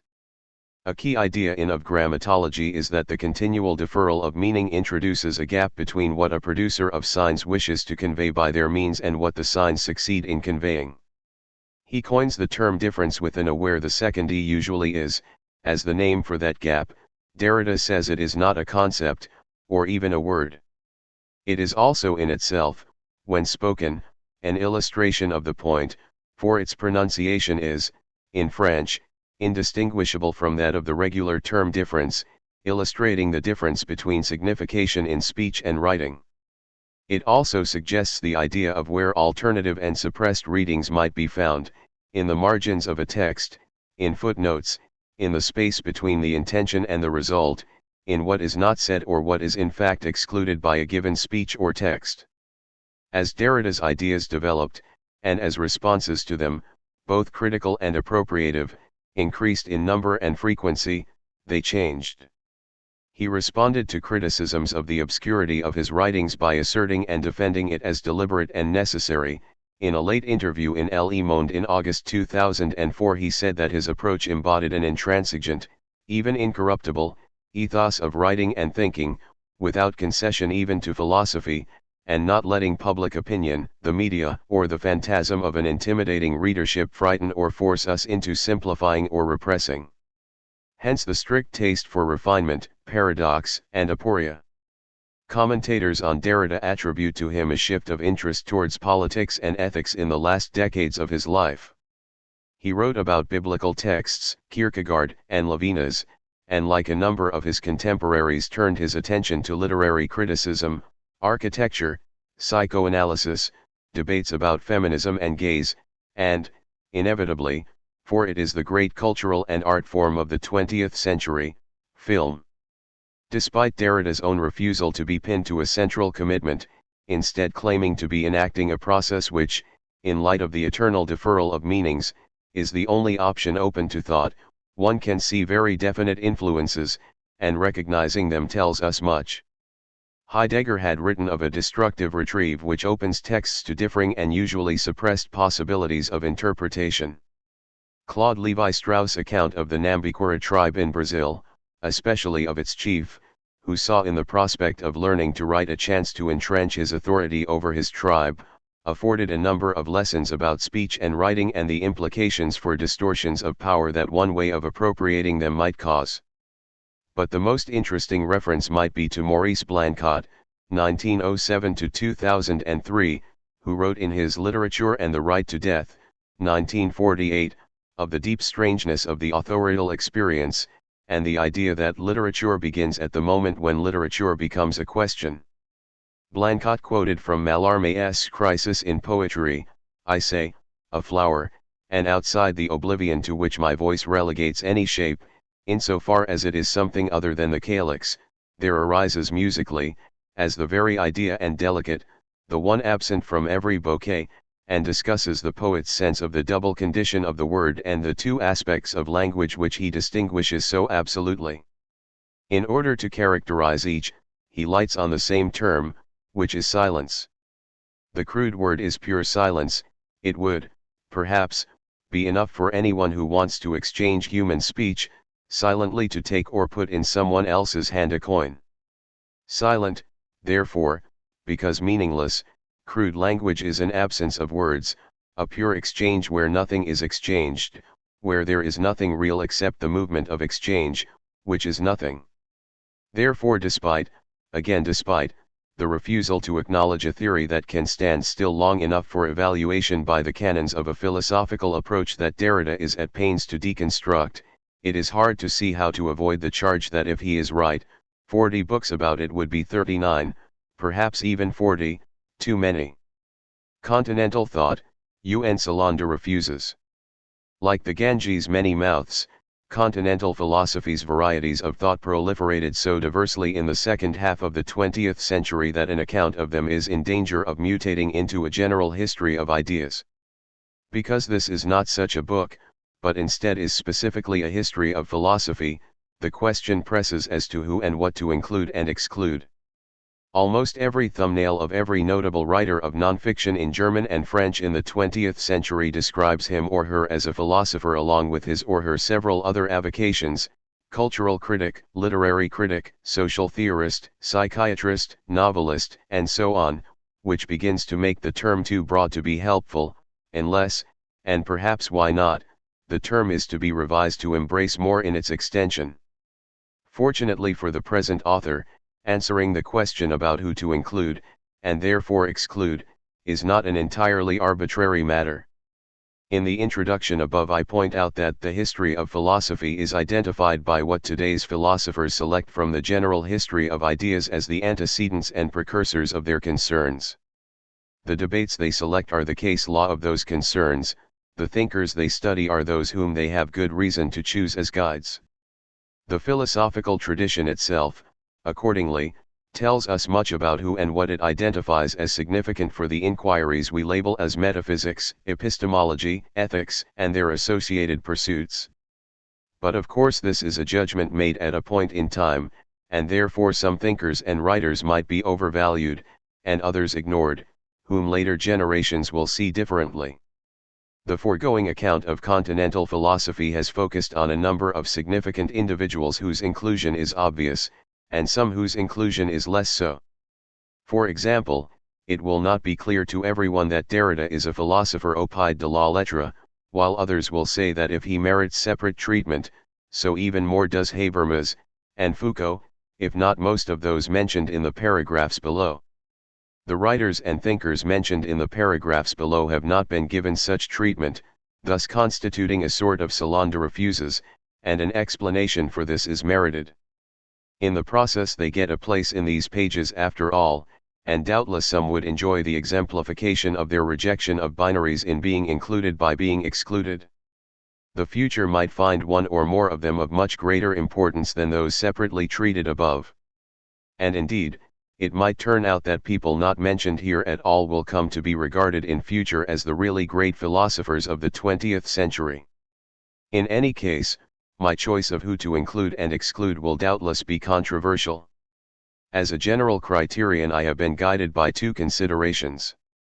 The first is that if a view is informed by, or designed to terminate in, a religious conclusion, the appropriate place for discussion of it is in religious studies. This explains what I say about Levinas and Jaspers below. The second is that if those who chiefly engage with a given set of views are identifiably in the field of debate to which the views themselves most obviously contribute, cultural studies, sociology, history of ideas, then the appropriate place for discussion of it is in those fields. This explains what I say about Foucault and Habermas below.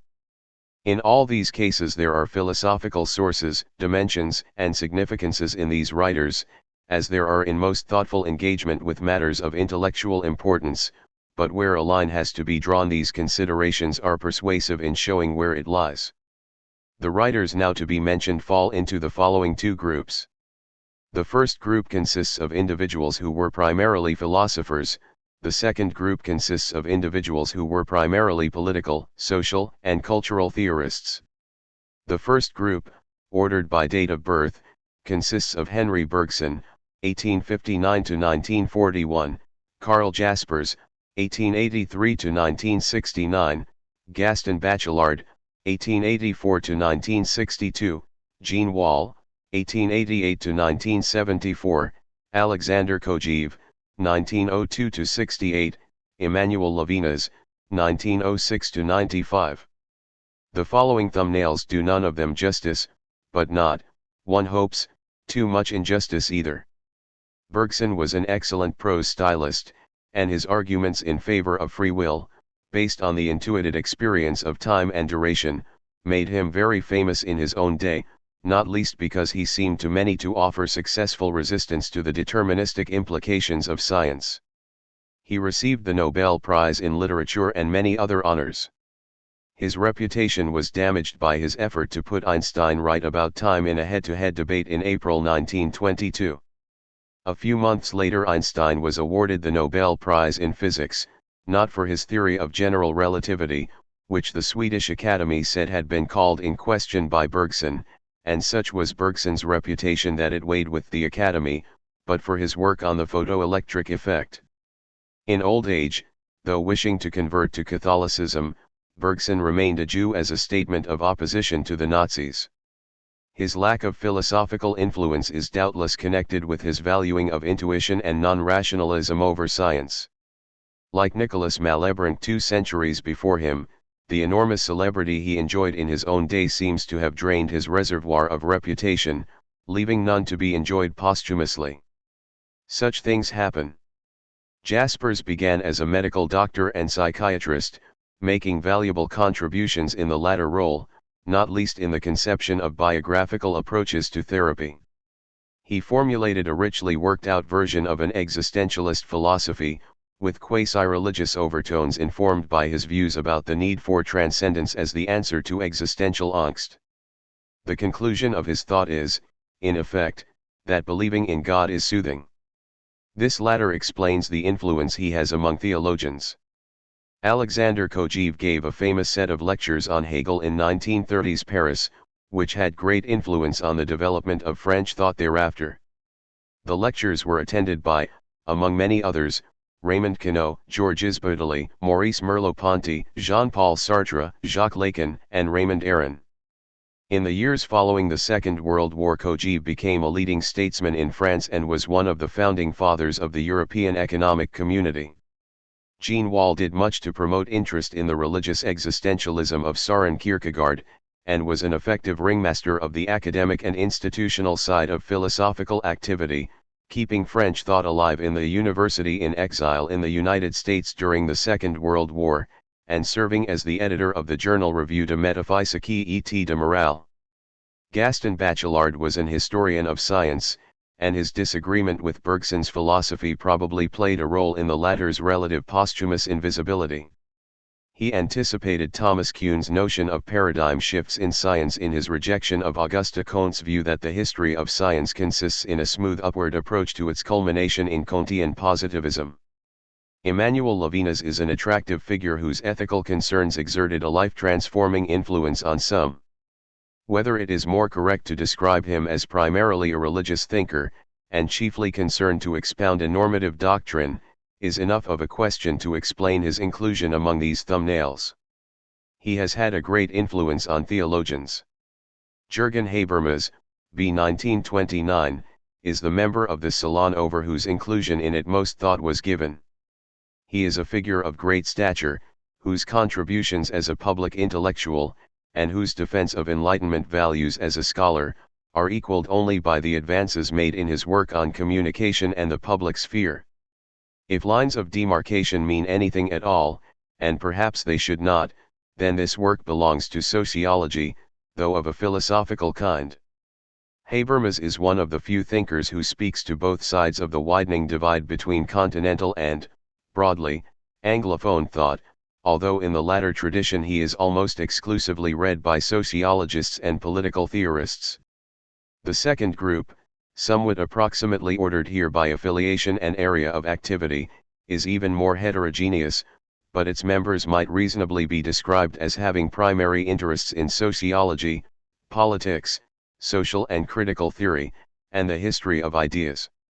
The outstanding members or associates of the Frankfurt School of Critical Theory, Max Horkheimer, 1895–1973, Herbert Marcuse, 1898–1979, Erich Fromm, 1900–1980, Theodor Adorno, 1903–69, are very clearly political sociologists and proponents of critical theory, as are those in a wider circle of Marxist thinkers and other theorists whose names stand out in defiance of their troubled century: George Lukács, 1885–1971, Ernst Bloch, 1885–1977, Henry Lefebvre, 1901–91, Raymond Aron, 1905–83, and Louis Althusser, 1918–90.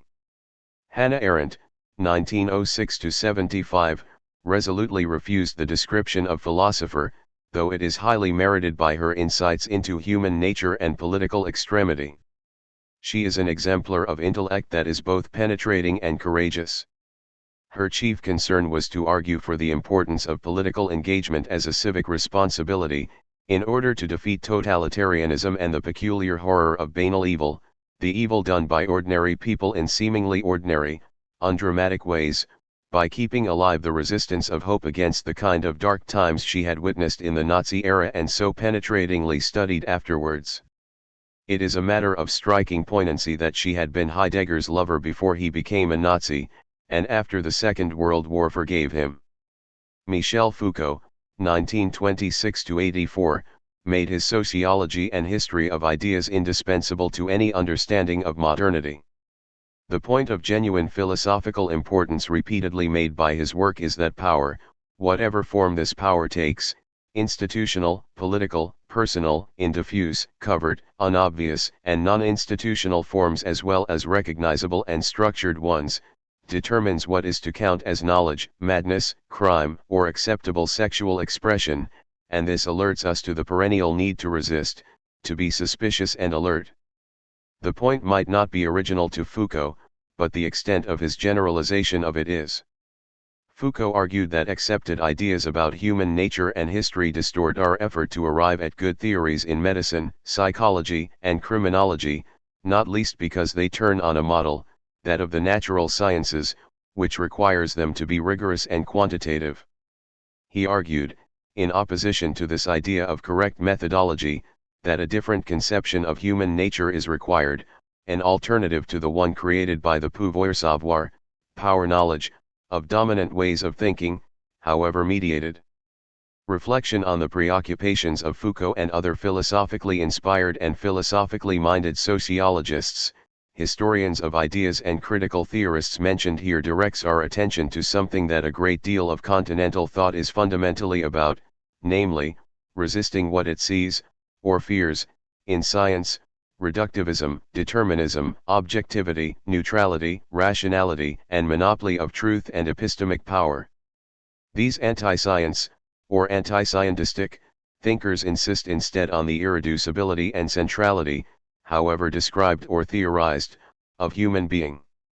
The postmodern impulse is captured in Jean-François Lyotard's The Postmodern Condition, a report on knowledge, 1979, with its twin claims that the grand narratives of modernism, about progress, science, rationality, have lost their credibility, and that therefore authority in all its forms, including cultural and epistemological authority, should be challenged.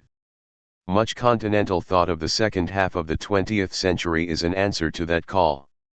One cannot close the catalogue of the Salon without listing the names of the cultural critic Walter Benjamin, 1892–1940, the psychoanalyst Jacques Lacan, 1901–81, the mystic Simone Weil, 1909–43, and the psychoanalyst and feminist Luce Irigaray, b. 1930, all of whom have likewise made a difference to the wider landscapes of recent and contemporary thought. Mere mention of them shows how the landscape of thought is a far larger thing than the strict confines of academic philosophy suggest, an instance of a more general fact, that the Venn diagram of the classes of intellectuals and scholars shows at best only a partial overlap. It has always been so. There are two reasons for the proliferation of names just noted here and in connection with the 20th century's analytic tradition. One is that there are more people, more universities, more travel and communication, more ways of keeping records, more publications of every type, more everything of relevance to increasing the numbers of people studying, writing, thinking, and teaching, than at any time in history. Like the physical universe itself, the universes of discourse are ever expanding. A day in the life of modern times is like a decade, sometimes, a century, in the past. The second reason is that time has not yet winnowed the pressing crowds of those who write and speak, offering up their views and claiming our attention. If the historian of recent philosophical, or more broadly intellectual, history could leap ahead a couple of centuries, to see what the work of time has wrought, her choices would be easy. There would be the Aristotles and Kants, looming high like mountain peaks above a scurry of foothills. That prompts one to say, look around and ask, who are they, in this century just gone and today, who will be the great ones visible from the future? Have we even heard their names yet? At the back of one's mind echo the words of Shelley's Ozymandias. I met a traveler from an antique land, who said, two vast and trunkless legs of stone stand in the desert. Near them on the sand, half sunk, a shattered visage lies, whose frown and wrinkled lip and sneer of cold command tell that its sculptor well those passions read, which yet survive, stamped on these lifeless things. The hand that mocked them and the heart that fed. And on the pedestal these words appear. My name is Ozymandias, King of Kings. Look on my works, ye mighty, and despair. Nothing beside remains. Round the decay of that colossal wreck, boundless and bare, the lone and level sands stretch far away. Part V. Indian, Chinese, Arabic, Persian and African philosophy. As mentioned in the main introduction, although this book is chiefly devoted to the story of Western philosophy, it is both relevant and desirable that it should take note of the great traditions of philosophy in India, China, and the Islamic world, and the emerging debate about African philosophy. I am an observer rather than an expert in these fields.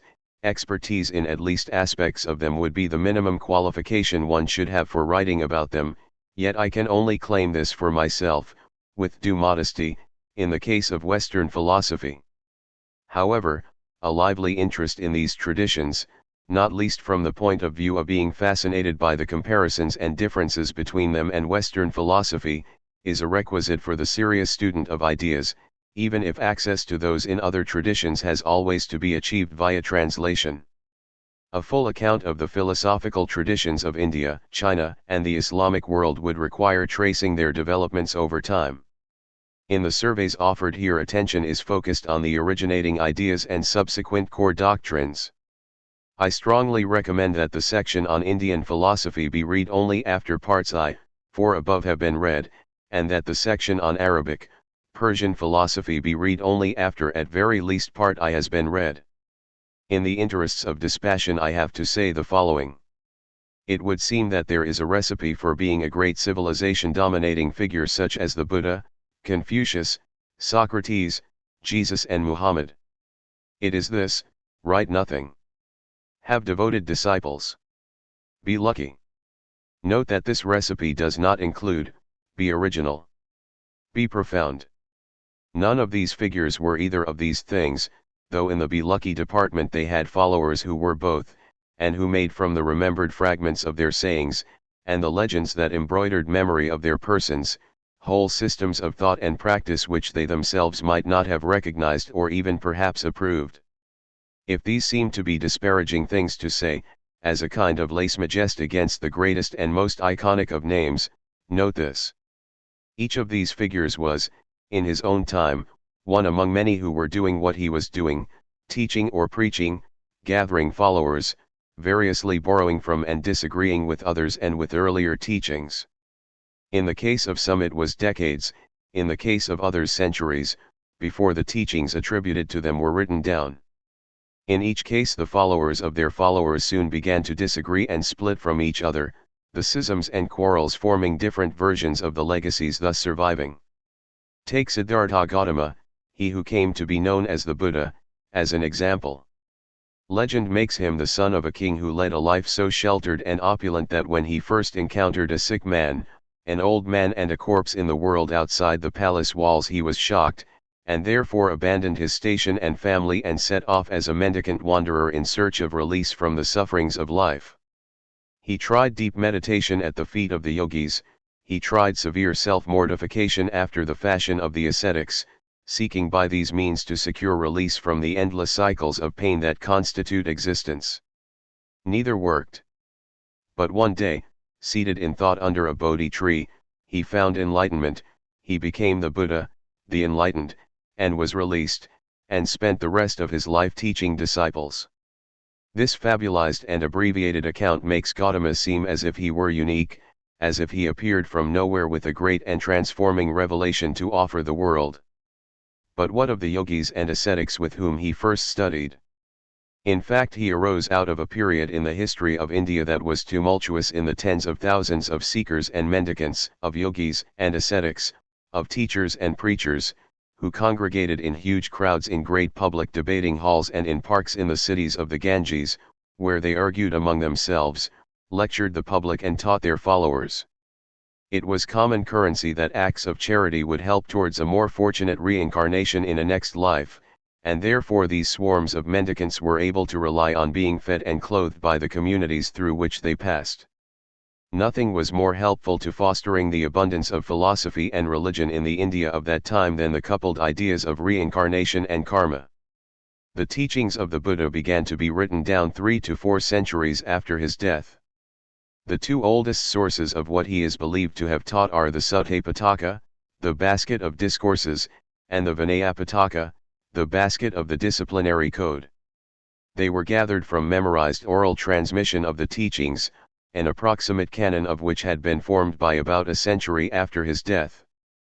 The oral nature of this first record introduced formulaic and repetitive expressions required for memorization, and variations in the eventual texts made from them are in part attributable to the vagaries of memory.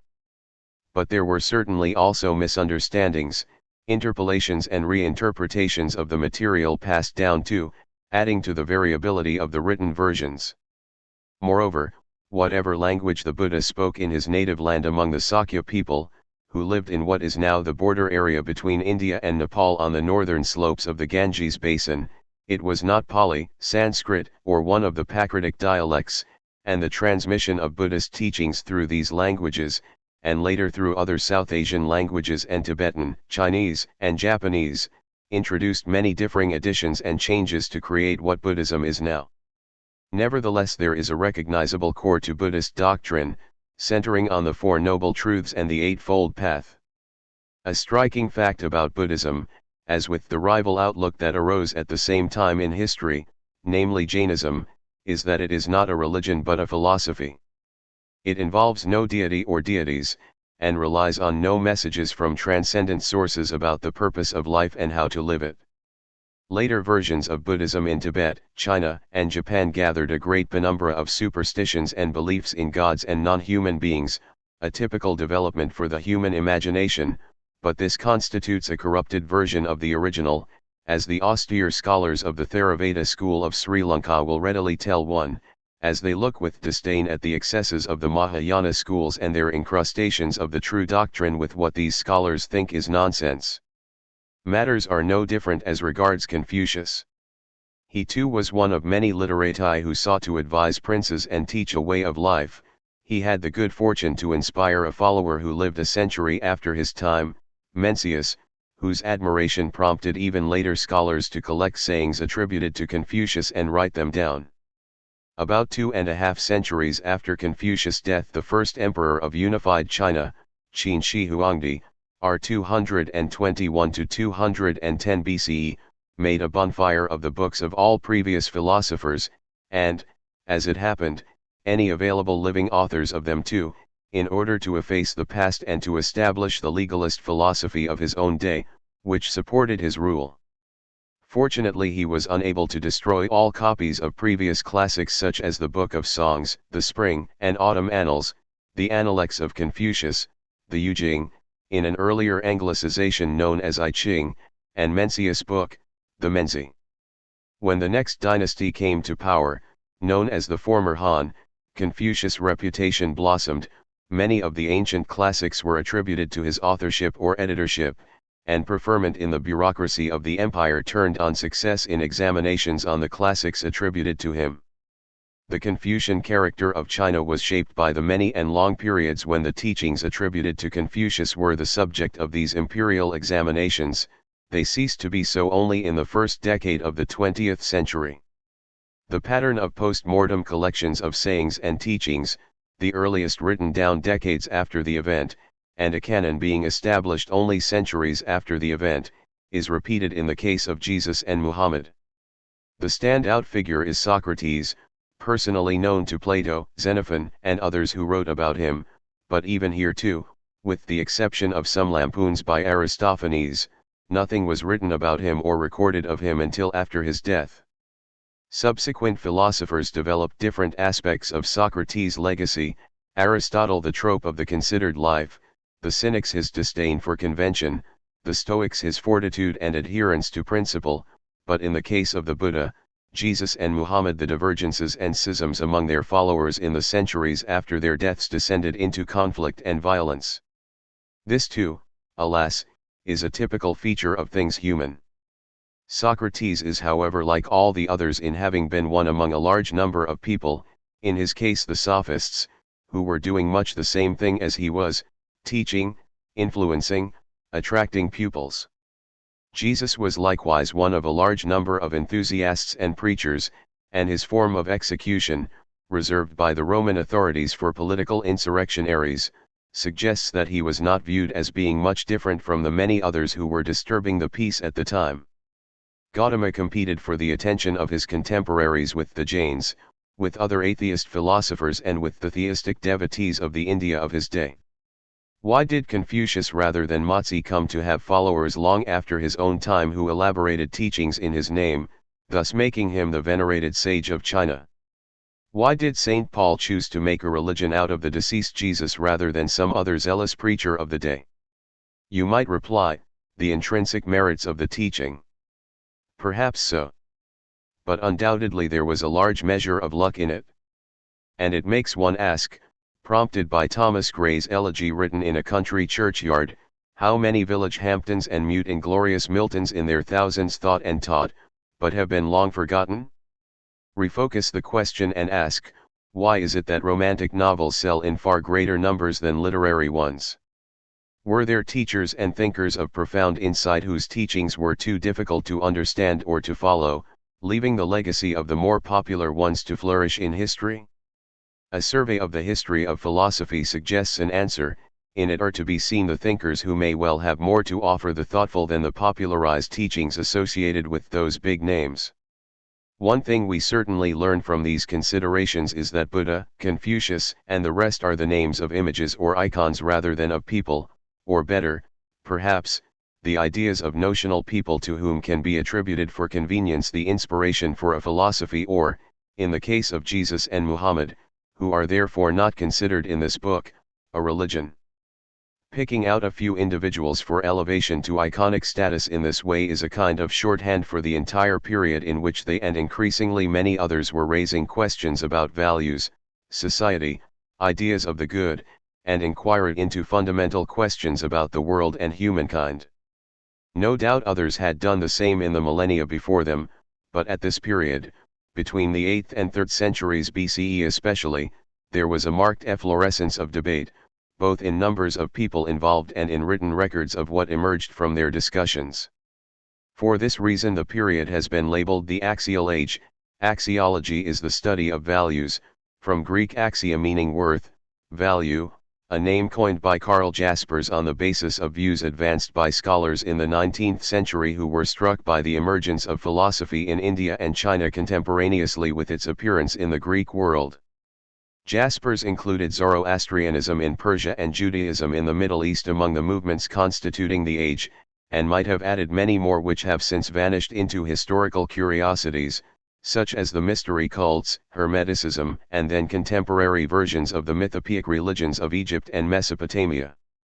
It would seem that philosophy, what we recognize specifically as philosophy, stood out against the increasingly busy background of speculation in all these forms, and it is a striking fact that the great iconic figures at the heart of the period, Buddha, Confucius, Socrates, are all philosophers, not prophets or religious leaders, still less gods, though Buddha has since acquired divine status in the minds of worshippers in some schools of Buddhism. Finally, there is an emerging field of study in African philosophy which is also discussed in these pages. The term African philosophy is controversial because the different histories and cultures of the different parts of that great continent do not easily lend themselves to generalization, and there are as yet no identifiable bodies of doctrine, schools of thought or major figures to latch onto as an entry point. With one exception, in southern Africa the prominence of the concept of Ubuntu, humanity, with emphasis on the essential nature of our shared humanness and connectedness, I am because we are, brings into focus an ethical tradition, both implicit and explicit, which was ignored by colonizers and their accompanying missionaries and yet has depths which put some other outlooks to shame. Ubuntu aligns with the best and richest aspects of what one means by humanism in the contemporary sense of this term, a subject for treatment elsewhere. I discuss Ubuntu in its due place below. Indian philosophy. What a pity it is that the richness and depth of thinking in the Indian philosophical traditions should be all but sealed off from Western philosophy by the veils of Sanskrit and Pali. The metaphysics, epistemology, logic, and ethics of the Indian schools also lie behind the veil of a misapprehension about their nature, namely, that they are exclusively religions or theologies rather than philosophies. In fact, most of the schools are non-theist. The misapprehension arises from the fact that one instructive way of explaining the aim of all Indian philosophy is to say that it is soteriological. A soteriology is a doctrine of salvation, in that it seeks to bring to an end the suffering that is existence by understanding the true nature of reality.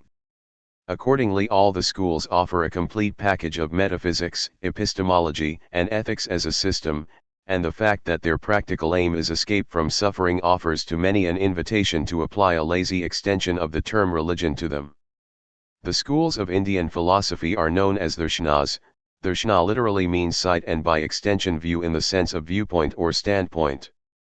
They divide broadly into two groups, those that are Astika, orthodox, and those that are Nastika, heterodox. The distinction turns on whether or not the Darshana accepts as fundamental the authority of the Vedas, the ancient writings of India, Veda meaning knowledge or wisdom. The Darshanas that do not accept the authority of the Vedas are Buddhism, Jainism, and the Carvaka school, and that is why they are described as heterodox. The Vedas consist of 4 collections or samhitas, the Rigveda, Yajurveda, Samaveda, and Atharvaveda. The Rigveda is the Veda of the hymns of wisdom. The next 2 share much the same content as the Rigveda but are especially applied to use in sacrificial rites and as liturgical hymns respectively, while the Atharvaveda stands apart as a collection of formulae for counteracting evil and disease. The Rigveda is regarded as the earliest, dating to around 1100 BCE but emerging from a long oral tradition beforehand. The history of the period between 1500 and 500 BCE in northwestern India is known as the Vedic period, when the Vedas took shape, and with them, in the later part of this period, instruction manuals called Brahmanas for carrying out the Vedic rites and commentaries on the inner meaning of the texts and rituals, called Aranyakas. Discussion of a philosophical kind is found in some of these latter. But the chief philosophical texts connected with the Vedas are the Upanishads. Upanishad literally means to sit attentively close, that is, to a master or teacher, and they are known as Vedanta because they are regarded as the final parts or closing sections of the Vedas, encapsulating the Vedas' high meaning or purpose. The Vedic literature is regarded as Sriti, what is heard, meaning revealed either directly by Supreme Reality itself, or through apprehension by rishis, sages, of the ancient past in the course of their meditations. Sriti is contrasted with Smriti, remembered, which describes all other literature. Various of the Sriti texts themselves say that they were crafted by the skill of rishis in the same way as a carpenter builds a chariot. Of the 100 or so Upanishads, 10 are regarded as most important, and among them the Brataranyaka, the Great Forest Teaching, holds a significant place. It was composed about 700 BCE and is attributed to the sage Yajnavalkya. It begins, Om. Dawn is the head of the sacrificial horse. The sun is the eye of the sacrificial horse, the wind is his breath, the fire that is in all men is his open mouth, the year is his body. That gives a misleading impression of what follows, for the exchanges and discussions constituting the main body of the text are a striking source of concepts about the self, Atman, and its oneness with ultimate reality, Brahman, which appear in more express detail in the darshanas of the philosophical tradition. Fn1 The manner in which the theses are presented admits of widely varying interpretations, but the richness of suggestion is great. The Sanskrit scholar who did much to bring the Upanishad tradition to serious Western attention, Paul Deussen, 1845–1919, wrote of it that it throws if not the most scientific, yet still the most intimate and immediate light upon the last secret of existence, a view shared by Schopenhauer, who kept a copy of the Upanishads at his bedside and said of them, "In the whole world there is no study so beneficial and so elevating. It has been the solace of my life and it will be the solace of my death." Before looking at some of the darshanas in more detail, it is useful to have a brief survey of them all. The 6 orthodox schools are Samkhya, Yoga, Nyaya, Vaisheshika, Purvamimamsa, sometimes just Mimamsa, and Vedanta, sometimes Uttaramimamsa. The 3 main heterodox schools, there were other, minor schools, are, as already mentioned, Carvaka, Buddhism and Jainism.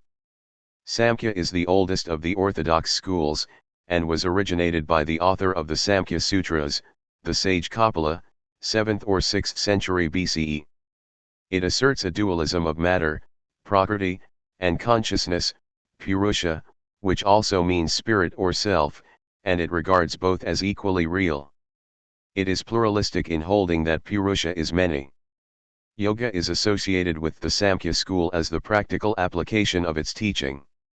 The writings of one Patanjali, dated sometime before the 5th century CE, set out the techniques of posture, breathing and meditation that later schools of yoga developed. The Yoga Sutras attributed to Patanjali, though very much later than those by Kapila, accept the Samkhya ontology and epistemology, but add a commitment to a form of deism lacking in the non-theistic Samkhya doctrine. The Nyaya school's teachings on epistemology and logic were written down by Aksapada Gautama in the 6th century BCE in the Nyaya Sutras. In advancing a form of direct realism, it emphasized the importance of critical evaluation of the sources of knowledge, pramanas, which it identified as sense perception, inference and the testimony of experts. The Vaisheshika school is a variant of and development from the Nyaya school. Its founder is said to be Kanada Kashyapa, who lived somewhere between the 6th and 2nd centuries BCE. The school proposed a naturalistic and atomistic metaphysics, arguing that everything is composed from indestructible, indivisible, and eternal atoms, paramanu. Its theories of relations and causation are highly sophisticated. The Nyaya and Vaisheshika schools are often treated as a single school. Purvamamamsa is the closest thing among the darshanas to a religion in the standard meaning of this term. It is ritualistic and requires of its adherents an unquestioning faith in the Vedas and observance of the sacrifices they prescribe, most particularly the fire sacrifices, believing that unless these are performed the universe will suffer ill effects. Another name for Purvamamamsa is therefore Karma Mimamsa, because of the focus on action, karma. However, it is not straightforwardly theistic. Its earlier adherents did not attribute importance to deities, but later developments of the outlook imported theistic elements. The founder of the school, Jaimini, lived in the 4th century BCE. He argued that verbal testimony, the word or shabda of the Vedas, is the only authoritative source of knowledge. The school regarded the Vedas as apaurusha, self-revealed, unwritten, and held that this established their authority. Vedanta or Uttaramamamsa is the school whose metaphysics is similar enough to that of Buddhism to make it seem somewhat familiar to Western eyes. Vedanta means end of the Vedas and accordingly takes much of its inspiration from the Upanishads. It teaches that the world is an illusion, Maya, one of the strands of Vedanta owing to the sage Adi Shankaracharya, said to have lived in the 8th century BCE, teaches the doctrine of Advaita, non-dualism, laying stress on the Upanishad theme that the individual soul, Atman, and the ultimate reality, Brahman, are one and the same. Vedanta lays stress on the ideas of reincarnation, Punarjanma, and the effect of accumulated karma on the prospects of reincarnation and ultimate liberation from it. The earliest of the heterodox, Nastika, schools is Carvaka, also known as Lokayata, or it could be that a school of that name was so close in doctrine to Carvaka that the two merged. It dates from the 8th century BCE. It is non-theistic, materialist in metaphysics and empiricist in epistemology, regarding direct perception as the principal source of knowledge. Buddhism was founded by Siddhartha Gautama, who lived somewhere between the early 6th century and the late 4th century BCE, and probably in the latter. It is a non-theistic philosophy teaching a means of liberation from suffering, as the other schools do, but with a radically different metaphysics, denying the reality of Atman and Brahman altogether. Later versions of Buddhism accreted supernaturalistic trappings over time, as almost all systems do when they become a popular outlook and system for dealing with life, popular here meaning of the people. Buddhism is familiar the world over, attracting both adherents and interest, although no longer much of a presence in its country of origin. Legends of the Buddha, making him a prince who had lived a sheltered life until one day he left his palace and saw the suffering of the world, grew over the centuries. What remains basic to the various Buddhist schools is the doctrine of the Four Noble Truths and the Eightfold Path to liberation from existence by attainment of nirvana, extinction. The Four Noble Truths are that life is suffering, that suffering arises from desire and ignorance, that suffering can be escaped, and that one can achieve liberation by living an ethical life and by meditation. The Eightfold Path is right vision, understanding, right emotion, right speech, right action, right livelihood, work that does not harm others, right effort, right mindfulness, and right meditation. Jainism was said to have existed for a long time before being given a fresh impetus by the sage Mahavira in the 6th century BCE. Jains regard him as the 24th Tirthankara, or discoverer of a ford across the sea of endless births and deaths, samsara. Tirthankaras are those who reach a true understanding of the nature of the self, and are able therefore to cross samsara, leaving behind them guidance to others who can follow and thus attain liberation, moksha. It is non-theistic, and teaches asceticism and ahimsa, non-harm. The Astika schools are the tributaries that flow into Hinduism, a set of related outlooks and practices which, in the course of their evolution, became theistic during the period of the emerging Hindu synthesis between 500 BCE and 300 CE. It was in this period that the authority of the Vedas was proclaimed, together with the integration of the Smriti writings, notable among them the Mahabharata and the Ramayana, and especially the section of the former known as the Bhagavad Gita, which has such a high status in Hinduism that it is sometimes regarded as Smriti rather than Smriti, heard rather than remembered. Of the Nastika schools, Buddhism in its various and evolved forms, and Jainism in one of its two principal traditional forms, continue to exist. Carvaka has long been extinct. All the schools share much in outlook, some or all of the themes of suffering, liberation by extinction following upon grasp of the true nature of reality and/or the accumulation of sufficient good karma, the illusory nature of things in common experience, asceticism and meditation as potentiators of the liberating process. These recur across the schools, and bear upon the central ethical concern they share, the goal of an escape from suffering. The differences are chiefly of fine technical detail in the epistemological and metaphysical underpinnings of these themes. A more detailed look at some of the darshanas gives a better indication of their philosophical sophistication. Consider the dualism of Samkhya. This is not a mind-matter dualism in the sense of the Western tradition, but a dualism of consciousness and everything that is not consciousness, respectively Purusha and Prakriti. Moreover, Purusha is pure consciousness, something more fundamental than what might ordinarily be meant by mind. Samkhya holds that Prakriti, everything other than consciousness, consists of three qualities or properties, gunas, in combination, respectively sattva, essence, the concept of which suggests illumination, clarity, harmony, goodness, rajas, dust, the concept of which suggests activity, passion, movement, change, and tamas, darkness, the concept of which suggests lethargy, heaviness, despair, chaos. Prakriti is stable, in a state of pure latency or potentiality, when the three gunas are in equilibrium. When there is imbalance between them, a sequence of events unfolds, in which Prakriti manifests itself in 23 independent structures called tattvas. The highest is buddhi, will or intellect, which although not conscious is so close to Purusha that it seems to be so. The other structures, going swiftly through the list, are a sense of individual selfhood which can be called egoity, the animate capacities of sensing, speaking, moving, eating, and procreating, the subtle elements of sound, taste, touch, sight and smell, and the gross elements of space, air, fire, water, and earth, which in their combinations constitute the ordinary objects of the physical world.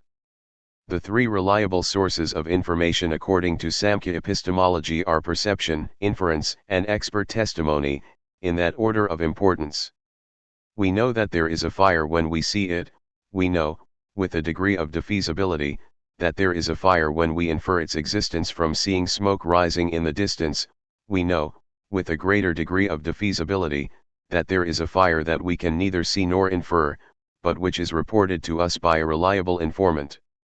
In perception, the sense organs perceive their objects, colors for the eye, sounds for the ear, and these perceptions in their turn are assembled into a representation by the mind, manas, to which the ego, ahamkara, contributes its perspective and the intellect, buddhi, contributes understanding. This threefold combination is knowledge. As this shows, manas, ahamkara, and buddhi are the three constituents of what in English would be given the overall name mind. This tripartite mind is not Purusha, but Purusha witnesses this activity, thereby contributing consciousness to it. A simile has it that Purusha is the lord of the house, the tripartite mind is the doorkeeper, and the sense organs are the doors. The soteriological aspect of Samkhya, that is, the doctrine about liberation from suffering, has a subtlety that arises from the fact that Purusha is in ontological terms completely distinct from Prakriti, that is a different order of reality. The doctrine is not that Purusha as true self needs to be liberated from the bonds of Prakriti, because as a different order of reality Purusha cannot be in any relation, other than as witness, of anything that is or arises from Prakriti. Rather, liberation consists in the realization that one is not bound by or to Prakriti. It consists in recognizing the ontological difference and its entailment that Purusha is already free and has always been free. A common feature of Indian soteriologies is that they are Gnostic. Liberation is the attainment of knowledge, the source of suffering is ignorance. Causation is an important theme in the darshanas. Samkhya teaching on this is that effects exist prior to their manifestations, in the form of a latency in their causes. Causation is the making manifest of what was implicit in the cause already. The importance of this for the Samkhya metaphysics is that it entails that the world, as an emanation of the Absolute, Brahman, was already in the Absolute before its manifestation. In terms of Prakriti, the idea seems to be that causation is the unfolding of the cause itself into the effect. In justification of this view, Samkhya says that it does not require the bringing into existence of anything that did not exist beforehand, and it explains why effects are always of the same nature as their causes. Cows always give birth to cows. Samkhya is regarded as the least developed or sophisticated of the darshanas because it is the earliest. The philosophies, or, because of the connection between them, the philosophy, of the Nyaya, Vaisheshika school not only are more developed but have features which are recognizably similar to major ideas in Western metaphysics.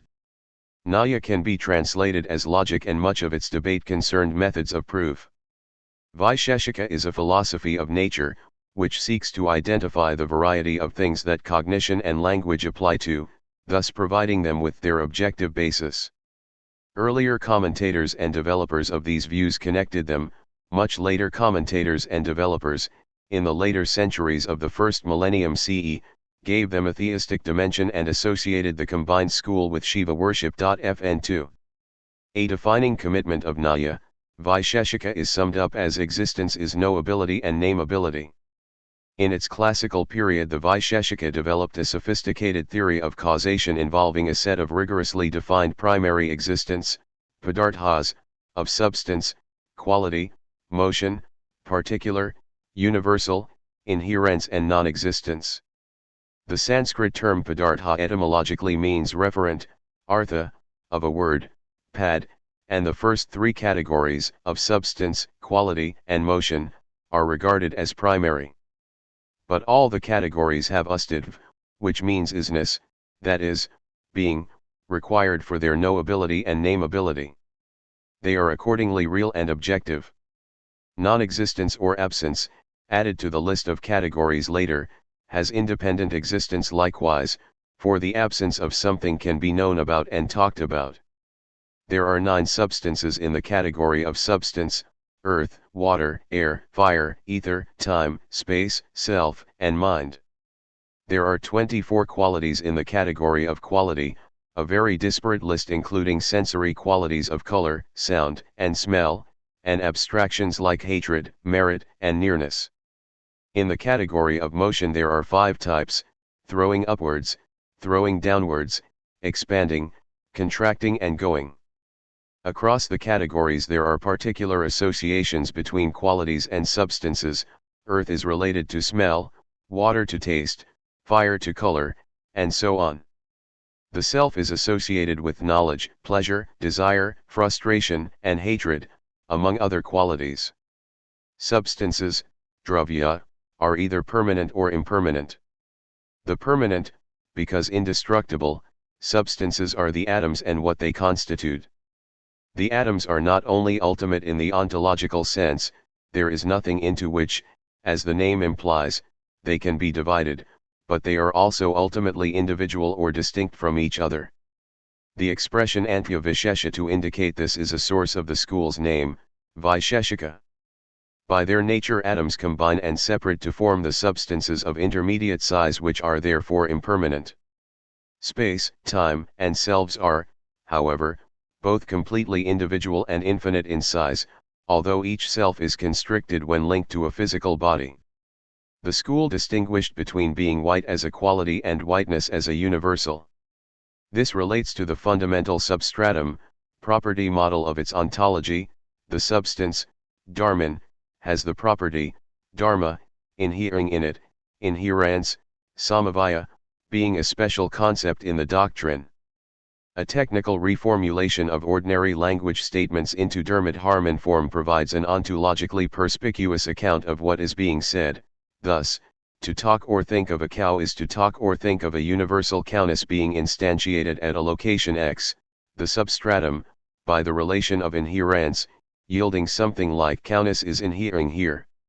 It has been pointed out that, in a way even more marked than in German, Sanskrit terms can be compounded and supplemented both to increase abstraction and to nominalize abstractions in such a way that reference to them imputes independent reality to them.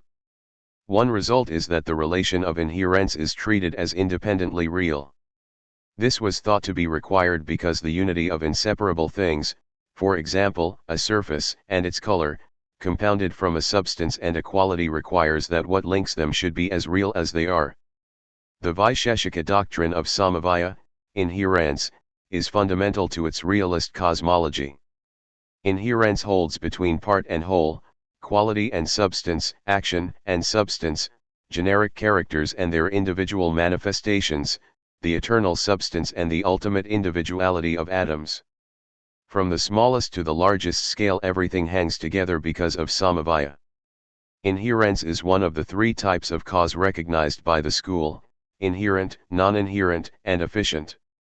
The inherent cause is what the effect inheres in, as the cloth inheres in the threads from which it is woven. The non-inherent cause is a correlative of either the cause or the effect. For example, the position of the threads is a non-inherent cause of the cloth. The threads could have been woven together in a different arrangement. The efficient cause is the working of the loom that wove the threads into a cloth. The Vaisheshika doctrine differs markedly from the Samkhya view that the effect must exist in its cause, holding that the effect must be a new existence, not contained in the cause but freshly created by it. A cause is defined as an invariable precedent of the effect, to avoid treating anything and everything that preceded an effect as part of its cause. To avoid difficulties about how long a period can elapse, or how many intervening factors there can be, between a cause and its effect, a qualification is added that the cause must not be too remote from the effect, remoteness or irrelevance being defined in several ways according to the length and nature of the intervening chain of factors. In Nyaya, Vaisheshika, four forms of cognition, pramanas, are regarded as valid: perception, inference, comparison, and testimony. In the great debate between the philosophers of this school and the Buddhists, the latter argued that there are only two valid forms of cognition, perception and inference. The leading Buddhist scholar Nagarjuna in the 2nd century CE challenged the Nyaya, Vaisheshika to explain what validates the pramanas themselves. If a knowledge claim is based on perception, what justifies perception itself as a basis for knowledge? The danger of a regress threatens. It is parallel to the problem of induction as a form of reasoning, whose only justification seems to be the inductive ground of its past successes. The Nyaya, Vaisheshika thinkers could reply that the pramanas are self-validating in that they demonstrate their validity when they validate knowledge claims, just as lamplight illuminates the lamp from which it shines. Nagarjuna replied that this kind of example works only if we think of lamplight as first not being light, which is a contradiction.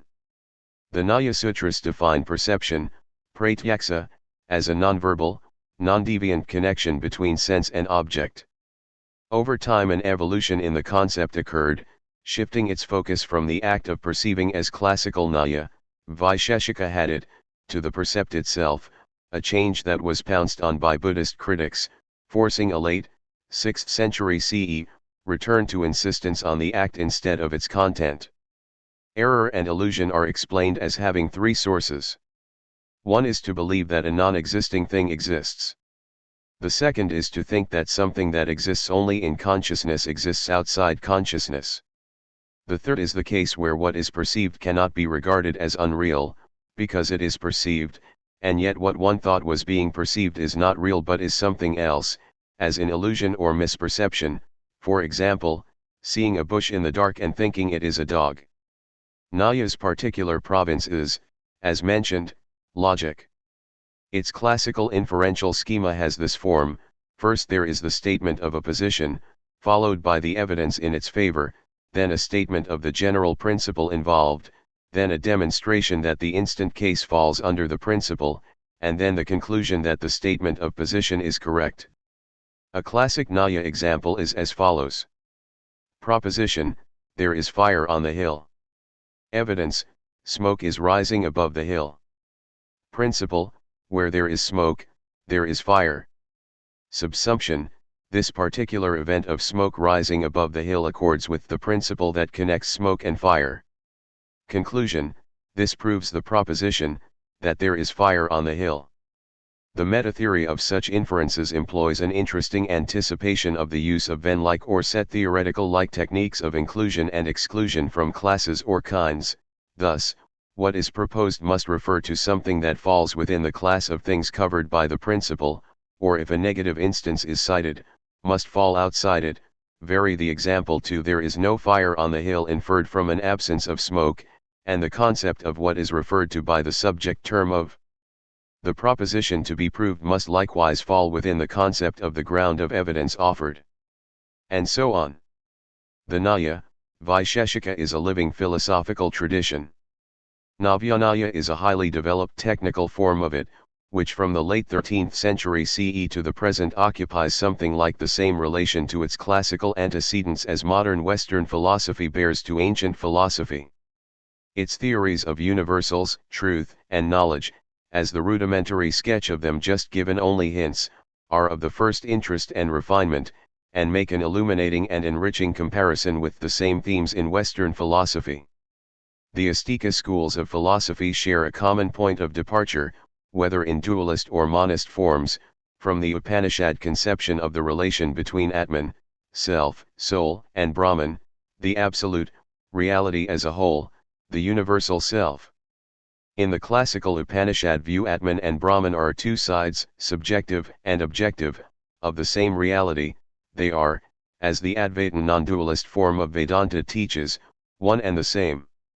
This is the meaning of the Mahavakya, great saying, of the Upanishads, Tat Tvam Asi, that thou art, interpreted to entail I am that, and hence Atman is Brahman.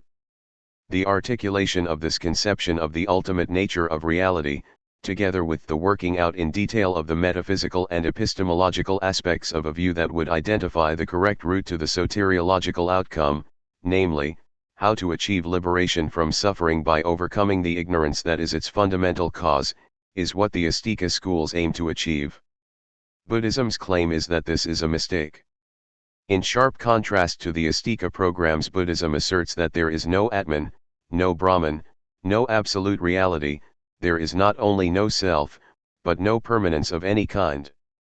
The postulation of the existence of, and attempt to explicate the nature of, a permanent self is not only the wrong target, it is the very source of suffering itself. The rigorously critical argumentation of the Buddhist thinkers is aimed at achieving a reduction of phenomenal thinking and its objects to a liberating grasp of dharmadhatu, how things really are. The Buddhist schools argued among themselves with great sophistication. A way of illustrating this is by reference to a distinction drawn in the Abhidharma texts, dating from the 3rd century BCE onwards, and consisting of commentaries upon and developments of the suttas or teachings of the Buddha. The distinction is between primary or substantial existence and secondary, conceptual or derived existence. The Madhyamaka school argued that everything is a secondary existent. When a search is made for primary existence, nothing is found. If an attempt is made to reduce secondary existence to the primary existence which are their putative basis, the reduction leads to emptiness, nothing has inherent existence. Transposed to the idiom of truth, this amounts to saying that the ultimate truth is that there are no ultimate truths. But emptiness, sunyata, is itself the outcome of causes and conditions, not in the sense that there were, once upon a time, primary existence which have since ceased to be, leaving just the secondary existence behind, but in the sense that the things we take to be real in our experience of them are mere conventionalities with no substance. To understand that they are empty, meaningless, insubstantial, a mere flow of nothings, is to see them as not worth the desire or craving we have for them. So long as we think them substantial, we are ignorant of their true nature, and that is why suffering arises. The Yogacara school thought that the Madhyamaka doctrine was unsustainable, on the ground that nothing can be a secondary existent without there being a primary existent for it to be secondary to. They therefore had to postulate a primary existent, and nominated the non-dual stream of consciousness for the role, mind only or Siddhamatra. As the name implies, Yogacara adherents had a particular interest in meditation, which explains the motivation for identifying the primary existent with what lies at the deepest phenomenological level of untrammeled consciousness in meditation. Nevertheless, the Yogacaras' doctrine of the three aspects specifying the nature of Siddhamatra shows that the terminus of the argument, emptiness, though differently described, is the same as in the Madhyamaka doctrine. The first aspect is the realm of subject-object duality, as those who are unenlightened think of the world, demonstrated by the language they use. The second aspect is the dependent aspect, the flow of experience which the unenlightened incorrectly polarize into subject and object, whereas the flow of experience is all there is. The third perfected aspect is the truth about things, which is grasped in meditation, emptiness, but redefined as non-duality. In the Dinaga, Dharmakirti school only two modes of cognition are recognized, perception and inference. They constitute right cognition, defined as knowledge not contradicted by experience. Dinaga's argument for there being only two modes of cognition is that ordinary experience gives us just two aspects, the particular, which is what we perceive, and the universal, which is what we infer. Universals are not real, and the perception of a particular occurs only momentarily, that moment consisting in unconstructed perception, whereas what immediately follows is constructed by the interpretative attribution of qualities and properties, namely, universals. The constructed perception can, however, lead to right action, and therefore, in virtue of not being contradicted by experience, counts as knowledge. Given that this view could be described as turning on a distinction between knowledge by acquaintance and knowledge by description, one can see the clear similarity to views such as Russell's in later Western epistemology, cp 352 above. Dinaga held that there are four kinds of perception: sense perception, mental perception, yogic, extrasensory, perception and reflexive perception or self-awareness. Other Buddhist scholars were critical of the inclusion of this last as a form of perception, which they took to imply a form of awareness of being aware, implying a self, a higher self, which in a doctrine teaching the unreality of self is a complication. Influential ideas were developed by the Dinaga, Dharmakirti school in logic as well as epistemology, Dinaga's Hidakakra, the will of reasons, showing all the possible combinations of a reason with its positive and negative instances, and specifying which of them constitute a valid inference. Of the 9 such combinations, only 2 are valid, in both cases when the reason, hichu, is present in the subject and in the positive example, and absent from the negative example. For example, in judging that there is a fire on that hill over there because one sees smoke rising above it, one has a positive example of fire and smoke being connected, e.g. the fire in one's kitchen, and a negative example where there is never a connection of fire and smoke, e.g. in the waters of a lake. The path to liberation for Jains, their name derives from jina, victory, implying conquest of suffering by passing over the cycle of rebirths to the liberation of non-existence, consists of doing no harm, ahimsa, detachment, aparigraha, asceticism, and acceptance of the fact that reality is infinitely complex and many-sided, anekantavada, so that it is never possible to give a single definitive description of anything. This means that anything we think or say can at best only be partly true, and is ever only from a certain point of view, syadvada. Every point of view has some truth in it, so from a certain point of view X is and from a certain point of view X is not are both possible simultaneously. The Jain doctrine of substance accordingly allows that it both decays and is stable. To assert that it must definitely be one or the other is one-sided, ekanta, or even extremist. The parallel with scepticism is striking. It was suggested, CP 120 above, that Pyrrho of Elis visited India and learned his outlook from its naked philosophers, the gymnosophists. These could very likely have been Jains, whose most assiduous devotees indeed went about naked. The only sources of knowledge about the Carvaka, Lokayata school are the hostile comments and criticism of its adversaries. They report that the school was empiricist, materialist and hedonistic. It was radically empiricist in epistemology, holding that sense perception is the only valid form of cognition. It was radically materialist in metaphysics, denying the existence of souls, gods, or an afterlife, and it was said to be hedonistic in ethics, extolling the virtues of pleasure. Lokayata means of the people, and perhaps initially referred to the materialistic and this worldly assumptions and lifestyle of unlettered ordinary people. But it came to mean sceptical because the restriction to sense experience as the only valid means to knowledge implies that inference is inherently doubtful and conditional, an implication accepted by the school. Carvaka is the name of the supposititious founder of the school, although an earlier founder and supposed author of a lost sutra, known only in fragments, is one Bharaspadya.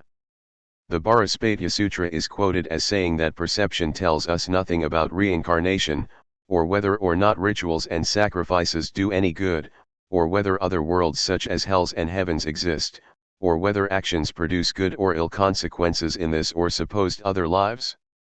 Accordingly, there is no reason to believe any of it. Instead, perception tells us that natural things are their own causes, their properties residing in and arising from their physical constitution. Consciousness is a product of physical processes in the body. Since physical existence is reality, pleasure and the avoidance of pain are what is good. Delicious food, young women, fine clothes, perfumes, and garlands are said, by way of criticism in the Sarvasiddhanta Samgraha, to be the Carvaka school's idea of heaven, while moksha, the liberation of extinction, occurs naturally and inevitably with death. The view of life actually or functionally held by most people in today's developed societies is precisely that of the Carvaka school. These sketches of ideas in some of the Indian philosophical schools are intended to indicate that if one had the linguistic competence to make a detailed study of them, doing so would provide great insight into problems that are as fundamental to Western philosophy as to them. It has been surmised that there was communication between Indian and Greek thinkers. The great Persian Empire abutted both their worlds, to east and west respectively, for many centuries, and it is implausible to think that there was no contact or exchange of ideas. Greek and Sanskrit are descendants of a single earlier language, Indo-European or Simple Aryan, and languages carry hints of their users' worldviews in their vocabularies and structures, ideas of substance and property, causality, knowledge, mind, and consciousness. The question whether what we encounter in everyday experience reveals or misleads as to the true nature of reality, these lie at the heart of philosophy, and both Indian and Western traditions of thought address them in remarkably similar ways. Chinese philosophy. Confucianism, Moism, Daoism, and legalism are the principal schools of philosophical thought in China.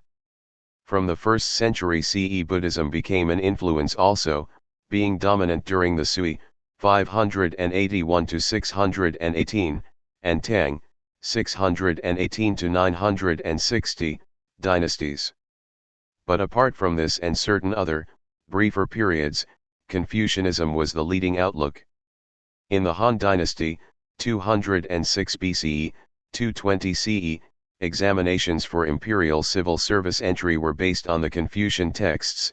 After the Tang had been replaced by the Song Dynasty, 960 to 1279, civil service examinations based on the Confucian texts were reintroduced, and the practice lasted for the 1,000 years from then until 1905, bar an intermission during the Mongolian invader dynasty of the Yuan, 1279 to 1368.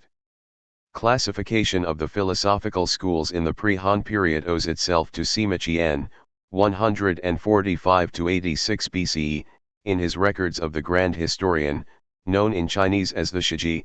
FN1 This remarkable man had inherited the role of court historian from his father, but had fallen foul of a political intrigue and been castrated and imprisoned, with the expectation that he would, as all scholar gentlemen who had suffered these indignities were supposed to, commit suicide on being released.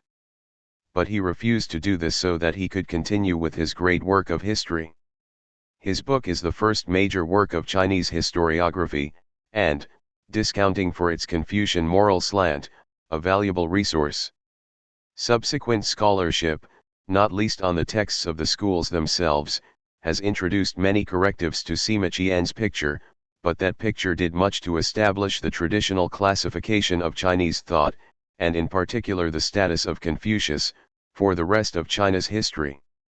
Confucius himself, Kongfuzi, Master Kong, is traditionally said to have been born in the state of Lu in 551 BCE and to have died in 479 BCE, which places the latter event just 9 years before the birth of Socrates, and within a year or two of either the birth or the death of Siddhartha Gautama, the Buddha, depending on whether you accept Buddha's later or earlier life dates.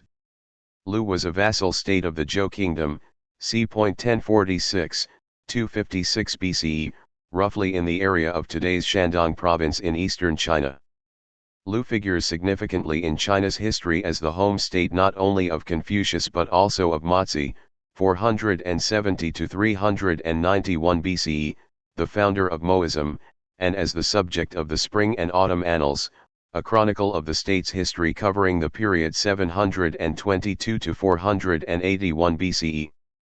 According to Mencius, Menzi, 372 to 289 BCE, the second most important philosopher in the Confucian school, the Annals was written by Confucius himself, so it is placed among the 5 classics attributed to him, the other 4 being the classic of poetry, Shijing, sometimes called the Book of Songs or Book of Odes, the Book of Documents, Shijing, the Book of Rites, Lji, and the Book of Changes, Yujing. At the time of Confucius' birth the Zhou kingdom was in decline, and had been so for more than a century. The many small tributary states it once controlled had begun to form into a number of larger states, vying among themselves for hegemony. The continual warfare this involved gave the epoch from the 5th to the 3rd centuries BCE the name the Warring States period. In the Analects, Lunyu, the text of Confucian teachings said to have been compiled by his disciples and followers, but almost certainly edited together much later, in the 1st or 2nd century BCE, Confucius is described as looking back with regret to the early history of the Zhou kingdom, regarded as a golden age. Confucius probably held a civil service post as a young man, but he was anxious to contribute his ideas to any ruler who would listen, and he therefore traveled through the fragmented Zhou world seeking a hearing. There were many such as he, known as Ryu or literati, all trying the same thing. He was unsuccessful, but in the course of his efforts he accumulated a following of disciples. For several centuries the Analects were regarded merely as commentaries on the 5 classics, and the relatively minor status it therefore had may explain why something like 3/4 of the Confucian sayings quoted by Mencius do not appear in the Analects, their source in other or variant compilations having since been lost. Much later, in the Song dynasty when Confucius' reputation was restored to the high levels it had enjoyed in the Han dynasty, the Analects was given the status of a supremely authoritative text, and was enrolled among the 4 books, the other 3 being the Great Learning, Dixu, the Doctrine of the Mean, Zhonyang, and the Mencius, Menzi. The Dixu is a chapter from the Book of Rites with a commentary by a Confucian scholar called Zhengzi. The Zhonyang is also a chapter from the Rites, said to have been contributed by Confucius' grandson Zisi. The Menzi is the book written by Mencius, setting out Confucian doctrines and his own developments of them, in the form of long conversations with various kings and rulers. The 4 books and 5 classics are the corpus on which the Confucian tradition, and therefore the culture of China for much of the history of the last 2,000 years, is based. Confucius' argument was that if those in government behave ethically, which means, With propriety and benevolence, they will create the good society. A life disciplined by the correct observance of rituals and formalities would ensure this. A key to the achievement of social harmony and right order is how such relationships as those between ruler and ruled, father and son, are observed. A passage in the Analects relates an anecdote in which Confucius is told of a village with an inhabitant known as the true person because he reported his father to the authorities for stealing a sheep. Confucius replied, "In my village the true people are the fathers who cover for their sons and sons who cover for their fathers."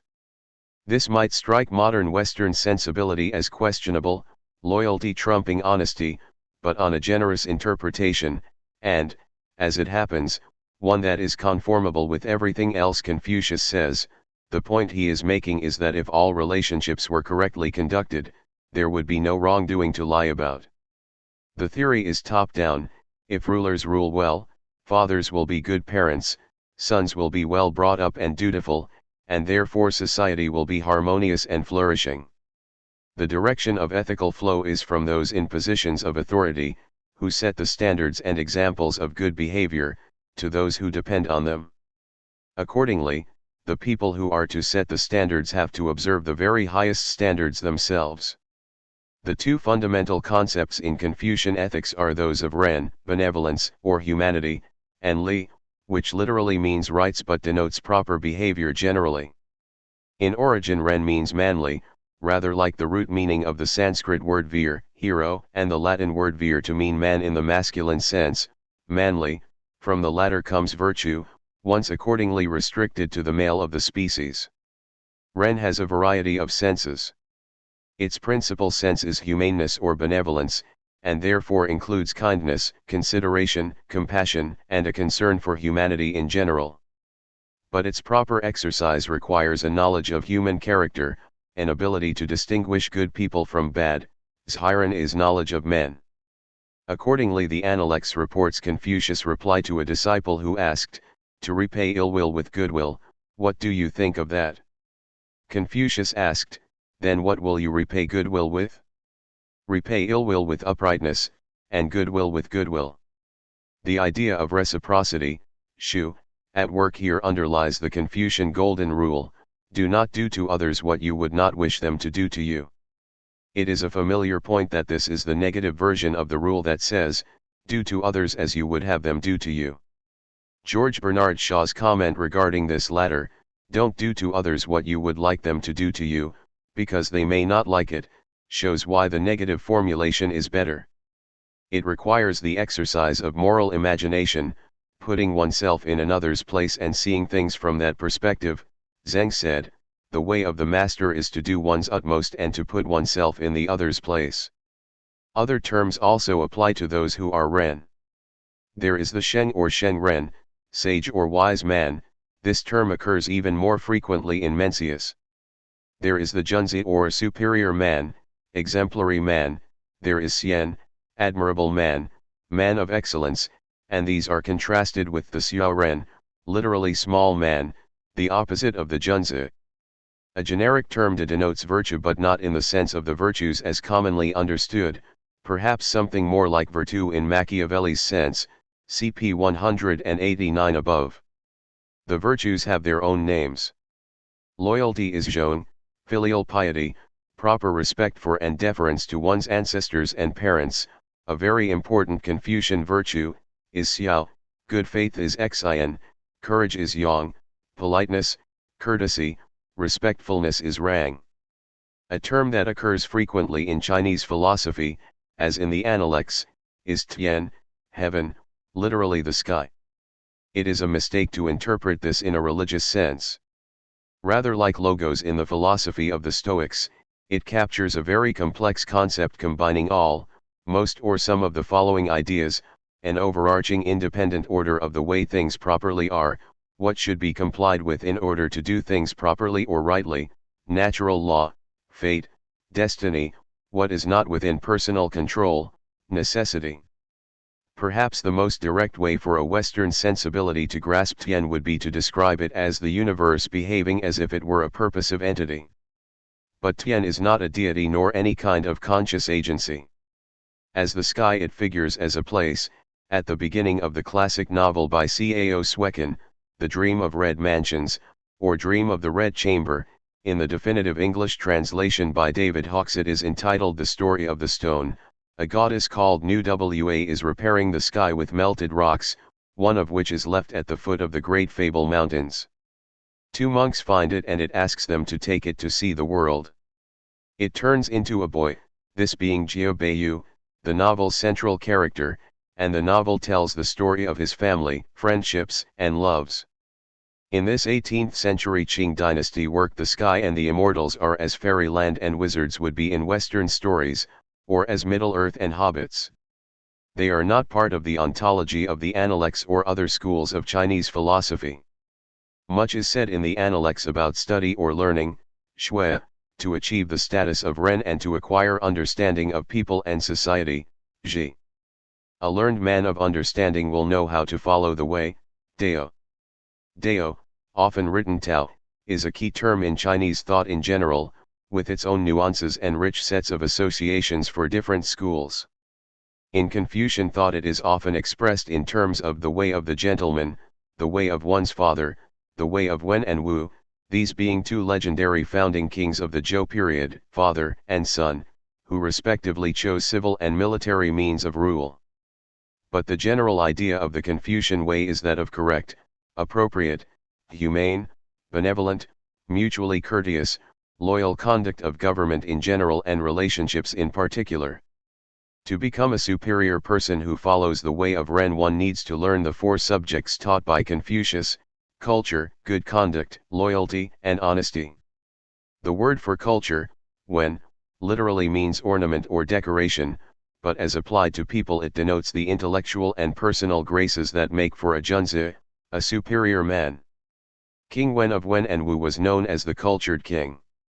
A cultured person respects and observes the rites, li, the practice of which ensures that everything is done with respect, courtesy, reverence, and discipline. The importance of li for Confucius is that if due process is followed in the business of both government and ordinary life, everything will be orderly and clear, because relationships will be maintained in the proper way. One whole book of the Analects is dedicated to a discussion of rites, mastery of which, alongside music, writing, mathematics, archery and charioteering, was regarded as a necessary accomplishment for a gentleman. For Confucius the family is the foundation of society, it is where filial piety and brotherly respect are learned, and with them a caring and considerate attitude to humanity in general, Ren itself. To exercise Ren is a practical matter, a pragmatic matter, and the implication is that it can be learned, rather as in Aristotle the virtues can be practiced in order to become habits. For the Confucian tradition a question arose about the relative importance of the two fundamental concepts of Ren and Li. Which is the most important? This came to be called the Nei, Wei debate, Nei meaning inner and Wei meaning outer. Confucius himself, appropriately, argued for balance. When basic disposition overwhelms refinement, the person is boorish. When refinement overwhelms basic disposition, the person is officious. The exemplary person balances his basic disposition and his refinement. At the same time, other texts in the Analects can be read as privileging Ren over Li, or Li over Ren, allowing the Confucian tradition its scope for debate. The Confucian outlook as expressed in the Analects is idealistic and optimistic, not least in its view of human nature, or at least the possibility of appropriate cultivation of human nature. Mencius, the second master of the Confucian tradition, whom legend says was taught by Confucius' grandsons c. 483 to 402 BCE, the dates themselves do not allow this. Mencius was born in 372 BCE, took the view that human nature is fundamentally good. It follows that the prospects for the ideal Confucian state and society are good too. The third master of the tradition, Sun Tzu, his name was Sun Kuang, c.310, c.235 BCE, he is standardly known by the name of his book The Sun Tzu, disagreed. His more realistic attitude resulted in the most carefully worked out position for a Confucian approach to social ethics. Mencius' view about human nature places him on the side of the inner, nei, in the nei, way debate. What matters most, he said, is xian, the heart and mind or heart-mind, from which comes all that can lead people to be ren. Mencius explained wrongdoing as the result of external forces. In hard times people commit crimes or become violent because they are struggling for survival. It is not a natural disposition for people to be like this, but suffering is what sinks and drowns their hearts. As proof of innate goodness, Mencius cites such phenomena as the distress anyone feels when they see that a child is in danger of falling into a well. They do not feel distress because they wish to please the child's parents or to get social approval. The sentiment arises in their xian. In good Confucian fashion, Mencius identified the cardinal virtues as benevolence, ren, righteousness, yi, wisdom, zhi, and propriety, li. Each is associated with an emotional attitude that expresses or enacts it. Benevolence arises from compassion, righteousness from disdain for what is bad or wrong, wisdom from feelings of approval and disapproval, and propriety from the respect or reverence we feel for something or someone. The idea that virtues are expressed via their connection with emotions agrees with the argument in Hume and others that emotions are the source of motivation. An assumption in Mencius' account is that virtues both arise from and are exercised through a correlative motivational state of feeling, and these feelings are natural endowments of human psychology. Mencius held that two of the four virtues, benevolence and righteousness, are primary. A ruler who possesses both virtues will be aware of the effect of his policies on his people, and will act always to benefit them. His sense of honor will make him disdain doing wrong, or acting corruptly, in small ways just as much as in large ways. With a benevolent and righteous ruler, the state will flourish and the people will be happy. The reason why they will be happy is not just the obvious one that they will have peace and prosperity, but also that in such circumstances their natural goodness will be able to express itself most fully, thus icing the cake. In a good society the people are at their best, making the society yet better. It is a virtuous upward spiral. Perhaps it says more about the nei disposition of Mencius himself, and to his credit therefore, that he thought this to be achievable. The next Confucian master, Sun Tzu, thought very differently. Sun Tzu lived during the later part of the Warring States period, by which time Confucianism itself, Daoism, legalism and other schools had grown both in numbers of adherents and in energy of debate, constituting what is known as the 100 schools of thought, the golden age of Chinese philosophy. There were not literally 100 schools. The Chinese idiom uses large round numbers, 100, 1,000, 10,000, to denote significant pluralities. It meant that Sun Tzu knew the arguments of other philosophers and schools, and he engaged with them in the book that bears his name, the Sun Tzu. Sun Tzu took the view that human beings are by nature inclined to be bad, and that being good takes conscious effort.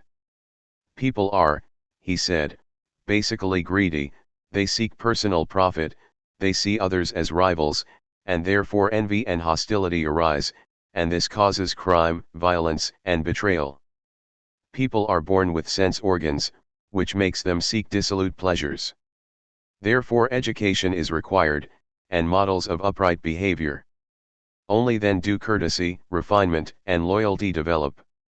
He wrote, thus, a warped piece of wood requires the press frame, steam to soften it, and force applied to straighten it. A blunt piece of metal must be whetted on the grindstone to make it sharp.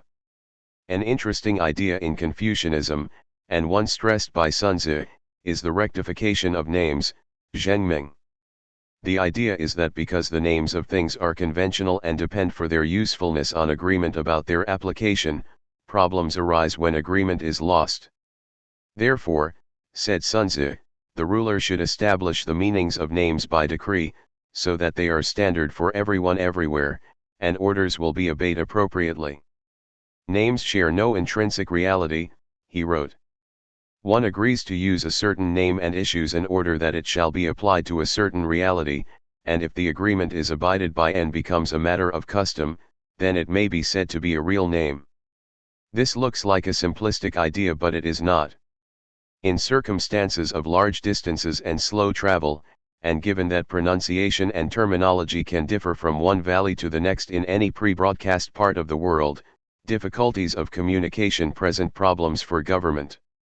The rectification of names idea is a plea for an official common language that everyone can understand clearly, not just for efficient administration, although in this respect its value is obvious, but for promoting shared values and standards, a medium for transmission of cultural norms. Another way of achieving social cohesion is to standardize the rituals, and to promote their use. Here too the idea concerns the promotion of norms and standards, because the performance of the li enacts the order and relationships of society, in a disciplined and serious way that brings society together in witness of what it expects of itself. Sun Tzu talks of the li as comparable to the flavors and spices of cuisine and the nourishment they give to the body politic. All societies have communal observances, ceremonies, and celebrations: 4th of July, the Queen's birthday parade, Thanksgiving, Christmas, Eid, Diwali, and the intention they serve is to promote a sense of identity, loyalty to a shared purpose and remembrance of the founding events for both. In the way that a military parade is arranged, one sees, among other things, orders of rank and precedence. The event itself displays hierarchy and the order of command. In writing of the li, Sun Tzu says that among other things they manifest the differentiations, that is, the place that different groups occupy in society. One of the great virtues Confucianism impressed on Chinese political sensibility is order. Disorder has acquired a superstitious dread in the course of China's history because every change of dynasty resulted from it, and much is explained in recent and contemporary China by seeing what happens there through this lens. Fn 2. The founder of Moism is Mozi, a contemporary of Socrates. Much later, in the Ming and Qing dynasties, Mozi was portrayed by some Chinese scholars as an opponent of Confucianism, and moreover not a very effective one. Others, and especially those engaged in more recent scholarship on Chinese thought, recognize the independent interest of Mahist philosophy, and the contributions of the Mahist school to mathematics and logic.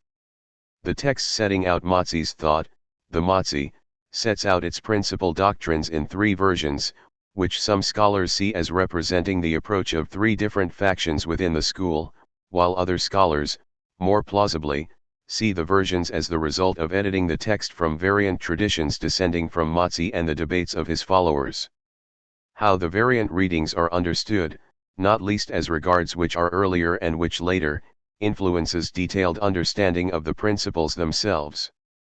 But running through the principles are 2 notable commitments: first, concern for others, brotherly love, ai, and second, a strong utilitarian theme of weighing benefits, li, and disbenefits, hi.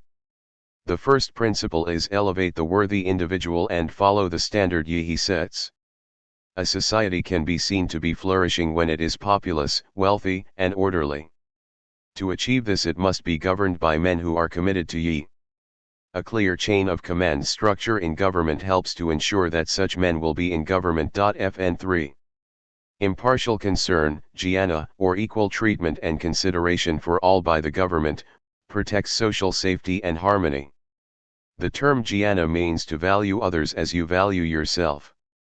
It is sometimes translated as universal love, ai means love, and jnana might better be translated as equal or disinterested love. Mozi associates with this a further principle: seek peace, in the sense of opposing militarism and not resorting to military aggression. The connection is that if you would not yourself wish to fight in a war, do not send others to suffer and die in one. The disbenefits of war far outweigh the benefits, and aggression by states against one another is motivated by greed for wealth or power, which is unworthy, not yi. When we inquire into the causes of harms, what do we find? Do they come from loving others and trying to benefit them? Certainly not. They come, rather, from hating others and trying to injure them. Such actions are motivated by partiality, selfishness, and this gives rise to all the great harms in the world. Moderation in expenses, including specifically moderation in funerals, not just their cost but the 3-year mourning period for parents, during which the mourner did not work, is supported by a clear-minded weighing of li and hai, benefits and disbenefits. Although that length of mourning is probably psychologically right, 2 years is about the least time it takes to get fully over the loss of a loved one, whether through death or the ending of a significant relationship. Mozi thought that the conventional manner of marking respect and filial devotion by such an excessive observance was the result of confusing what is habitual with what is proper, and what is customary with what is right. This is not the only respect in which one recognizes a congruence between Mahist thought and the New Testament criticism of the whited sepulchres of Pharisaism. Noting and conforming to the impartiality of Tien, which is the same for all, and as in effect nature or the natural right order of things, which exists for the benefit of all, will ensure that individuals and society alike will be ye.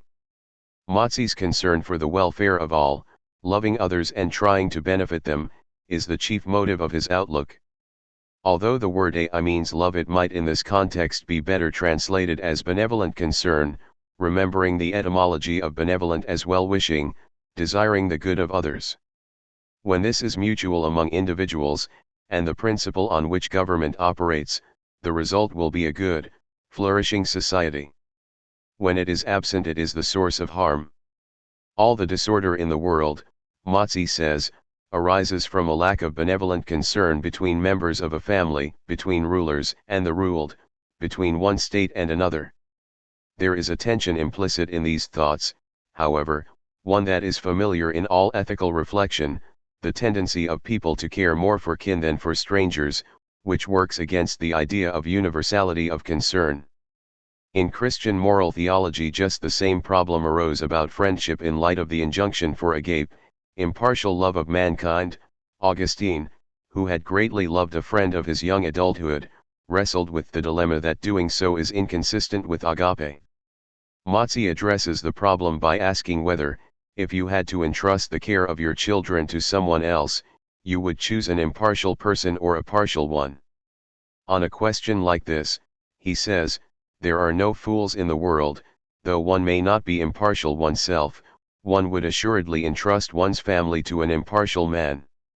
The sense of familiarity one feels in contemplating Mozi's thought, the idea of fraternal love or concern, the adjuration to promote collective good, is heightened further by his description of what the alternative is, an anarchic situation in which different standards apply and people seek only to get the best for themselves, something like a Hobbesian state of nature. Shared values and standards prevent this, says Mozi, so if one elevates the worthy man and everyone adopts his standard, good order will prevail. But this means that the ruler has to be a model of rightness and benevolence, and the rest have to conform. In Hobbes the sovereign power is not required to be a standard of virtue, in Mozi he is. Moreover, Mozi specifies how to determine the nature of the standard which the ruler must set. There are 3 ways. One way is that one can look at the past to see examples of great rulers who were virtuous and benevolent, and whose states flourished as a result. The second way is that one can use empirical tests, for the ruler's behavior will be evident in the effects on society, and the eyes and ears of the multitude will register what these are. And the third way is that one can apply the test of benefits over disbenefits, li and hai, a utilitarian principle of decision that can be applied to every action and situation. Mozi's followers developed a school of logic and metaphysics which came to be called the School of Names. It is best known for a debate over the proposition a white horse is not a horse. The puzzle about this turns on niceties of ancient Chinese language and the understanding of the negative fei, not or is not, in the formula by ma fei ma, by means white, ma means horse, so the whole means white horse not horse.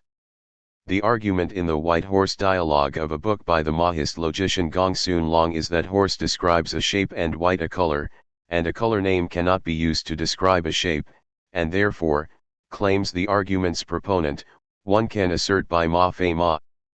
The scholar of Chinese philosophy A C Grayling suggests that the appearance of paradox arises from a failure to distinguish between the is in fei, is not, as the is of inclusion, x is part of y, and is of identity, x is y, x is the same thing as y. This suggests a plausible interpretation which saves the claim from being a mere fallacy, category mistake, or muddle. This is to view the expression as shorthand for the concept white horse does not exhaust the concept horse, that is, not all horses are white. Mahist ethics offers an attractive and sympathetic outlook, so too, though in a rather different way, does Daoism or Taoism, the older anglicization of the term which unhelpfully represented the D sound by a T. Perhaps many readers will recognize the saying, "The world is won by those who let it go." When you try and try, the world is beyond winning. Zen Buddhism, called Chan Buddhism in China, has a similar attitude to practices. The Zen method of playing a game is not to focus on what you are doing, because that inhibits and interrupts you, but instead to go, as the saying has it, with the flow. This idea might well have been derived from Daoism, the philosophy of the way, Dao.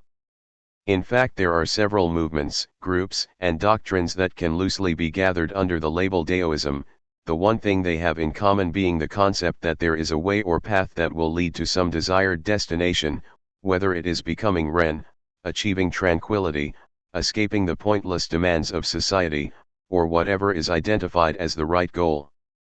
But there is a text regarded as significant for this outlook, the Dao Jing, Old Anglicization, Tao Te Ching, sometimes also named for its supposed author, Laozi.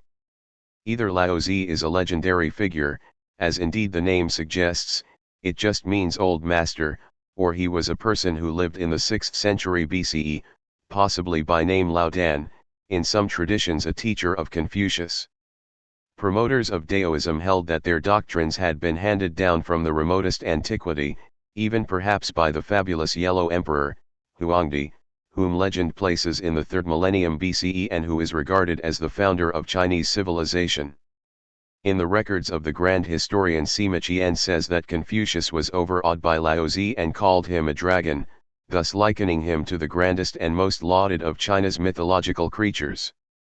The notion, which dates to the pre-Han period itself, that Confucianism and Daoism were opposed in outlook is promoted by the later Daoist classic, the Zhuangzi, which says in the course of promoting the Daoist view that wisdom consists in a relaxed, skillful, sensitive kind of flexibility, and that Confucius lacked this quality.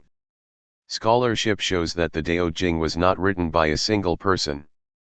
It provides the kernel of a set of ideas called Daodi, and Sima Qian gave the label Daojia to those who put these ideas into practice, Jia meaning family or, figuratively, tribe. There were in fact several Daojia, now classified as Huang Lao, philosophical Daoism and religious Daoism. But they all draw on the central concepts of Daoism, Dao meaning path, de power, potency, virtue, Wu do nothing, and others. The Dao Jing itself, Jing means classic, is in two parts, the classic of Dao and the classic of Da. The concept of Dao is extremely complex, rich and multiple. The very first sentence of the Dao Jing says, the Dao that can be explained is not the eternal Dao. This looks like a door shut on understanding. Matters are worse, use of the before the final occurrence of Dao suggests that there is one eternal Dao. Some interpret it this way. Others argue that the original Chinese, Dao Ke Dao Fei Chang Dao, literally Dao possible to say not ever enduring Dao, leaves it open that there are many ways. Nor can Dao even be named, the Dao Jing's second sentence is, the name that can be named is not the name, meaning, the, name, of Dao, that can be named is not, its, their, name. Dao is Wan Wu, 10,000 things, suggesting the Dao is reality that transcends anything that can be comprehended, it is inexhaustible, indifferent, ungraspable. Or it is the origin or source of all things, inaccessible to understanding. It is what sustains everything, the fountain of existence and its continuation. These metaphysical renderings are supposititious, given the ineffability of Dao. Later commentators have added their personal take on what could or should be meant, some giving it a religious connotation, associating it with divination, cosmology, and meditation. Da was translated above as virtue, goodness, or morality, while in renderings of the Dao Jing it is often given as potency, a sort of life force towards self-realization. On this view, to follow the way is to apply, direct or unleash one's life potential. Following the way mostly echoes the early understandings of Dao as a teaching or path. The Chinese character for Dao has two components, one associated with walking or going on a journey, and the other with following. But the essence of the Dao Jing's view of the journey that ought to be followed is that it is a deeper and prior thing than the ways or virtues taught by other schools. When the great Dao declined, the doctrines of humaneness and uprightness arose. When the ideas of knowledge and wisdom came along, hypocrisy arose. When relationships are out of harmony, ideas of filial piety and love for children arise. When the country is disordered, praise will arise for good ministers. Abandon these ideas, and there will be wisdom, and uprightness, there will be filial piety, and love. The injunction implicit here is to adopt the way of Wu Wei. It carries the implication that in a time before society and social organization, people behaved naturally and spontaneously, and therefore with effortless goodness. With society comes the need to make an effort to be humane, to be honest, to be filial. FN4. Wu Wei means non-action. It does not mean that one should literally do nothing at all in order to be in conformity with the way. A more accurate rendering, as just suggested, is effortlessness, non-striving. This is consistent with the quite definite idea of Wu Wei in the Zhuangzi, where it relates to non-attachment and the achievement of serenity. Later legalist philosophers recommend Wu Wei to rulers, what politicians sometimes regard as masterly inaction, letting things play out of their own accord, without interference. Daoist masters use various analogies to explain Wu Wei, likening it to water which flows round things without troubling itself. The wise man acts without effort, teaches without many words, produces without possessing, creates but is indifferent to the outcome, lays claim to nothing, and therefore has nothing to lose. One can learn how to live the principle of Wu Wei by observing nature, its spontaneity and rhythms. Nature says little. A whirlwind does not last the whole morning. A rainstorm does not last the whole day. Who makes them? Nature. If nature cannot make them last long, how can man? The idea of nature and naturalness is Ziren, Zi meaning self and Ren meaning thus, as it is. The idea is that what one is and does comes from within, arises from the inner nature of things, including oneself. The other great classic of Daoism is the Zhuangzi, named for its author of the same name. His dates, 399 to 295 BCE, give him a very long life. He was born in the year that Socrates died. It is more playful and teasing than the Dao Jing, more critical, more sceptical, full of anecdotes drawn from animal and insect life, and it asks questions and poses problems but leaves them suggestively unresolved. The tales are entertaining and instructive, and some have become well known outside the context of the Zhuangzi and Daoist philosophy itself. There is, for example, the story of the man who dreamed he was a butterfly, flitting happily about, and then he woke, and wondered whether he was a man who had dreamed he was a butterfly, or a butterfly dreaming that he is a man. Some commentators regard the Zhuangzi as more sophisticated than the Dao Jing, and it is certainly less concerned with following the way for this worldly purposes, instead focusing on the inward journey, the personal experience of being on the way. It is not, however, clear what the exact relationship is, still less, the respective dates of composition, between the Zhuangzi and Dao Jing, so these comparisons might be misleading. The difference might not be one of development but one of tone and intent or emphasis. The Zhuangzi teaches that one should distance oneself from politics and practical life, and instead should align oneself with the way and follow its lead spontaneously, without striving and desiring. Thinking about things analytically or overmuch is the wrong thing to do. Wandering along the way, that is the ideal. Later, in the 1st century CE, a form of Daoism known as highest clarity Daoism became popular among the elite, despite the anti-rationalist and anarchic tendencies of the Zhuangzi's version of Daoism. It is likely that familiarity with Daoism of this form made it much easier for Buddhism to be accepted in China at about this same period.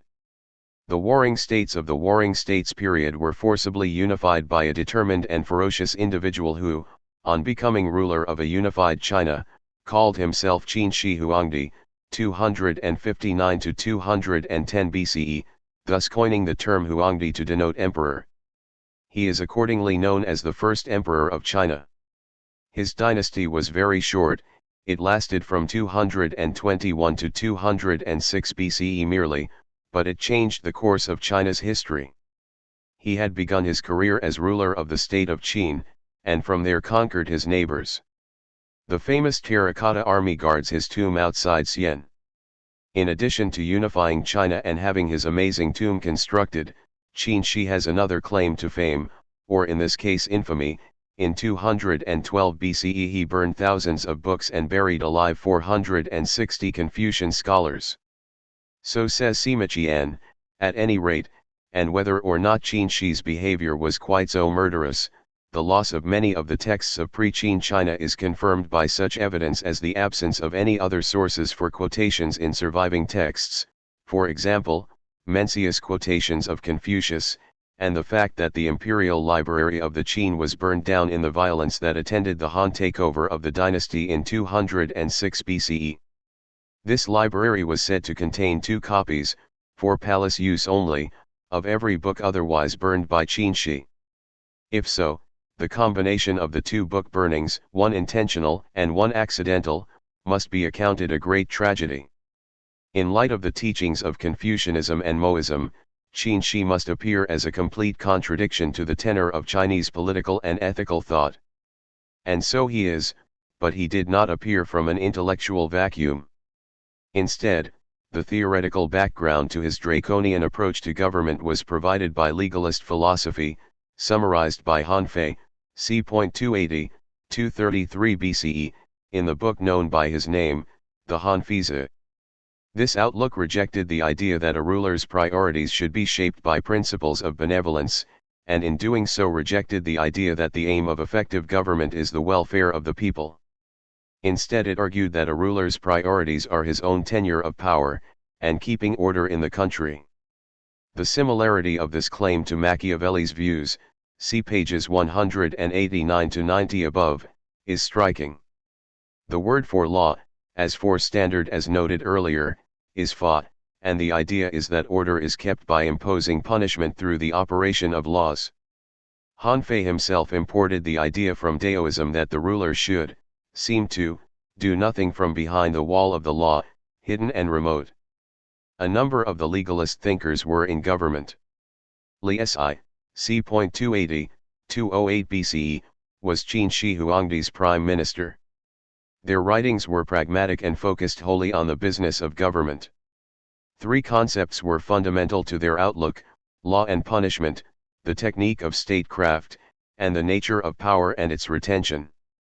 To govern by law is to praise the right and blame the wrong, Han Fei wrote. The conflation of standard and law came naturally to the legalists, given that any meaning other than the idea of a standard as in, say, weights and measures was irrelevant.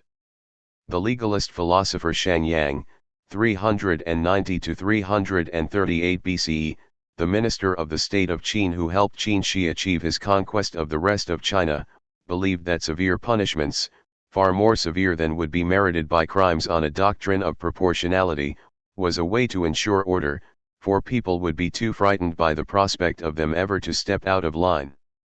In punishing, he wrote in the book of Lord Shang, light offenses should be heavily punished. If light offenses are prevented, heavier offenses will not appear. Thus will penalties be abolished by penalties, and affairs will succeed. As Shang Yang's book further shows, the legalists were concerned with precise bureaucratic intervention in the running of the state. Regulation of trade and markets, prices, especially of food, and military organization were all examined in detail. Preparation and organization were all, a ruler must not be taken by surprise. It must be remembered that at the time of the Qin the population of China was heading towards 30 million people, enormous for the time, in a country stretching from north of the Bohai Gulf to close to today's border with Vietnam in the south, and as far west as Chengdu in today's Sichuan province, a very big country too, though the bulk of the population lived along the Yellow and Yangtze rivers, and the capital was at Xianyang, more or less coterminous with the Xi'an of today, in today's Shaanxi province. To manage such a large country and population required a dispassionate approach to the business of government, and to maintaining stability. Accordingly, effective control of the hierarchy was seen as key.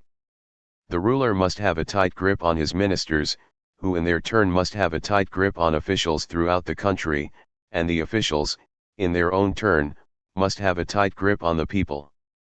The example of rulers who had become mere ciphers of their advisors was cited to explain the instability of the warring states period, and their weakness was the reason that Qin Shi was able to topple them all. Whereas governments had been based on personal loyalties and family connections in the past, the legalists insisted on institutional arrangements that would limit the discretion of individuals by the operation of rules governing the institution's functioning.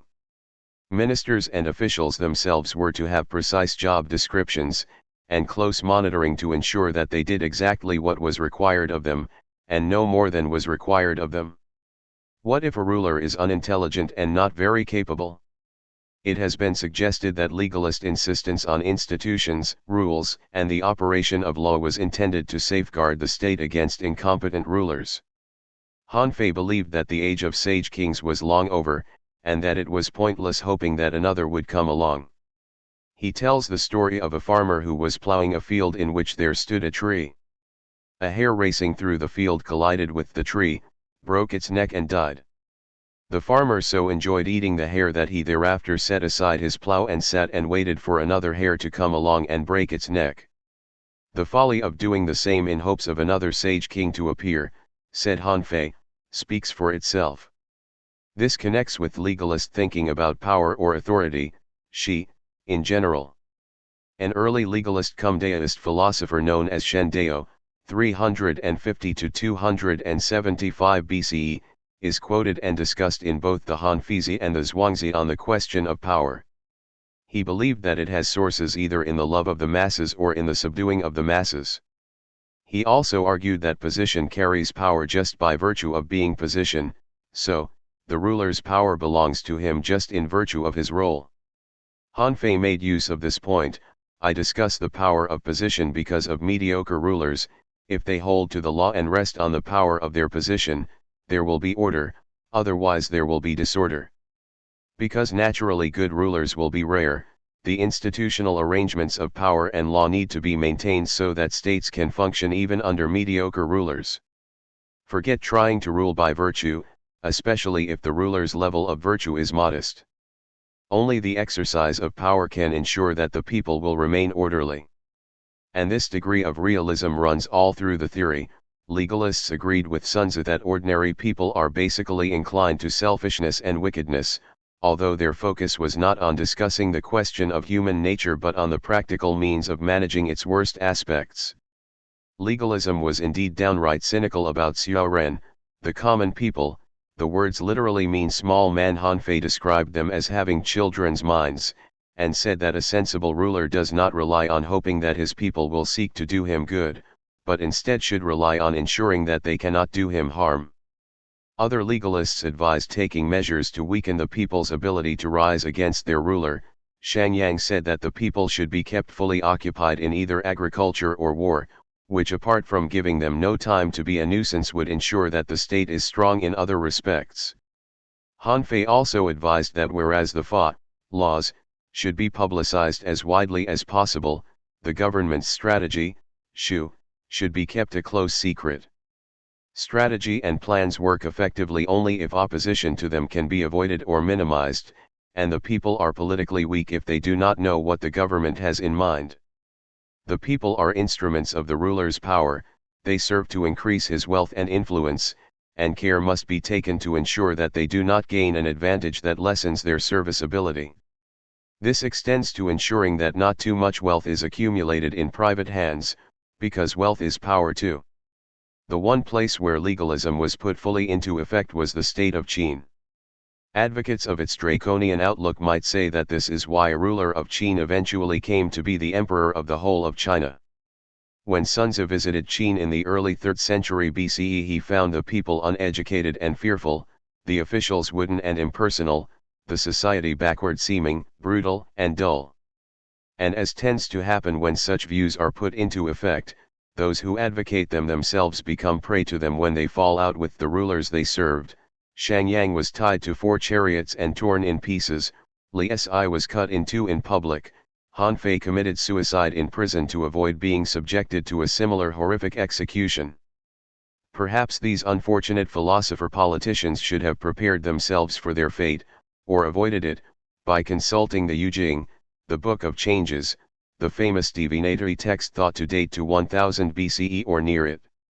The book came to have its current basic arrangement. There are variations, late in the 1st millennium BCE.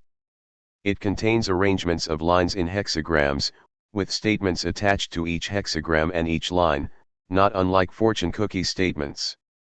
The philosophically interesting aspect of the Yu Jing is the set of commentaries that came to be appended to it, known as the 10 Wings. Their authorship was attributed to Confucius in the traditional way, as a convenience. The Vedic and enigmatic nature of the Yu Jing permits a variety of interpretations of its meanings and theories about its origin and purpose. It is a Rorschach blot in which anyone who looks can see whole cinema shows of significance. Perhaps that is its real value. An example of how the Yu Jing is treated in modern scholarship is provided by those who say that it is based on systematic observation of nature and its changes, together with empathetic feelings thus generated, and that this underlies Chinese philosophy subsequently. Thought about reality proceeds by way of images, and the diagrams map all basic human situations. Between them, the observations of nature and the mapping of human situations provide a comprehensive system covering the origin of the cosmos, the ethics of both human relationships and relationships with the environment, and philosophical considerations about society. This would be a very substantial yield from a terse, repetitive, and enigmatic set of remarks appended to blocks of lines. Before completion, success reads 1, but of course it arises from the 10 Wings written many centuries later, by commentators for whom the original Yu Jing served as the occasion rather than the substance of their thoughts. A great deal of what is said in the commentaries offers interpretations of what is to be understood by how the yarrow sticks have fallen when cast in asking the Yu Jing a question. So the claim that matter of philosophical substance is to be found there is a tendentious one. Contrasting the Confucian and Mahist schools with Daoism, all 3 with legalism and all 4 of these with the place of the Yu Jing in Chinese sensibility, and nothing has been said here about the later development of Confucianism into Neo-Confucianism in the Song dynasty, contemporary with the West's High Middle Ages, 10th to 13th century CE, and afterwards under the influence of Daoism and Buddhism, shows what a rich intellectual history China has had. The foregoing might and should serve as a taster to encourage further exploration. But it has to be acknowledged that, as with Indian philosophy, the language barrier, presented in this case by ancient Chinese, even more difficult than Sanskrit, which is difficult enough, inhibits the depth of engagement that would assuredly prove as educative as it is fascinating. Arabic, Persian philosophy.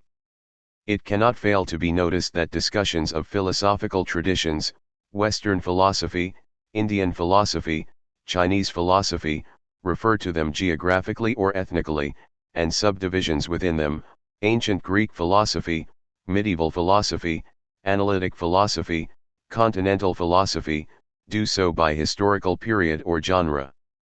Alone among labels for distinguishable slices of the history of philosophy there is one that makes an explicit identification with a religion, Islamic philosophy. This is as misleading as it would be to attach the label Christian philosophy to philosophy originating in Europe. For apart from boundary questions about what distinguishes theology from philosophy, and, even more pertinently, what distinguishes religious doctrine from philosophy, there is the fact that some of those who contributed to philosophical debate in the areas conquered by people who had adopted one or another version of Islam, the Middle East, Persia, North Africa, Spain, in the first half millennium after Islam's foundation, were not Muslims. There were Jews, Christians, Zoroastrians, atheists and others living, thinking, and writing in those regions during that time. Moreover, much of the substance of philosophical thinking in that time and place was an inheritance from philosophy as it developed in the Greek and Roman worlds. Indeed, much of the region had been Roman and Byzantine, Greek for centuries. It matters that the chosen label of identification should recognize these facts. One candidate might be Arab, Persian as the closest approximation to an ethnogeographical marker. But this is far from ideal also, given that some of the most important work in this phase of philosophy's history was done in Spain, and that the actual ethnicity of individual philosophers is irrelevant. Moses Maimonides was a Sephardic Jew, Averroes an Andalusian Arab, Avicenna was born of Uzbek, Afghan parentage in what had been a far northern corner of the Persian Empire. Some therefore choose to demarcate the slice of philosophy's history as philosophy in the Islamic world. Despite the persistence of an association with a religion, it is like calling philosophy in Europe philosophy in the Christian world, which would not be true for nearly half of the history of Western philosophy. It is a less inaccurate option, and its adoption as an historico-geographical label of convenience is acceptable. Equally if not more so is the label I have chosen, Arabic, Persian, this time relating to the languages in which the philosophy was written. The virtue of this is that it keeps in mind the fact, significant for philosophy in the Western tradition, that it was via Arabic that some of the key texts of antiquity were preserved and recovered. What follows here is an account of the leading thinkers in the Islamic world in the period between Al-Kindi, c. 73 CE, and Ibn Rushd, Averroes, 1126-98 CE. The focus here is on the treatment of questions of strictly philosophical interest, not least in connection with their influence on debates, just alluded to, in the wider philosophical community of their time, through translations from Arabic into Latin and the use of texts such as Averroes' commentaries on Aristotle in the universities of Europe. The work of these thinkers is emphatically an aspect of the wider history of philosophy as such. The theology of Islam is a different subject, though a line of demarcation is often hard to draw, given the insistence of some Muslim historians of the subject that the tradition of Islamic philosophy is deeply rooted in the worldview of the Quranic revelation and functions within a cosmos in which prophecy or revelation is accepted as a blinding reality that is the source not only of ethics but also of knowledge. FN1 In these words lies the problem: if the starting point for reflection is acceptance of a religious doctrine, then the reflection that follows is theology, or theodicy, or exegesis, or casuistry, or apologetics, or hermeneutics, but it is not philosophy. If this seems too sharp a demarcation, consider this: if you accept as an unquestionable basis the existence and continuing interested activity of an omnipotent, benevolent, eternal, and supernatural creator, then you have certain immediate commitments that are not open to discussion, for example, that the world has a beginning in time, and certain tricky problems to solve, for example, the existence of moral and natural evil, which on the face of it would have to be viewed as ultimately the responsibility of the being in question because it caused everything to exist, but which contradicts that being's goodness and benevolence, typically supposed to be total. Or, if the being is one, because oneness is perfect, complete, self-consistent, and self-subsistent, why are there many things? Why would such a being create or emanate pluralities? Or, if reality is a continuous emanation, in Islamic thought, fade, from the divine being by some necessity of its nature, does that entail that free will does not exist in the universe? If the being emanates the universe by its own free will, why does it do so, given the imperfection of plurality and the evil that results? Finding solutions to these problems is a matter for theology and theodicy. A philosophical approach would question the conceptual robustness of the ontology, the existence of a being or beings of the kind at issue, which creates such difficulties in the first place. In Arabic the words for philosophy and philosopher are respectively falsafa and philosoph, adapted from Greek. Philosophy, mathematics, physics, astronomy, and medicine were known as foreign sciences, having been acquired from Hellenic sources in the regions conquered by the spread of Islam in its first century. But what were these Hellenic sources? If one consults the catalogue of the Baghdad bookseller Ibn al-Nadim, who, in 988 CE, produced a survey of the books available in the Islamic world, one can see what had been translated from the classical tongues. There is no Homer or Thucydides, nor Ovid, nor Virgil, there is no Aeschylus or Cicero. It is only part of the legacy of the classical world that figures in the catalogue, for between the classical world and the arrival of Islam there had been Christianity. Syria was a Nestorian Christian domain, the Greek-speaking Roman Empire in the east, centered on Constantinople, was an Orthodox domain, and the Christians not only had not sought to preserve the humanistic culture of classical times, they had taken active steps to expunge it. Fn2 What the Christians kept was technical literature, mathematics, medicine, logical treatises, astronomy. There were works by Plato and Aristotle, Euclid, Galen, and Ptolemy, but there were none of the poets, none of the plays, no letters and speeches. It is interesting but futile to speculate what impact the humanistic culture of classical antiquity might have had on Islamic culture had it survived in any quantity. We know the effect its rediscovery had on the European Renaissance. Might something similar have happened?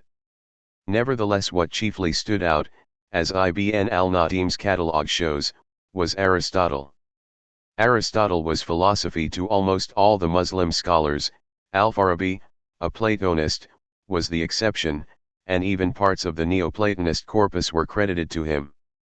By the time of the Arab conquest, the chief centers of philosophy in the Christian Hellenic world were Athens, a very pale imitation of its former glory, and, much more importantly, Alexandria, which fell to the Muslim forces of Ibn al-As in September 642. By one of the strange reversals of history, Aristotle, whose philosophy had only just managed to survive, centuries before, by the skin of its teeth, see pages 81-2 above, had become the most admired and studied figure at Alexandria in the period directly before this event, while Plato had gone into relative eclipse. In any case, the Neoplatonism that preserved ideas from Plato was by then a syncretistic form of theosophy, a family of views claiming the possibility of direct intuitive encounter with and knowledge of a deity, having absorbed other strands of thought and emphasized the more mystical Plato of the Timaeus. So the view that Arab scholars had of the history of Greek philosophy was idiosyncratic. Another conduit of philosophy into the Islamic world was Persia. The Emperor Justinian closed the academy in Athens in 529 CE, confiscating its property and expelling the philosophers. They went as refugees to Persia, to the court of Chosroes Anushirvan, Khosroi, 501-79 CE, king of the Sasanian Empire, who had a reputation for wisdom. Little is known of Athenians' activity there, but a number of Greek philosophical texts were incorporated into the collection of Zoroastrian texts, the Avesta, over the following decades of that century, which demonstrates that their presence left a mark.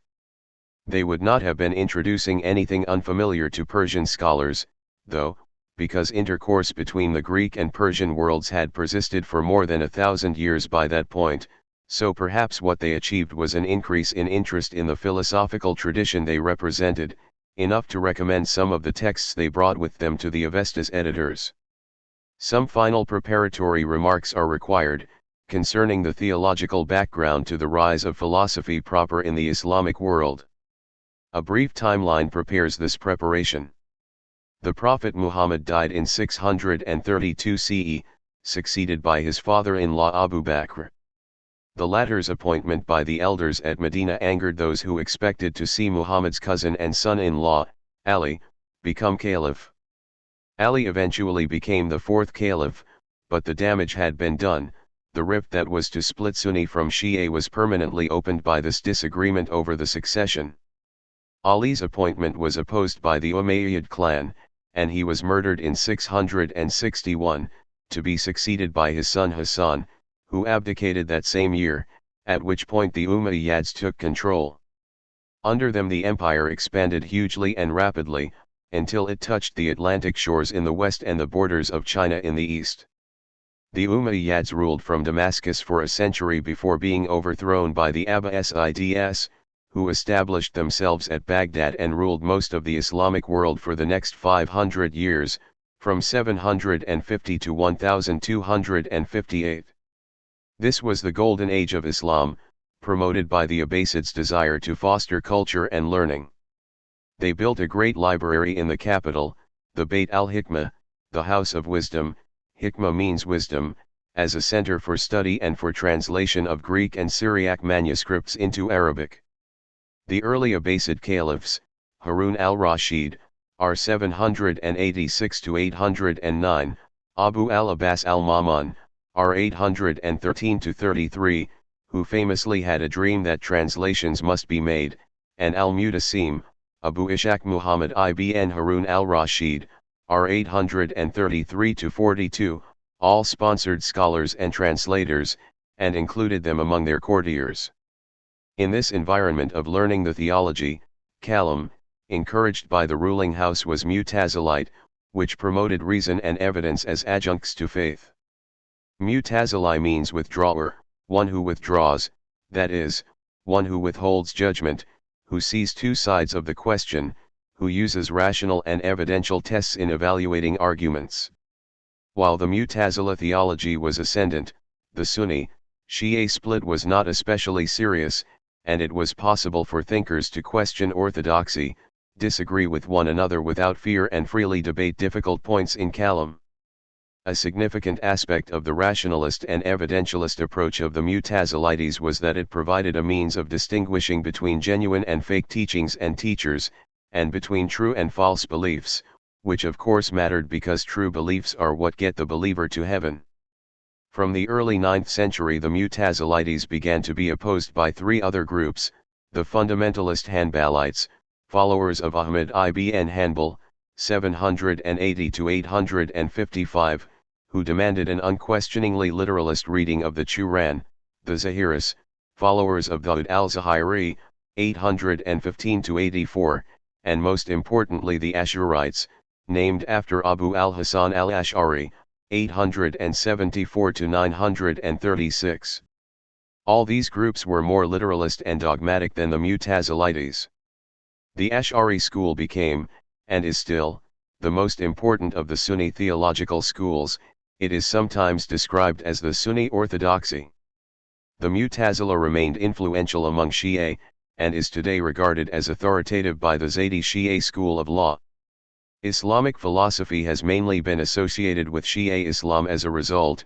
The Sunni schools, based on the ideal of following the tradition of Muhammad and the consensus of the Ummah community, are inhospitable to philosophizing and cleave instead to orthodoxy. The first recognized Muslim philosopher is Al-Kindi, c.801, 73, Abu Yusuf Yaqub ibn Ishaq al-Kindi. He was not the first to engage with Greek philosophical ideas. The Mutazila Kalam had absorbed some influence from that source already, as Ash'arite criticism of Mutazilite teaching shows. Al-Ash'ari himself blamed Aristotle for some of the Mutazilite doctrines. But Al-Kindi was interested in more than applying Greek thought to theology. He was eager to learn from the entire range of what was on offer, and wrote scores of treatises. Ibn al-Nadim's bibliography lists 260 titles of works by him, covering every subject from medicine and astrology to mathematics and philosophy. Unfortunately, only a few of these manuscripts survive, perhaps because of the hostility to him of Caliph al-Mutawakkil, 822 to 61, who confiscated his books, and who also persecuted the Shia, destroyed the shrine of the third Shiite Imam Hussein ibn Ali, forced Jews to wear identifying clothing, and cut down the sacred cypress of the Zoroastrians to use in building a new palace. Al-Kindi was born in Kufa, the son of its emir. He was reputed to be a descendant of the kings of Kinda, one of whom was a companion of Muhammad. He had the patronage of both Caliph al-Ma'mun and Caliph al-Mutasim. He dedicated his major work on first philosophy to the latter's son Ahmad, whom he tutored. The caliphs appointed him to oversee the translation projects at the Bait al-Hikmah, which gave him complete access to the collections. Among his achievements is the introduction of the Indian system of numerals, 0, 1, 2, 3, now universally in use. Al-Kindi was eager to establish that the philosophy of the ancients, as it was called, is consistent with Muslim teaching, and is consistent within itself. His main focus was geometry, logic, and physics, and here the problem of compatibility was not serious. The next challenge was to justify the claims of reason against unquestioning acceptance of tradition or dogma. He therefore argued that for the seeker after truth nothing takes precedence over truth, and there is no disparagement of the truth or of him who speaks it, no one is diminished by the truth, rather, the truth ennobles all. Using the only version of Aristotle's De Anima then available, which was a paraphrase, Al-Kindi was able to claim that the Greeks believed in the immortality of the soul, and therefore a dualistic ontology in which the perishable body and imperishable soul are distinct existences. This further involved establishing that the soul is substantial, which he did by invoking the Aristotelian notion of essence to argue as follows: since bodies can perish, being alive is not an essential property of them. Being alive is, however, an essential property of being a person. Therefore a person is not identical with his body. Living things are substances. Persons are living things. Therefore persons, souls, the essentially being alive aspect of us, are substances. One problem with this is that for Aristotle a substance is a combination of form and matter, which requires a substantial soul to consist of some kind of non-bodily matter. How is it to be understood? Al-Kindi did not offer a solution. For Muslim theology, Kalam, the oneness of God is a key commitment, since unity and singularity are properties of perfection, and the greatest degree of reality attaches to the greatest degree of unity. Christian Trinitarian theology was anathema to Islam, so Plotinus' doctrine of the primordial one was highly attractive to Al-Kindi, and reinforced his claim that falsafa and kalam are consistent. If a thing is one, without parts, it is not subject to change and decay, and is therefore eternal. This incidentally gave Al-Kindi ammunition against the Hanbalist fundamentalists, who were committed by their literalism to saying that God does things, as reported in the Quran, like sit on a throne, which entails that he undergoes change and is therefore not eternal. Moreover, the plenitude of reality that is constituted by the oneness of God explains creation. God emanates the universe from the plenitude of his reality, it issues from his overflowing abundance of reality like water spilling from an overfull tank.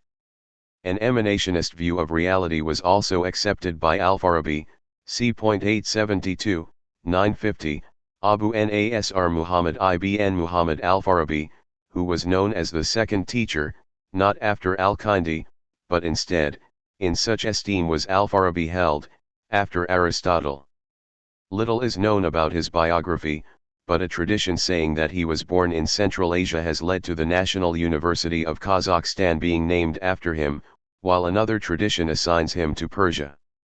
Most of his life was passed in Baghdad, although he traveled in Egypt, Morocco, and elsewhere, and died at Damascus. Al-Farabi took the view that philosophy is superior to theology as a way of arriving at truth. He had spent time with Christians in Baghdad, studying logic with them either as a pupil or as a colleague, and his researches in logic were profound.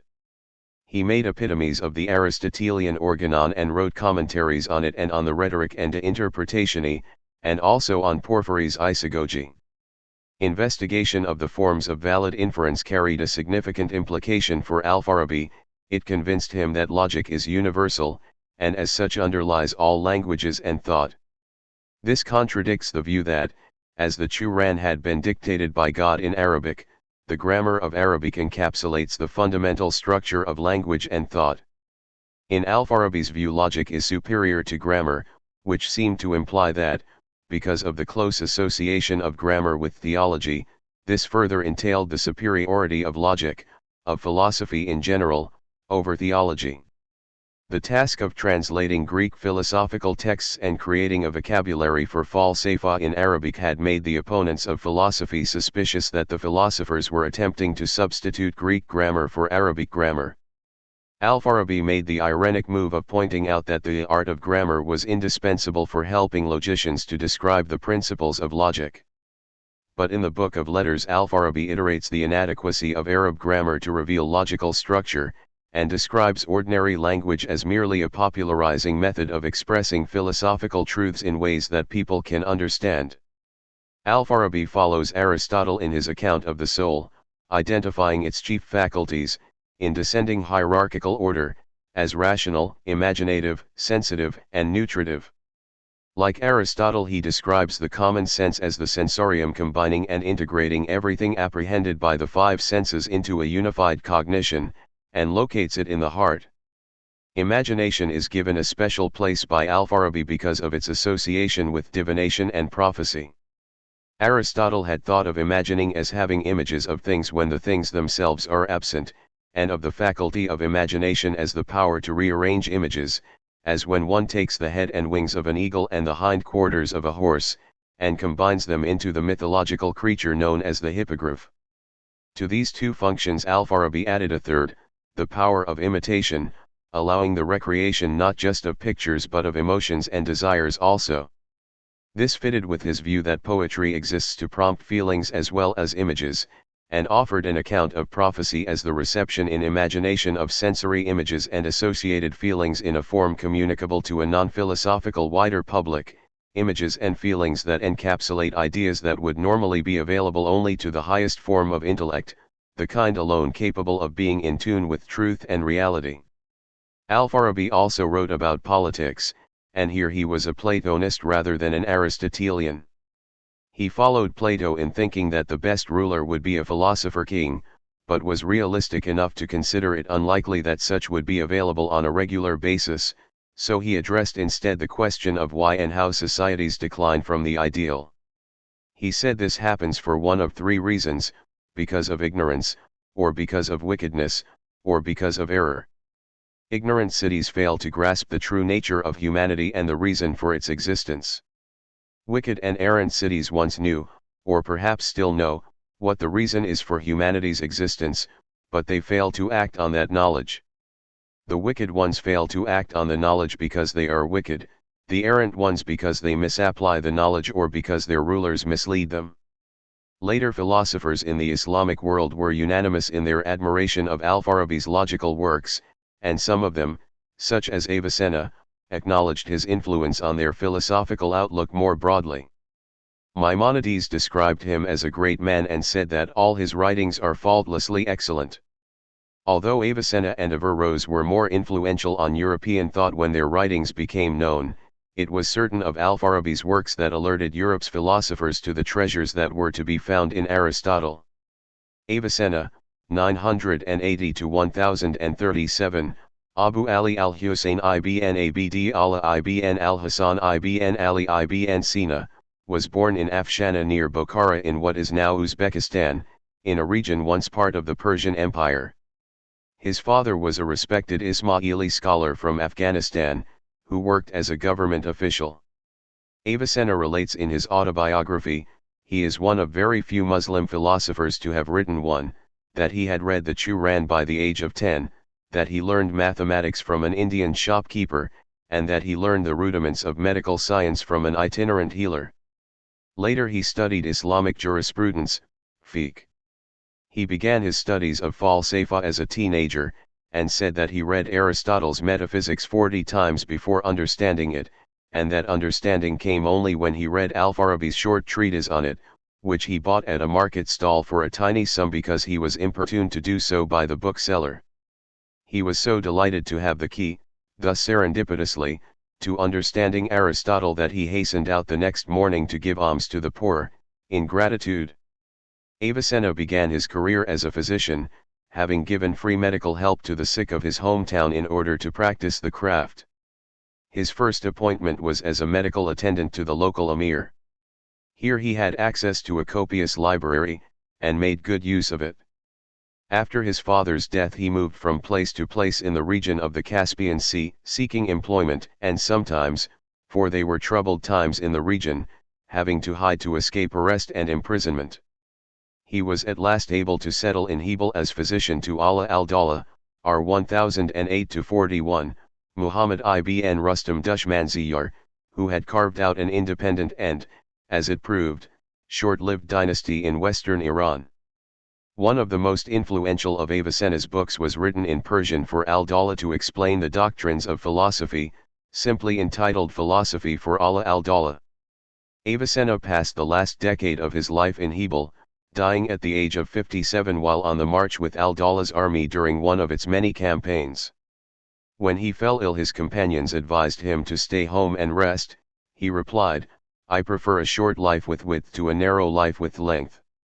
Avicenna wrote that he saw philosophy's task as determining the realities of things, so far as it is possible for human beings to do so. Two tasks invite the philosopher, one theoretical, which aims at finding the truth, and the other practical, which aims at finding the good. Seeking the truth perfects the soul through knowledge as such, seeking the good perfects the soul through knowledge of what must be done. Whereas theoretical knowledge concerns what exists independently of our choices and actions, practical knowledge concerns how we choose and act. Each of these forms of knowledge has three subdivisions. In theoretical knowledge they are physics, mathematics, and metaphysics.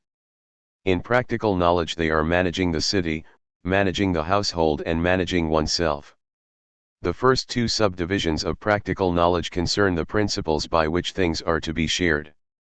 The third concerns coming to know the virtues, thus refining the soul, and coming to know the vices so that they can be avoided, thus purifying the soul. Practical knowledge is taught us by the divine Sharia, the law derived from the Quran, and the Hadith, the reported sayings of Muhammad. Logic is the basis of philosophy, Avicenna held, and it is also the high road to happiness. This is because it enables us to reach what is not known from what is known, by inference and derivation. It gives us rules for right reasoning, so that we reason validly. Valid reasoning leads to knowledge, invalid reasoning to falsehood. Very rarely, Avicenna conceded, God might give us knowledge gratuitously. Logic is about concepts, and therefore we have to understand the terms in which they are expressed, and also the forms of valid proof involving them. Physics deals with the three principles of bodily things, matter, form, and the intellect. Intellect holds matter and form together and is therefore the cause of the existence of bodies. The heavenly bodies move in a circular motion and are not subject to generation and corruption, but generation and corruption happen to the bodies made out of the four elements, earth, air, fire, and water, whose different combinations give rise to the different kinds of sublunary things, minerals, plants, and animals. The highest of these latter are humans, whose form is the soul. Avicenna devoted much attention to the soul, saying that if its function is restricted to nutrition, growth, and reproduction it is a plant soul, if movement and sensation are added to these it is an animal soul, and if rationality is added to all five it is a human soul. Rationality has two parts, theoretical and practical. It is cultivation of the theoretical part that makes a human being achieve his proper perfection, a very Aristotelian view. The inquiry that applies par excellence to theoretical principles is metaphysics. Its subject matter is existence, existence as such. That means that it examines what is essential to existence, unity and multiplicity, cause and effect, universality and particularity, potentiality and actuality, possibility and necessity, completeness and incompleteness. Existence are either substances or accidents, distinguished by the fact that the former are existents which are not in a substance, whereas the latter are. A thing's existence is either necessary or contingent. To deny that a necessary thing exists is contradictory, to deny that a contingent thing exists is not contradictory. Something can exist necessarily in itself, or necessarily through another thing. This doctrine, utilizing the modal notions of necessity and possibility, provided Avicenna with an important argument, as follows. One can note that a thing X must have a certain property F in order to be the thing it is, that is, F is essential to X. But this is true whether or not X exists. The question whether something X itself exists necessarily is a different matter. Things exist only if they are caused to exist. The things that make up the world exist contingently, because they would not exist unless caused to do so by something else. Now, the causal chain that brings things into existence cannot run backwards ad infinitum, so there must be an uncaused, non-contingent, necessary, being as the first cause of everything. Avicenna identifies this being with God. So God is a necessary being, but the fact that he causes everything else to exist, by emanation from the necessary overflowing of the abundance of his reality, means that they are necessary too. Theirs is necessity through another necessary thing. The creative activity of the necessary being makes it necessary that everything else exists, and that makes them necessary in themselves too. What pleased Avicenna about this argument is that there was a potential problem in the view adopted from Aristotle that the highest intellect thinks, only, about the highest things there are, namely, universals and necessary truths. This would mean that God does not think about, or, which would be worse, perhaps cannot think about, particular things.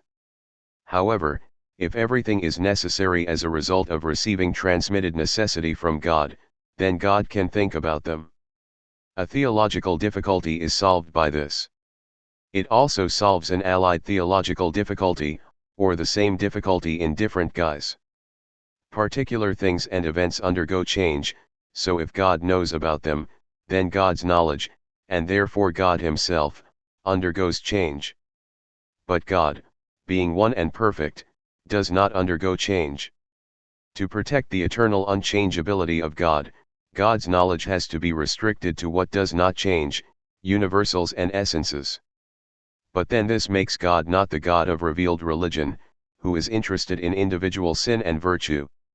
By making everything necessary by the transmission of the necessity of God's being to everything that emanates from him, this difficulty too is overcome. The God of Avicenna is very close to the abstract, non-personal thought thinking about itself God of Aristotle. Avicenna's God is simple, without parts, unchanging, and since it has neither genus nor difference it cannot be characterized or defined, only named. Because it is immaterial it is wholly good, because evil only arises from matter, which Avicenna had already defined as the source of privation or negativity. It is absolute beauty, because there is no greater beauty than absolute intellect. It is the highest pleasure, because it does the highest thing possible, thinking. As the most perfect goodness and beauty and pleasure, it is the most desirable and lovable thing there is. Everything else, in a hierarchy from celestial things down to mundane things, emanates from God continually and eternally, because if at any point this did not happen then that would be something that had not happened before, creating a perturbation in all the perfections. But this, happily, is impossible anyway, given the nature of the being in question. This conception of God prompts two associated thoughts, one is of Spinoza's Deus of Natura, and the other is that if references to a deity in Avicenna's account were replaced by references to the natural universe, it is hard to see what difference it would make. This recapitulates the thought that if it is conceivable for anything to cause itself, why not say that the universe causes itself? And that the necessities of everything that follows are the necessities of natural physical laws? Avicenna's thought had a very large impact on both Western and Eastern thinking, and it did so both positively and negatively. The negative impact was felt by Al-Ghazali among Muslims, who attacked him therefore, and by Thomas Aquinas and William of Auvergne among scholastics in the West. They disagreed strongly with his views about the nature of God and God's relationship to the world, and about the eternity of the universe. Orthodoxy on both sides of the religious divide required an act of creation in time. Even Avicenna's later supporters, including Averroes and Mulla Sadra, did not think he had understood Aristotle correctly, and disagreed with some of his views. But as this sketch shows, his was a powerful philosophical mind, and its influence, exercised far from the metropolitan centers of learning and power, and achieved in a mainly unsettled life, was remarkable. Al-Ghazali, 1058–1111, Abu Hamid Muhammad ibn Muhammad al-Ghazali, did not like falsafa, did not regard himself as a philosophe, did not like to be called a philosopher and wrote a book called The Incoherence of the Philosophers. He was a jurist, and made his initial reputation as such, a theologian of the Ashurite school, and a mystic inspired by Sufism. He is regarded in Sunni Islam as a mujaddid, a renewer of the faith, one of those who appears once a century to reinspire the Ummah, the community of the faithful. Yet he figures as a major philosopher of the Islamic world, and one of his works was influential among the schoolmen of Europe. Born at Tabaran in the region of Khorasan on the borders of Central Asia, Al-Ghazali studied at Nishapur and Isfahan before being appointed to teach at the prestigious Nizamiya Madrasa in Baghdad. His high reputation had made him the confidant of sultans and viziers, but the proximity of political and military power, and the corruptions of court life, repelled him. After 4 years teaching in Baghdad, he suddenly left his post and traveled to Damascus and Jerusalem, vowing to be independent of patronage thenceforth. After making his pilgrimage to Mecca, he returned to his hometown and founded a small private school and a Sufi convent. But 5 years before his death he once again changed his stance, and returned to teaching at a public institution, the Nizamiya Madrasa at Nishapur.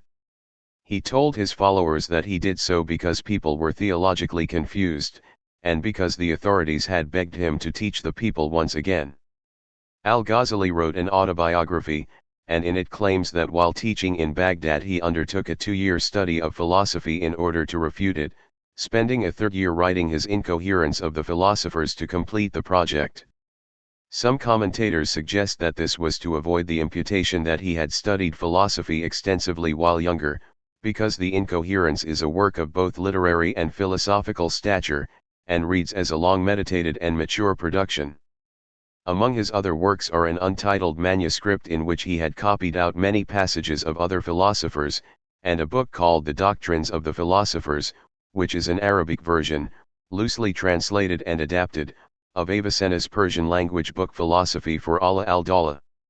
It was once thought that this compendium was preparatory work for the Incoherence, but subsequent scholarship suggests that it is later in composition and has a different aim. The translation Al-Ghazali made of Avicenna's Philosophy for Allah al-Dawla was translated into Latin several times in the century and a half after his death, and also into Hebrew. The first Latin translation appeared in the second half of the 12th century CE, made by Dominicus Gundesalvi, d. 1190, and Iohannes Hispanus, fluid 1190, the latter possibly a Mozarab, an Arab Christian, in Toledo. It was the only work by Al-Ghazali known to the philosophers of Europe in the 12th and 13th centuries, and because it was a translation and adaptation of the Philosophy for Allah al-Dawla, it was assumed that Al-Ghazali was a disciple of Avicenna, and that the book was a summary of his master's work. This impression was fostered by the fact that most of the Latin translations omitted the prefatory material in which Al-Ghazali distances himself from what he is translating. Because Al-Ghazali described his Incoherence of the Philosophers as a refutation of philosophical views, it is assumed that he rejected everything associated with Aristotelian thought. In fact, matters are more complex. His principal target was the philosophers' claim that logic and reason are superior as a source of knowledge to theology, which is based on revelation and faith. This undermines Islam, Al-Ghazali says, and encourages some among the philosophers to neglect their religious duties. His procedure is to take a number of major philosophical doctrines and demonstrate that the philosophers fail to establish them by the standards of their own methods, chiefly because the assumptions from which they start are uncritically accepted. In some cases he shows that truths which he himself accepts could not be established by the philosophers' methods. The counter-arguments he uses are not all original to him. He makes use of the work of Christian anti-Aristotelian critics which had been known in Kalam debates since the 9th century. In his discussion of the philosophers' views on causality, Al-Ghazali anticipates Hume's view regarding why, given that there is no necessary connection at work in causal relationships, we think there is. A problem that characteristically bedevils thinkers with theological constraints to observe is whether there can be such a thing as secondary causes, that is, causes in nature other than the causal agency of a deity. The solution Al-Ghazali proposes is that there are no such causes, everything that happens is a product of God's will, but what appears to humans to be a connection between a cause and an effect, this being what putatively distinguishes their linked occurrence from merely fortuitous juxtapositions of events, is the habit of expectation we form as a result of seeing those events so often linked. Although most of the doctrines Al-Ghazali contests were not regarded by him as heretical, there are three that he takes to pose serious challenges to the Islamic faith. They are all to be found in Avicenna's philosophy, namely, the eternity of the universe, the restriction of God's knowledge to universals, and denial of bodily resurrection.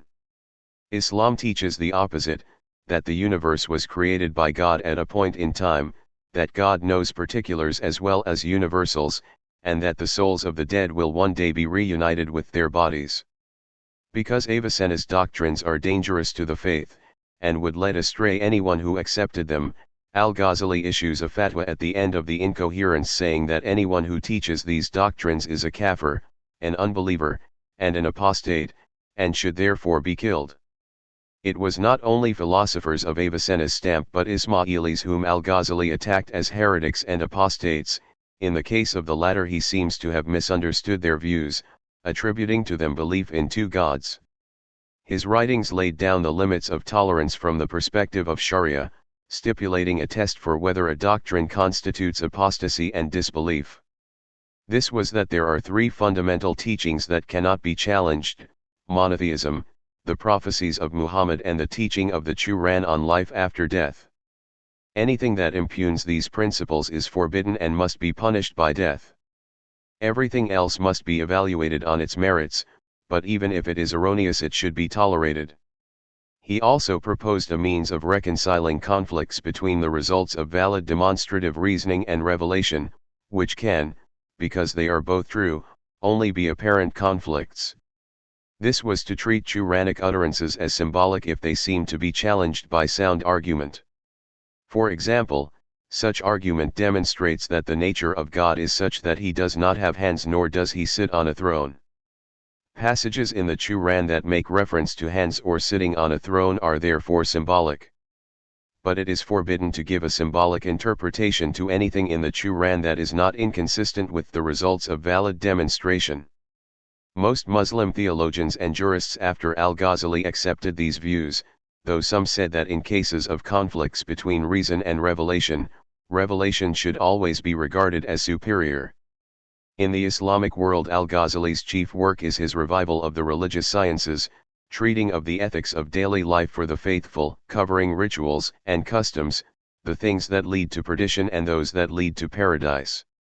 He criticizes materialism and extols a life of restraint and good actions, saying that theological and jurisprudential niceties are not nearly as important as the inner purity that virtue brings. He was attracted to the Sufi approach to holiness, and the treatise that some regard as a popular recension of the revival, known in English as The Alchemy of Happiness, promotes the ideal of spiritual self-realization and union with the divine. The mystics, not the men of words, are those who had real experiences, he wrote in his autobiography. I had already progressed as far as possible in the path of learning. What remained was not to be gained by study, but by immediate experience and walking in the mystic way. Al-Ghazali must be credited with a major role in establishing the Sunni Ashurite ascendancy in Islam, and thereby the boundaries of tolerance and orthodoxy in this most numerous branch of the religion. Although he was far from proscribing the use of reason in logic and mathematics and the citing of empirical evidence in astronomy and physics, the net effect of three things, his attack on falsafa, though in fact restricted to metaphysical matters impinging on theology, the teachings of the revival, and his own tendency to mystical enlightenment, was to empower doctrinal rigor and fideism over reflection and critical thought. There was a political dimension to this, turning on the differences between Sunni and Shia in other, theological, respects. A consequence, already noted, has been that philosophy has remained an avocation more among the latter, by a considerable margin, than among the former. Ibn Rushd, known to the West as Averroes, 1126-98, Abu al-Walid Muhammad ibn Ahmad ibn Rushd, responded to Al-Ghazali's incoherence of the philosophers with his The Incoherence of the Incoherence. This work did not rescue philosophy's reputation among the Sunni, and indeed neither did Averroes' other doctrines. But his commentaries on Aristotle made him a major figure among Europe's schoolmen, some among whom were for their own reasons as critical of him as his co-religionists. Averroes was born in Córdoba in Andalusia, the grandson of a famous and influential judge and legal theorist, Abdul Walid Muhammad, d. 1126, whose son, Abdul Qasim Ahmad, was also a judge until dismissed when the Almohad dynasty supplanted the Almoravid dynasty in 1146. Averroes followed in the family legal tradition, establishing his reputation as a jurist. But he also attained a great reputation in medicine, his treatise on the subject, The Generalities, serving as one of the chief medical textbooks in both Europe and the Islamic world for centuries. It was in response to a request by the Almohad Caliph Abu Yaqub Yusuf to have Aristotle explain to him that Averroes set to work writing commentaries on all of Aristotle's texts, other than the Politics, a task that took 30 years. He also wrote on Plato's Republic and Porphyry's Isagogy among others. His concern was to recover the original Aristotle from the Neoplatonist overlay that earlier philosophers in the Islamic world had imposed, and to understand the philosophy itself. His interpretations were occasionally questionable, but the extent and depth of his engagement with the Aristotelian corpus was the single most significant reason for the recovery of Aristotle among European schoolmen. Averroes took from Aristotle the idea that the universe is eternal, which entails that it was not created by God. He also interpreted Aristotle as rejecting the idea of personal immortality. For his part, Averroes held that only a single, universal mind exists, the mind of God, which contradicts the idea that there are individual souls with minds and will. These tenets conflicted with both Muslim and Christian doctrine, and when Averroes' commentaries arrived among the schoolmen in Latin translation they caused uproar. People took sides, there were enthusiasts for Aristotle, they were called Averroists, and opponents. A number of schools and universities banned lectures on Aristotle, and in 1231 Pope Gregory IX set up a commission to investigate his works. By this time Aristotelian texts were beginning to appear in Latin directly from the Greek originals, rather than through the intermediary of Arabic and Syriac.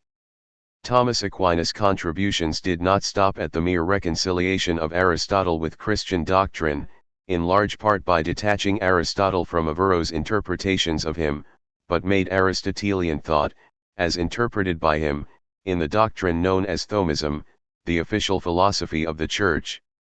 Averroes' defense of philosophy begins with the claim that the Quran enjoins the study of it, quoting a number of surahs, verses, including number 3, they thought about the creation of heaven and earth, and number 59, think, you can see.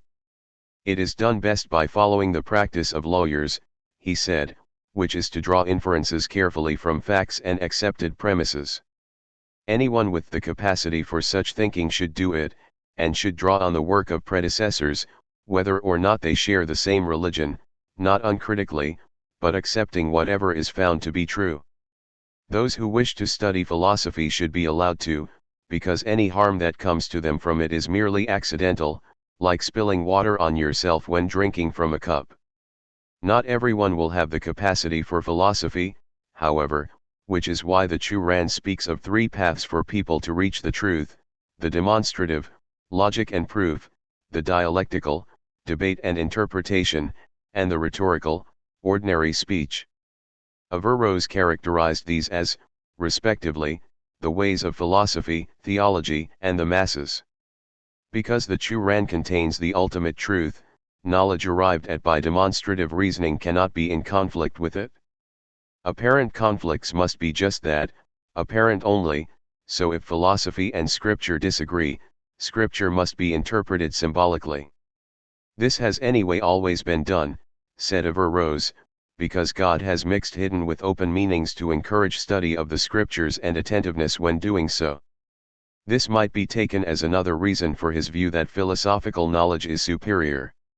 He conceded that if the Ummah has reached a consensus about the meaning of a certain text, then that is its meaning and other interpretations are forbidden, but where there is no agreed interpretation, discussion of the text should be free. Given that there are very few texts for which a meaning has been agreed, there is much scope for debate. In particular, said Averroes, this means that Al-Ghazali is wrong to proscribe such views as that the universe is eternal, that resurrection of the body does not occur, and that God's knowledge concerns only universals. All 3 points are still open for discussion. The existence of God can be proved by observation of purpose and design in the universe, Averroes said, but he did not agree with the doctrine of emanationism, holding instead that God transcends the universe. In accordance with his intention to reconcile philosophy and religion, he argued that the dispute over whether the universe is eternal or was created at a point in time can be solved on Aristotelian principles by saying that the universe is eternal, but form was imposed on it at a point in time. Those among the schoolmen who were troubled by Averroes' views understood him as accepting the implication that if talk of God's knowledge and will can at best only be metaphorical, it would follow that God's relationship to the world is such that it excludes the possibility of providence, providence meaning God's acting in the world to direct, change or intervene in the lives of individuals and societies. The scriptures suggest otherwise, but in Averroes as in some of the schoolmen the doctrine of double truth, philosophy and theology each having access to truth in its own way, or, more concessively, seeing the same truth in a different way, solves or avoids the problem. Responding directly to Al-Ghazali on the question of creation, Averroes argued that eternal and temporal agents behave very differently. A temporal agent can make a decision and then delay implementing it, but for God there is no difference between one time or another and no gap between intention and action. Why would God create a world at a particular time as opposed to any other time? But in any case, before there was a world there was nothing to distinguish points in time, so the dispute is empty. A distinctive doctrine in Averroes is the unicity of the intellect. He thought that intellect is a single, eternal entity in which individual human beings participate, rather as if many individual laptop computers were all running the same, indeed a single, program, but with each individual laptop able to access whatever the single program is using it, individually, to do. Averroes took this doctrine to explain how universal knowledge is possible. He thought the doctrine had been expounded by Aristotle in De Anima, on the soul, but Aquinas argued in his own treatise on the unity of the intellect, against the Averroists that this was a misinterpretation. The section in De Anima is notoriously obscure, partly because it is brief but also because by Aristotle's own admission the question is an extremely difficult one, but he there appears indeed to argue for the immortality and immateriality of the agent intellect part of the mind. The chilling effect that Al-Ghazali had on Falsafa's reputation in the Islamic world resulted, as noted, in its disappearance, or perhaps it might be more correct to say its complete absorption into kalam, theology, in Sunni Islam, which by numbers is 90% of Islam today.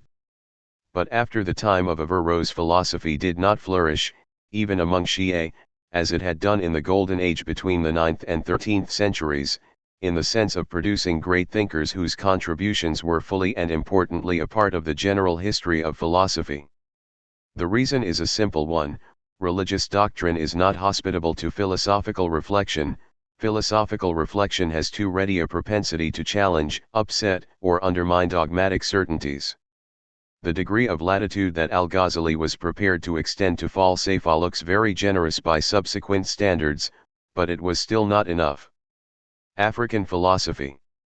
Europe, India, and China have traditions, religions, folklore, poetry, art, and collections of maxims embodying the wisdom taught by experience.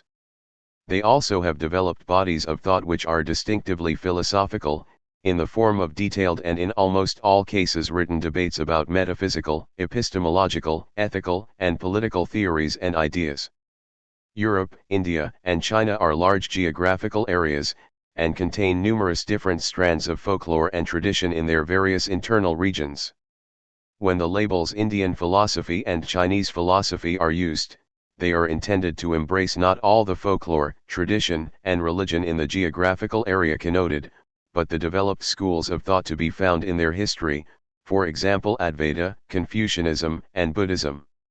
To learn of them and perhaps to engage with them one can go to bodies of writings, and to named contributors, together constituting a recognizable and addressable discussion of themes which, to be sure, intermittently intrigue, puzzle and disturb almost everyone at some time or other, among them truth, meaning, existence and value, which in philosophy are subjected to extended, advanced and thorough exploration in intellectually rigorous ways. Does the term African philosophy function in the same way as Indian philosophy and Chinese philosophy in this sense? Are there developed philosophical schools of thought in Africa that are distinguishable from traditions, religions, folklore, mythology, poetry, art, and collections of maxims embodying the wisdom taught by experience? An answer must begin with a distinction. If Augustine of Hippo, and the Neoplatonists of Alexandria in Egypt, are regarded as African philosophers, then the answer is immediately yes. But if we regard the geographical regions of Egypt and North and Northeast Africa as historically and culturally linked to Europe and the Middle East, this appropriation is misleading. If African philosophy is to denote systems of thought about metaphysical, epistemological, ethical, and political questions that are particularly African and which evolved through debate, then we must seek them in West Africa and Sub-Saharan Africa. In these large expanses of the land mass of Africa there are rich veins of folklore, storytelling, sagacity, tradition, art and religion. Does it constitute philosophy? The same rich material in the other continents of the world is not regarded as doing so. But a strongly held view has arisen in relation to post-colonial Africa that distinctively philosophical thought can be drawn from such material. The idea is that folklore, tales, wise maxims, tradition, art, and religion contain and express worldviews, and the claim is then added that a worldview is, just in virtue of being one, a philosophy. Is this right? The material does indeed contain worldviews associated with the peoples and languages of different parts of Africa, from the Yoruba of Nigeria and Benin to the Zulus of KwaZulu-Natal. If one attaches an extended and very loose sense to the label philosophy, and thus allows oneself to comprehend any worldview under that label, then the worldview implicit in, for example, Homer, predicated on the interaction of the Olympian deities with humankind, or in indigenous Australian traditions, which are ancient and elaborate, would count as a philosophy. Is this satisfactory? This is the crucial question for determining whether the worldviews identifiable in African traditions can be placed in the same category as the work of Plato and Kant, as unarguable benchmarks of what philosophy is. At very least one has to say that there is a great difference at issue here, and that, in a book such as this, more definite work is required for the word philosophy to do.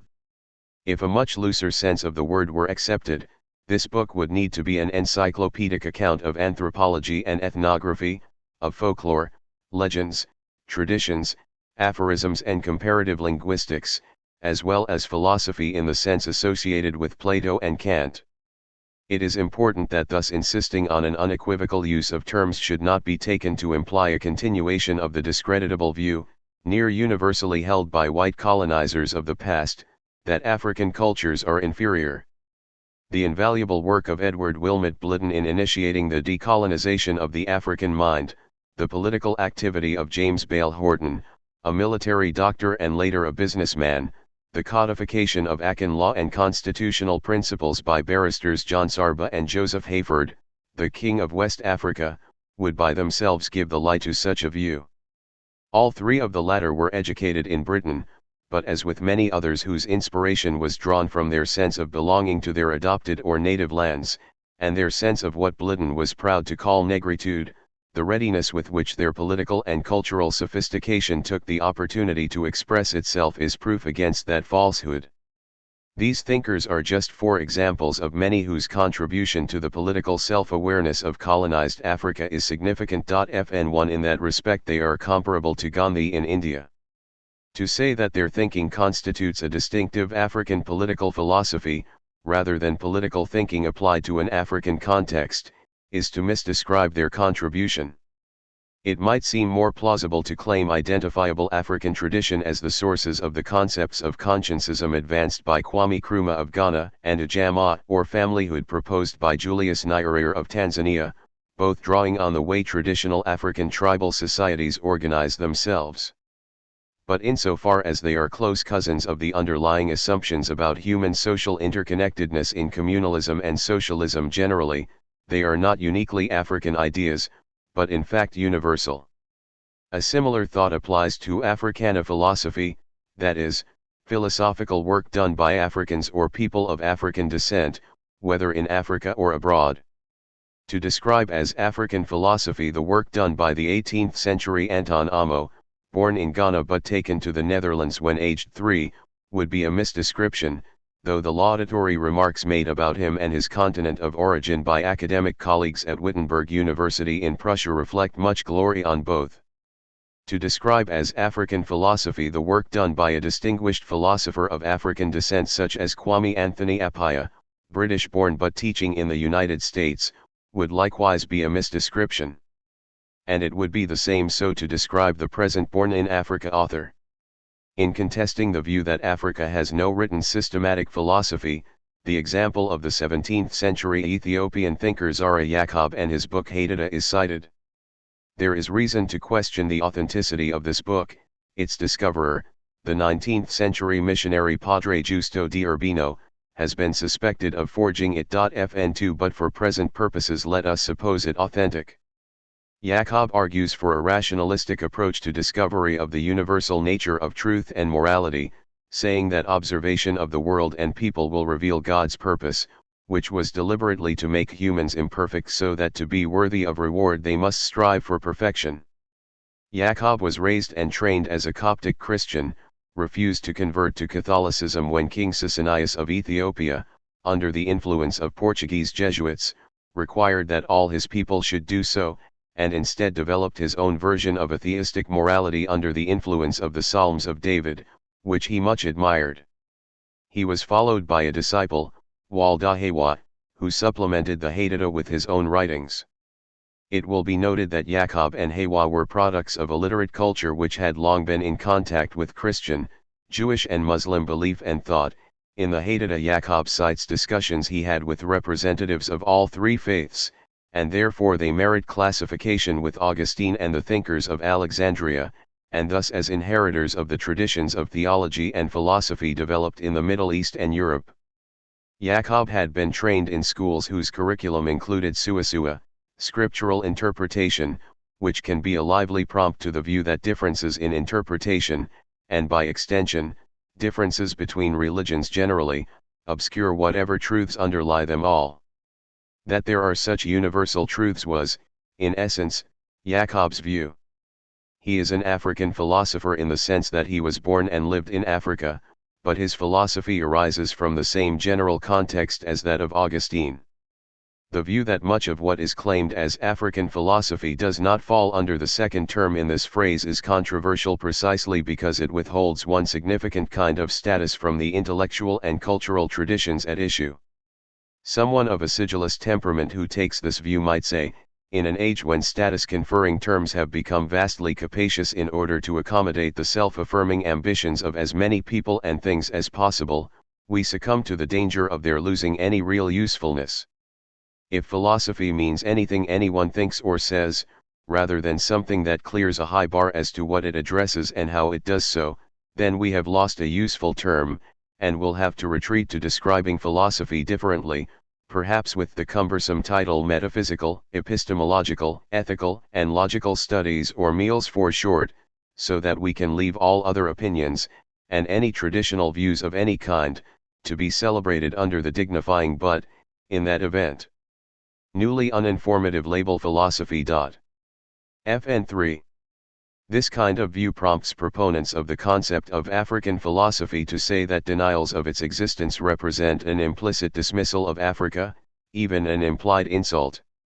But to take such a defensive view is to lose the opportunity of addressing a key question: is there something both uniquely African and fundamentally philosophical within African culture or tradition? Henry Adira Orica's taxonomy of African cultural and intellectual endeavors, which, he argued, meet this condition, comprises, traditional worldviews, wise sayings, political viewpoints, professional academic philosophy, literary philosophy, and hermeneutic study of the grammar of African languages to unearth philosophically significant commitments embedded in them. As the foregoing suggests, this does not persuade, and one main reason why can be shown by a comparison. What counts as clearly philosophical in the philosophies of e.g. India and China does not have to meet so exigent a criterion as having to be uniquely Indian or uniquely Chinese. That is why Indian philosophy means philosophy in India, or by Indian philosophers.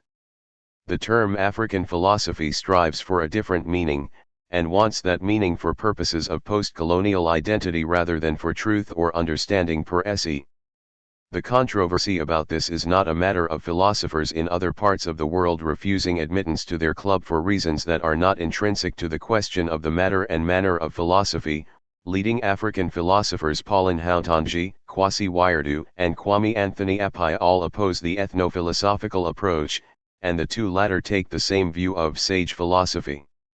It is more persuasive to observe that the traditions and outlooks that provide structure to a society and social relationships, and the justifications offered for those traditions, can be said to constitute an ethical view. In this sense there is much to discover in Africa, for example the rich and deeply attractive concept of Ubuntu, see below. As this idea and its implications have increasingly been discussed and written about, so it has come to constitute a substantial philosophical contribution. It is unarguable that African philosophers of African ethnicity writing, teaching or both, whether somewhere in Africa or in other parts of the world, might find in the cultural resources of one or another particularly African tradition of cosmology, history, or traditional wisdom the materials for articulating metaphysical and epistemological theories, and contributing to logical theory also. It does however need not to be ethnography masquerading as philosophy. As suggested, the concept of Ubuntu is just such a topic. Here is a concept of significant interest to ethical thought in the humanist tradition. It is a definition of human moral existence in terms of mutuality, a recognition of the essential and therefore constitutive, defining, humanity forming interconnectedness of persons to each other. Humanity, expressly in the sense of humanness and humaneness combined, is exactly what Ubuntu means in Nguni languages such as Zulu, Xhosa, and Ndeb. Ntu is human and the prefix ubu does the work that the suffix ity does in English, namely, it makes an abstract noun out of a concrete one. It resonates with the ideas of consciencism and Ujamaa already mentioned, and has direct parallels in other Bantu outlooks, for example the Shona idea of Hunyu. The constellation of ideas captured by Ubuntu includes kindness, goodness, generosity, friendliness, compassion, caring, humane attitudes and actions, and the recognition of interdependence which confers a freely claimed entitlement and, simultaneously, a willingly accepted obligation to reciprocity. The briefest encapsulation of these humanistic values is the assertion, I am, because of you. Although an old concept, its contemporary salience is owed to advocacy of it by the writer Jordan Cush and Gubane in the 1950s, and its adoption by Archbishop Desmond Tutu in his chairmanship of the Truth and Reconciliation Commission after the end of apartheid in South Africa. FN 4. The virtues of generosity and kindness are not unique to Ubuntu, of course, they lie at the heart of all moralities, whether humanistic or religious. The adjuration to fraternal love and concern in Moism, a secular philosophy, and Christianity, a religion, asks for more than just generosity and kindness. Not everyone is lovable, so this is a demanding injunction, but the more realistic because more modest demands are good commonplaces, and doubtless arise from the essentially social nature of human beings, making reciprocity an evolutionarily advantageous attitude. But Ubuntu's insistence on an active meaning of this is a healthy alternative to a negatively phrased version which says do no harm, or even, as a still paler version of the positive, maximize utilities. To merit being described as Ubuntu, rather like being called a mensch but even more fulsome, is to be the characteristics that the term denotes, and this is exactly what an ethics, from ethos, character, aspires to be. It lies between the over-ambitious love your neighbor and the under-ambitious do no harm as a realistically positive ethical principle which contains its own justification within it, namely, that as social animals who need one another we should live as that fact about us dictates. It abolishes the is, ought divide by saying that the ought, the value, is implicit in the is, the fact of being human essentially involves, because human relations are internal, relata-modifying ones, the mutually constituting virtues of humanness. It is appropriate that as humankind itself came out of Africa, so one of the best ideas about how it can flourish, the idea of Ubuntu, should emanate from there too. Concluding remarks. Reflection on the great adventure of philosophy shows two things. One is that philosophy rests on two deep and fundamental questions. The first is, what is there? The second is, what matters? The first is a question about the nature of reality. What exists? What is existence? What kinds of things exist? What is ultimately and finally real? This raises questions about knowledge. How can we know and say anything about reality, about the world and ourselves, and the relationship between ourselves and the world? What is knowledge? What is the best means to get it? This raises questions about concepts we have to understand in understanding knowledge and how to get it, reason, experience, truth, and meaning, thus involving logic, perception, thought, theorizing, making sense of language, mind, and consciousness. This shows that the question what is there, is the source of metaphysics, epistemology, logic, the philosophy of language and the philosophy of mind. The second question, what matters, is about value, about ethics, and politics which as Aristotle saw is continuous with ethics, it is about the good life and the good society, the question of our obligations and responsibilities, our judgments about wrong and harm and how to remedy them, about how to live and what sort of people we should be, both individually and socially. It is about what ultimately and most deeply matters. And it is also about aesthetics, which relates to the quality of lived experience. Taking all these considerations together, this question about value is about humanity and relationships, society, and the meaning of life. The second thing that is shown by reflection on the great adventure of philosophy is that philosophy is a highly consequential enterprise. It began as reflective and serious inquiry about anything and everything, and as it matured a number of central themes emerged, those just identified as implicated in the two great questions. Efforts to answer them have taken many forms. But progress has been made. In the 16th and 17th centuries CE philosophers interested in the structure, properties, and behavior of the material universe, people like Copernicus, Galileo, Newton, began to find good ways to ask and answer their questions, and the result was the birth of modern science.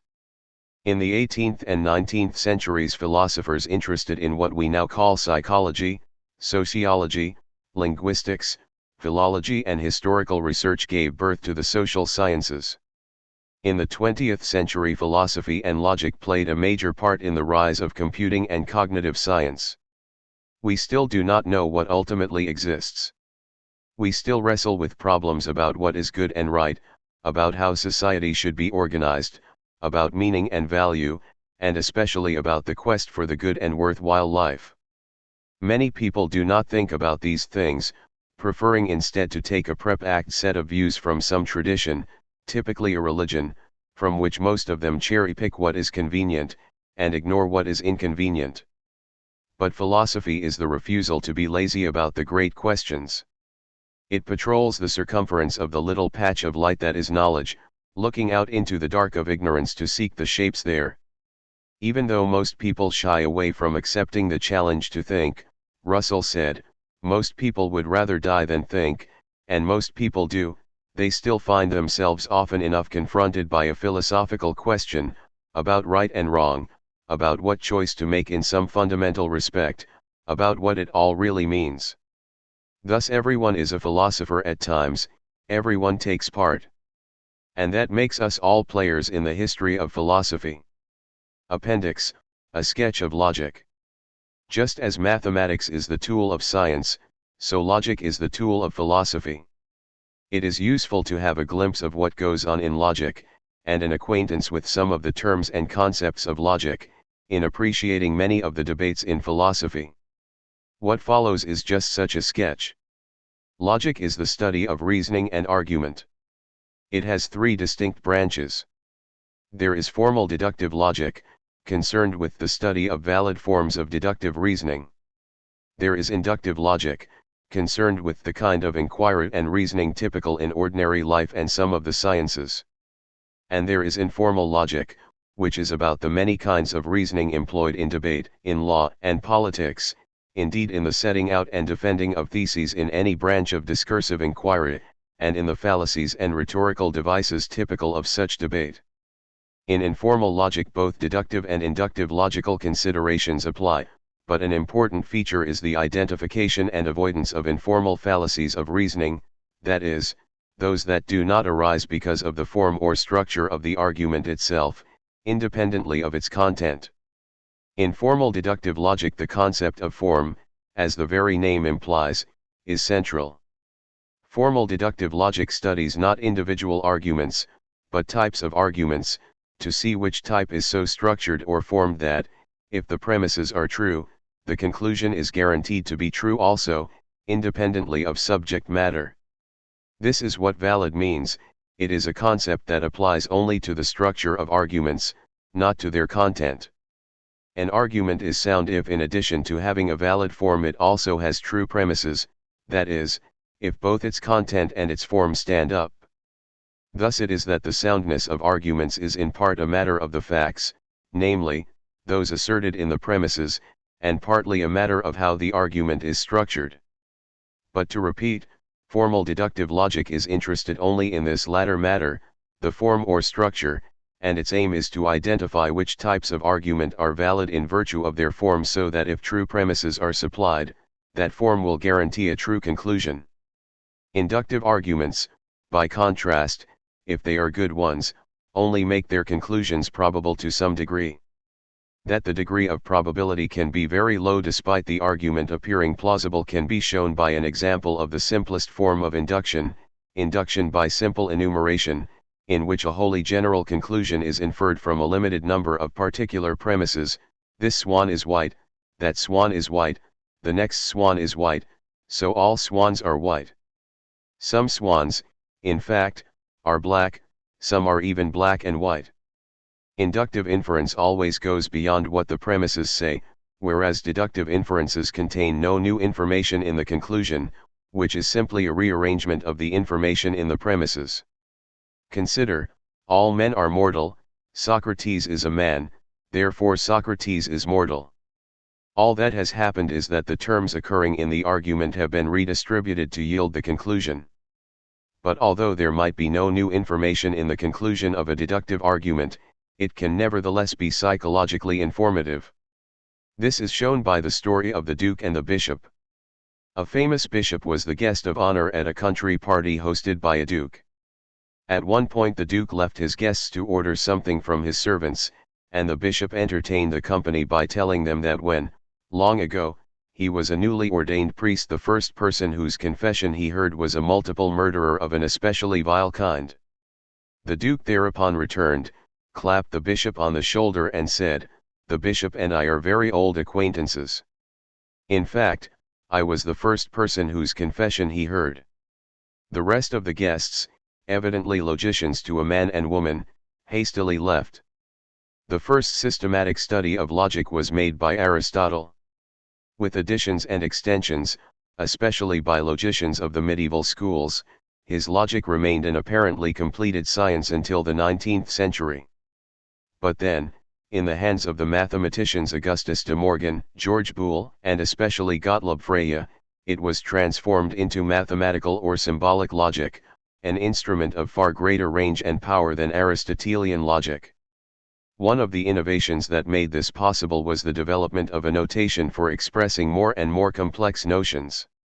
The notation now standard is derived from one first devised by Bertrand Russell and Alfred North Whitehead in their Principia Mathematica.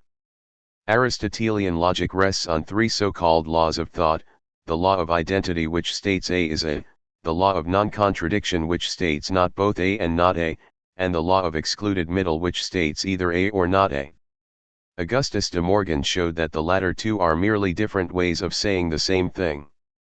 An example of the way inferences were explored in the framework of Aristotelian logic is afforded by the square of opposition. Taking the letters S and P to stand respectively for subject and predicate, in the sentence "the horse is brown," the subject is the horse and the predicate is brown, one can describe the four standard forms of the proposition as follows. A. Universal affirmative all S is P. E. Universal negative no S is P. I. Particular affirmative some S is P. O. Particular negative some S is not P. Arranging them thus allows one to read off the immediate inferences. A entails I, E entails O, A and O are contradictories, as are E and I. A and E are contraries, they can both be false together, but they cannot both be true together, and I and O are subcontraries, they can both be true together, but cannot both be false together. Making up appropriate versions of an English declarative sentence to put in the place of A, E and the others quickly demonstrates what all this means. Take the example A, all men are tall, E, no men are tall, I, some men are tall, O, some men are not tall. The main object of study for Aristotle and his tradition of logic was the syllogism, an argument form in which a conclusion is derived from two premises. In his prior analytics, Aristotle defined syllogistic reasoning as a discourse in which, certain things having been supposed, something else necessarily follows from them because they are so. The syllogism "all men are mortal, Socrates is a man, therefore Socrates is mortal" is the standard example. This is a categorical syllogism, and it consists of two premises: a major premise "all men are mortal," a minor premise "Socrates is a man," and the conclusion that can be inferred from them: Socrates is mortal. It will be noted that in the syllogism the major premise is a generalization, whereas the minor premise and conclusion are particular. The Aristotelian tradition classified all the forms of the syllogism according to the quantity, all, some, quality, affirmative, negative, and distribution of the terms in the premises and conclusion, devising mnemonics such as Barbara, Celerant, Deripti, etc. for the 256 thus identified. Barbara is AAA, Barbara, Celerant is EAE, Celerant, Deripti is AAI, DARAPTI, and so on. Of these 256 forms only 19 are valid, and even some of these 19 are controversial. The new symbolic logic is a far more powerful and extensive instrument than this traditional syllogistic. Its use of symbols alarms people who do not like the look of anything that smacks of mathematics, but a little attention at the outset shows that far from being alarming, they are extremely useful and clarifying. In the standard way of notating this logic, lowercase letters from later in the alphabet are used to stand for propositions, P, Q, R, and a small set of symbols is coined to show the relationships between them, and for or, rightward arrow for if, then, and for not, thus. P and Q, pronounced P and Q. PQ, pronounced P or Q. P, pronounced not P.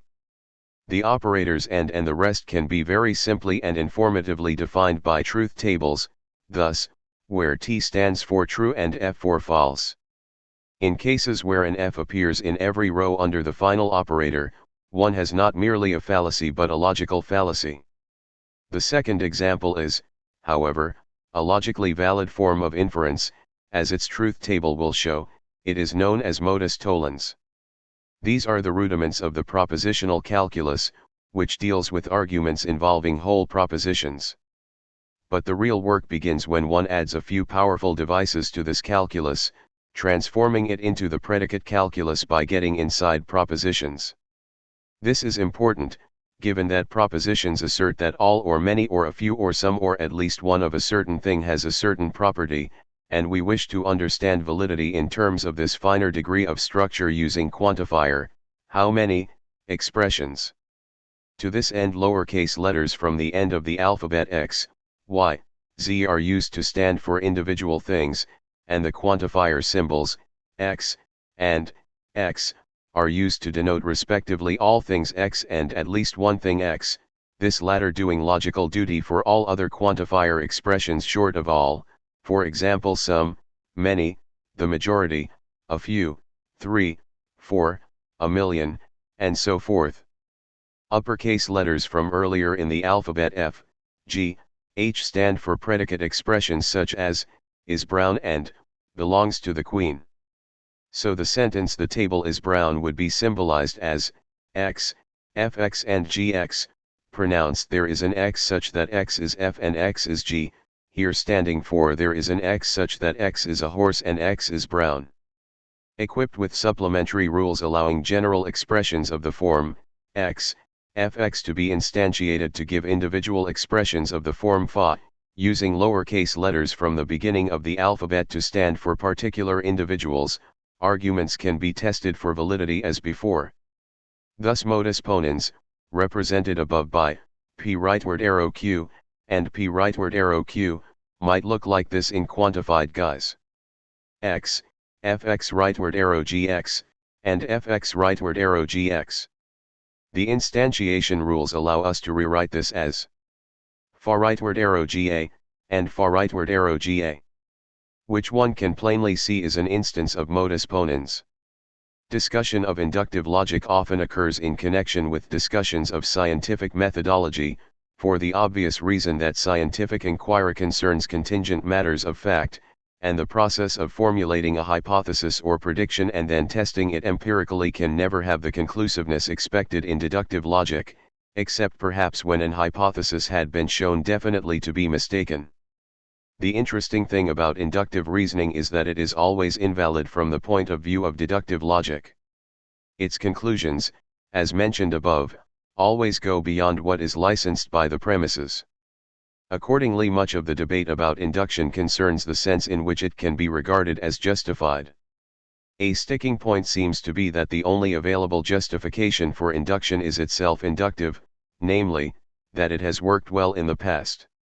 If this is not to be merely circular, then the underlying assumption that the world is a consistent realm in which laws and patterns of occurrence remain stable and reliably repeat themselves has to be accepted as a general premise. Attempts to justify this premise can only themselves be inductive, so if they are made they simply reintroduce the circularity that the assumption is intended to make virtuous rather than vicious. Inductive inference can take a number of forms. Induction by simple enumeration has been noted. There are also, and more generally better, inductions taking the form of causal inferences, statistical and probabilistic inferences, and arguments by analogy, all of which, when responsibly controlled and their defeasibility accounted for, are of use in practical concerns and scientific investigation. Opinion polls infer from representative samples of the population to overall views, generally with a reasonable degree of reliability. That is one compelling example of how effective controlled induction can be. An argument in support of induction might proceed by appealing to the concept of rationality. One who does not take seriously the conclusion of an inference such as is involved in thinking I'd better take an umbrella because rain looks likely is behaving irrationally. If it is rational to take the conclusions of inductive inferences seriously, that fact justifies induction. A celebrated twist to the debate about induction was given by the American philosopher Nelson Goodman. He argued that the problem could be recast as one about how we justify thinking that our description of things in the future depends on our description of them now. For example, we think we will be entitled to describe emeralds we encounter in future as green, because all emeralds so far encountered in history have been green. But consider this: suppose one makes up a new word, grew, to mean green until now, and blue after a future date X. Then the word grew applies to emeralds just as legitimately as the word green, because emeralds have been green until now, and the definition of grew requires only that they turn blue in the future. Now, obviously we think that we are better justified in taking green to be the right description for future emeralds than grew. But on what grounds do we think this? After all, the evidential basis for both descriptions is exactly the same, namely, that all past and present emeralds are green. In addition to inductive logic and formal deductive logic, there are other domains of this science in which logical principles and notions are put to work in exploration of allied ideas. So there is fuzzy logic, concerned with domains containing vague terms and imprecise concepts, intentional logic, concerned with domains where context violates the ordinary workings of logic, for example, by interfering with the reference of certain terms, deontic logic concerned with reasoning, chiefly in ethics, involving ideas of obligation, expressed by such words as must and ought, many-valued logic in which there are more than just the two truth values true and false. Paraconsistent logic, which contains, accepts and manages contradictions, epistemic logic in which the operators believes that and knows that occur, and others. Fallacies of informal logic.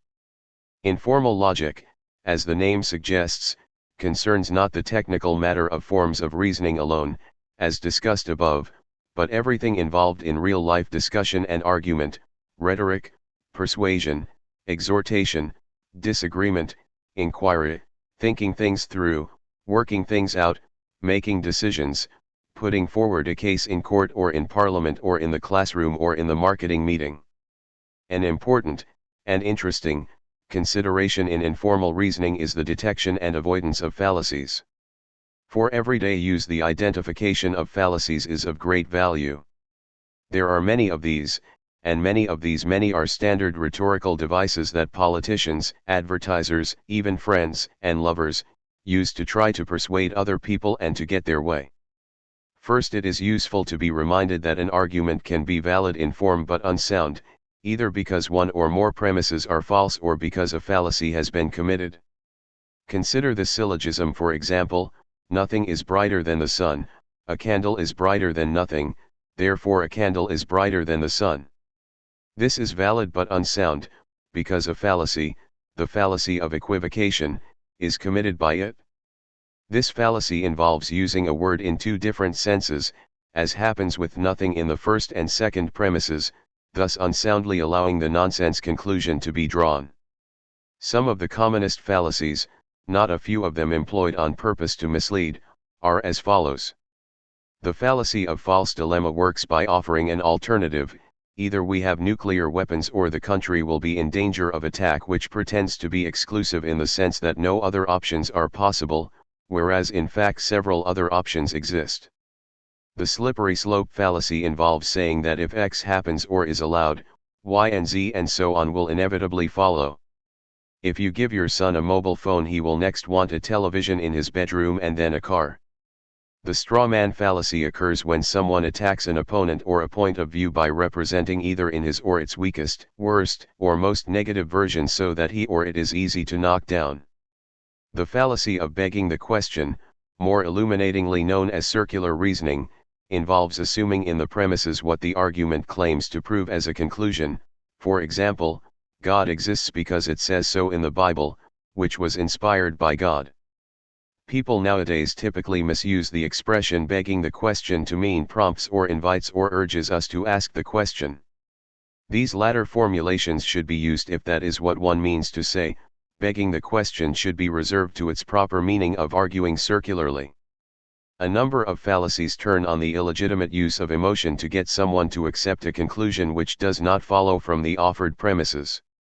One is the appeal to force: believe what I say, do what I tell you, or I will beat you up, argumentum ad baculum. This, though it puts the matter more bluntly than usual, is the essence of divine command moralities. A second is the appeal to pity: I will be upset, hurt, troubled, miserable if you do not believe or do what I say. I'm poor, I'm offended, I'm from a minority, I've been discriminated against, argumentum ad misericordiam. The joke example given for this fallacy is the man who has been convicted of murdering his parents and who asks for the court's leniency on the grounds that he is an orphan.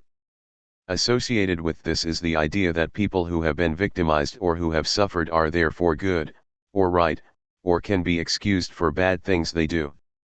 A third is prejudicial use of language, which means using emotive or laden terms to spin the view taken of something.